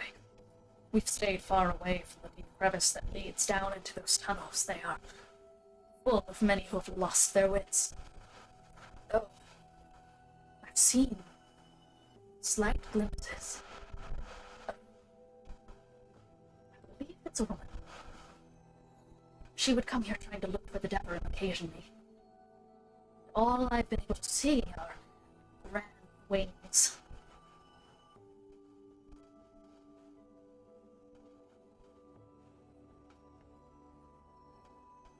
She comes from those Three caverns more. below.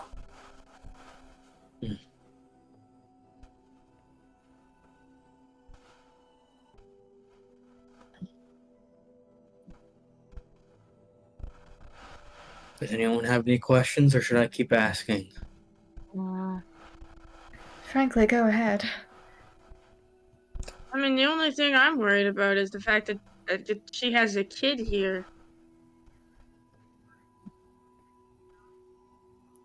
You see her mouth open and then close, and she looks to the side and just...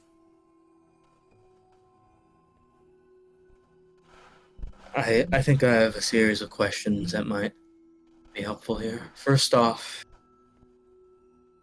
I think just to establish this, will the Luminary attack us when we approach them? Attacking is not the major problem here. The problem is getting into where the Luminary stands. Though yes, I believe she may attack you just due to the nature of whatever those bad people put inside this place.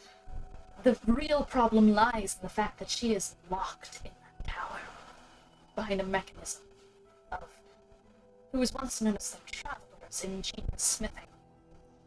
It was only his steady hand that could open it, though in making her prison, it stayed near her too long.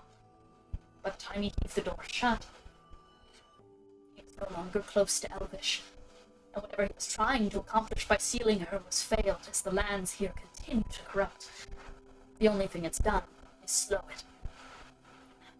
Doomed to slow Understood. infestation, to gruesome change on these lands. And now the catalyst is improperly locked, so her influence is slowed, but also cannot be stopped.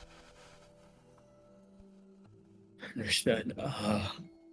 If we were to want to visit the Devrim, do you know if there's any way through those pits that we can avoid the beasts that live there, the horned ones, avoid their attacks or hide from them? There is a way. It's down the path behind the waterfall. There's a small crevice and cave system. That is where my son currently resides as well. He has his own mechanisms to get to the deeper levels of these caverns. From there should be paths to make it easier to the Deverin. Yes, and that also answers my fifth question. We have one more, people.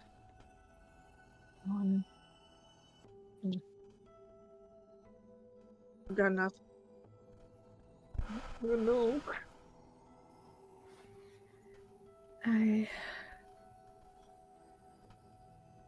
Could we learn a little more about the mechanism? How we could break it? She grits her teeth and just... No, don't listen to me. she just like, she's trying to give you a gesture of like, I don't know! Okay. Alright. No. But she'll grit out just like kind of... Traveler made it. Mm-hmm. And that's question 5? No, she'll go, Okay. I think you can still ask me one more. Okay. Okay. Sorry. One more.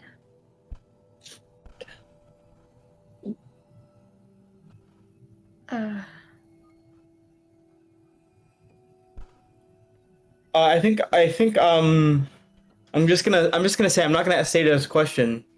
I'm just gonna make a statement of I'm considering asking a question about the wolf and just saying what her facial reaction is. That's not a see if like indicating like this is something I should actually spend the last question on. She gives you the look of she has a connection she can probably give you.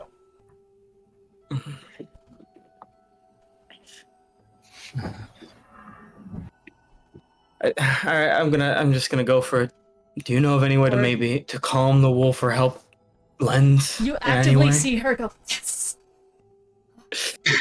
Okay, God. Okay. I refuse to call him what many others have, the Mad Wolf. For he was a friend of my boy before he was truly corrupted. I think there would be a way to restore the Traveler enough to make sense of his own mechanism. That is not something I can assist with, however. That is something I believe my son can. But due to his own mental state, I currently can't track him down exactly, only then knowing the vague direction behind the waterfall.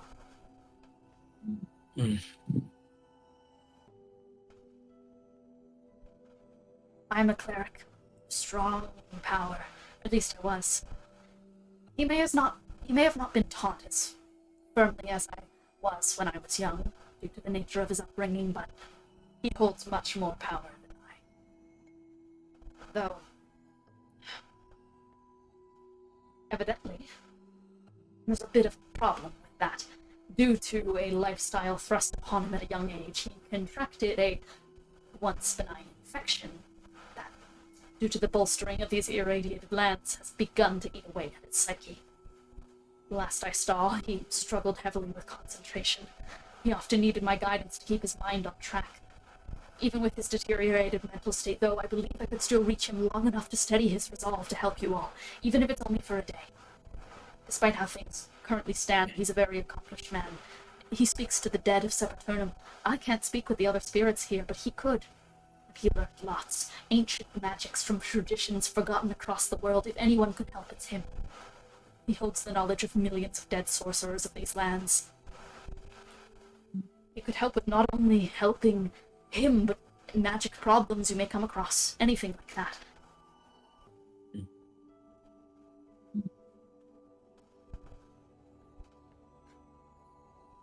Sounds like this guy's your best. The last of questions I can answer, though. If I could ask you on something. That's quite awful of me. My son has been caring for a child. He loves her, and she's one of the only things keeping him hanging on anymore, last I saw, but he is unfit to care for a kid. The sentence turns my stomach to even say, even in my unfeeling death, but he can't be with her much longer. If there's any way you can find that girl a better place, I know the last shreds of his sanity would want you to. Even if that means he loses himself without someone else to focus on. So if you find him, please, take her to someone safer than him. We will. We will. You may be scared when you first meet him. I promise he was a kind boy. His name is Merrick. Seek him out. Understood. I'll be close by. She Thank is you. going to disappear into more golden sparks. Okay. So back the way we came. I suppose Yeah. so. How close are we to the tower at this point, by the way? It's yeah. Yeah. I think it'd be quicker to go back over the bridge to the cave. Mm-hmm. I mean, if we're walking away, maybe the Face the Mad Wolf. Face Lens. He's that way.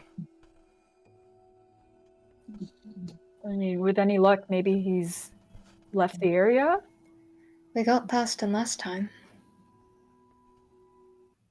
I don't see what We'll have to be careful. Remember, we have to get past the waterfall in the first place, which isn't too big of an inconvenience. But remember, touching that water will affect everyone here except for maybe me. Right. Okay, so I'm loath to suggest it, but we could always attempt to divide our forces No. to cover Gideon, more ground. The last time we split as a party, I think we almost died 7 times over. It's not a good idea. To me, it sounds like we need this Nyrek before we can do anything else. He does seem helpful. And I don't suppose you know how to create a teleportation circle, Eileen. I have teleportation. He did. He did that. How long does it take to scry? Oh yeah, sorry. Retcon that. Sorry. Sorry, I blanked there. Gideon, he'd probably say, and how long does it usually take you to create a teleportation circle? About 1 minute. Could you create one here? Give us a waypoint almost. We could use this to return. We could use this to return to the one near the waterfall too. Alien smiles and is going to get to work. So, with a new waypoint grafted and a new objective set, this is where we are going to end this session. Oh. Welcome to different pathing. You did the correct thing. I was wondering if you were going to do the teleportation circle, because Ellen was going to suggest that as a thing. And there was something baked into this. Yeah. The idea of Seperternum is you guys have to make save points and go back to them. So I could even diegetically in character make that a thing. That's so cool. I like checkpoints. I'm a fan of checkpoints. We have checkpoints. Yeah.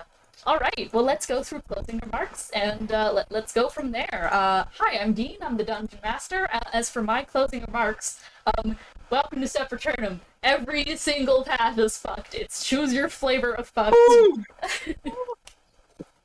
I have a pretty solid idea what I'm gonna go for. Use your grave. Yeah? To the detriment of everyone else. Okay, What a fucking idea. I'm kidding, or not. What? We'll see what that's about whenever we do. One thing I learned is that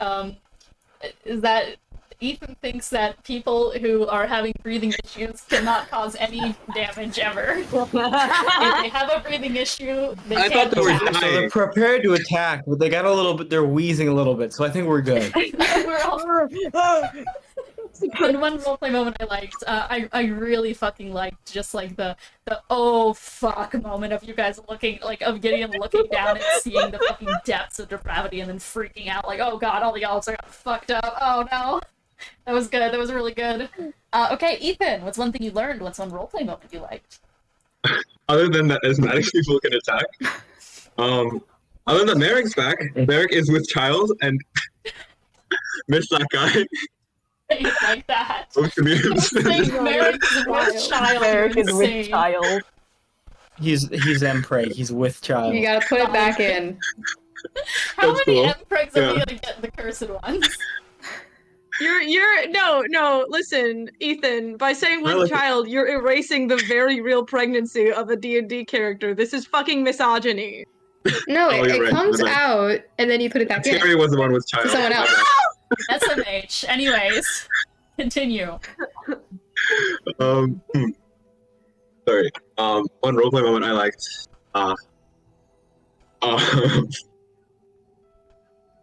Sorry, can you get back to me? God, you're a fucking Ethan disaster. just fucking hates all of us. He hates everyone. It's so bad. Get medicated. He wants to say we're all shit, but he knows he can't say that on stream. He'll tell us all after, and yeah. That's one thing you learned about what you liked. I feel like I've been mentally flashbanged. I'm so sorry. I need to oh, my bad. My bad, team. I learned that Saurus and Halloween are sisters. I didn't know that. I didn't know all of that. Asterisks, I they're think it not. They're not? Yeah, I think Okay. it was- Well, technically, it was all of sisters in the way of, all like- of the astral elves were made by Be the Future Are Seer. gay married? Yeah. Okay. No, they're sisters in the way of There like you go. sisters in arms. Okay, well, they're Oh, sisters okay. in arms. I didn't You know learned that. nothing. Like, yeah. Cringe. I, Lamest option, Dean. They're technically also sisters because they have the one- same parent, but like they were fucking test tube babies. one roleplay. Oh yeah, that makes sense. I know we're supposed to like compliment each other, but at the same time, Dean, it was really horrifying when you No. described the boulder elf getting killed by the mad wolf. That was really scary. Yeah, That you was guys- really You guys look fucking shaken for that shit. Don't worry about it. It just happens to Don't average worry Boulder about it. elves. it just happens. This is awful. It happens to Boulder elves sometimes. I would give it to like a player if I could. But my brain is so like Wow, bamboozled. you all fucking hate each We other. all did Jesus terrible. Christ. Oh, Cece. I mean, to be fair, I wonder if this elf was related to Lelee because dwarfs and boulders. Oh, true. Oh. And Don't Cece, say what's one thing you that. learned? What's one roleplay moment you liked? I've learned a lot of things. We've learned a lot about the three figures that we want to help us. We learned that Saurus is a fair win. That's what Melania wanted. That's excellent.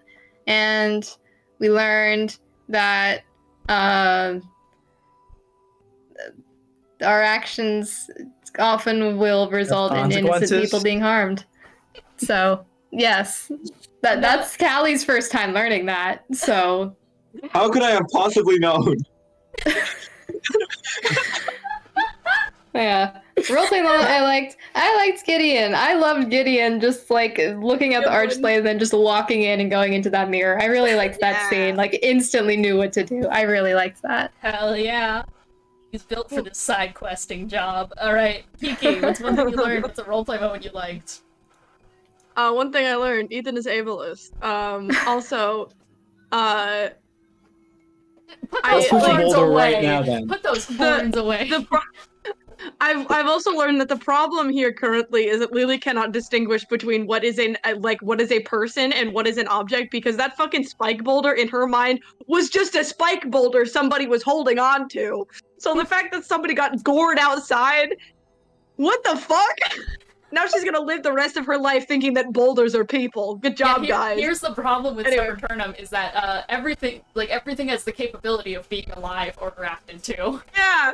Fuck, man. You Oh, can't do this to the mushed blind together. one. You can't do this to the blind one. Seperternum is ableist. That's what I learned. Altamoros, that one group of people in Altamoros where it's just like flesh bricks. And they're just like a horrible No. hive mind of flesh bricks. Yeah, I know you're talking about. That's how Seperternum Yeah. is. Alright, Lelee, I have a gift for you, and it's just I a didn't brick say of a my single eye, roleplay like, moment, embedded in it. bitch. My alright. favorite role Oh yeah. when the Leviticus shit started playing, and that wasn't even roleplay, but that was pure fucking fear. Oh yeah. That was horror. Yeah. Everyone's so bad at this. I've conditioned everyone to fear. Yeah, We didn't roleplay much this session. It was a lot of problem solving, but also, Tony, show them how it's done. Okay, hey, what I learned today? Well, I learned about the fucking demiurge. I learned about the fucking the modern day cattle farm fucking pit with elves. And roleplay mode I liked. Well, that's basically what it is. It's just a modern day cattle farm, but elves. Anyways, roleplay moment I liked. That was your favorite. Yeah, that's my favorite roleplay moment. You liked when they wave. You liked when they wave. It's not a fucking roleplay. You like the human cattle? Alright, what's your... Yeah, My what's your favorite roleplay? fucking roleplay moment is fucking. I fucking always love. You're really good at doing just genuine distress with Alice. Just being like when you were talking to fuck, I forgot her name, but when she thought you were hailing, Oh yeah, and you were just like, Saurus. what's going on? Just genuine distress. Really good. You were Alright. so terrified. I thought you were. Alright, ableist boy. Ableist boy. Tell us your Ableist favorite boy. roleplay What's your moment, roleplay ableist moment? boy. Crawling out of the grave. That's the grave that Dean just put him in. He is risen. Lock in. You gotta lock in. Jesus, favorite roleplay moment. My favorite roleplay moment was Come Callie on! picking up Lelee. Callie picking up what? Lelee. Good job, you did it. Yay! It wasn't even roleplay. Well, good job, man. You did It it. was roleplay for To one be fair, sentence. this was very much a let's get shit done session. So I will Yeah. give you It all. wasn't very roleplay. I give you all my forgiveness, except no, I don't. Get better guards Oh. next time. I I figured just out go- everyone but Kiki, who didn't even name a person talking. Music. That's Well, no, I said it was when D turned on the music. Whatever. You just hate everything I do forever, Cody. Fuck you.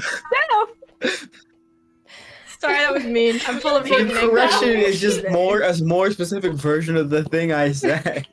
No, yeah, you're right. Holy fuck. Ethan, sit the fuck down. Sorry, at the end of Down, we're sessions, ending stream. I get really ADHD manic about everything. Next week. Fuck. So sorry for We're so good at Well, this. goodbye. Okay, let's end stream, guys. Let's just cut it.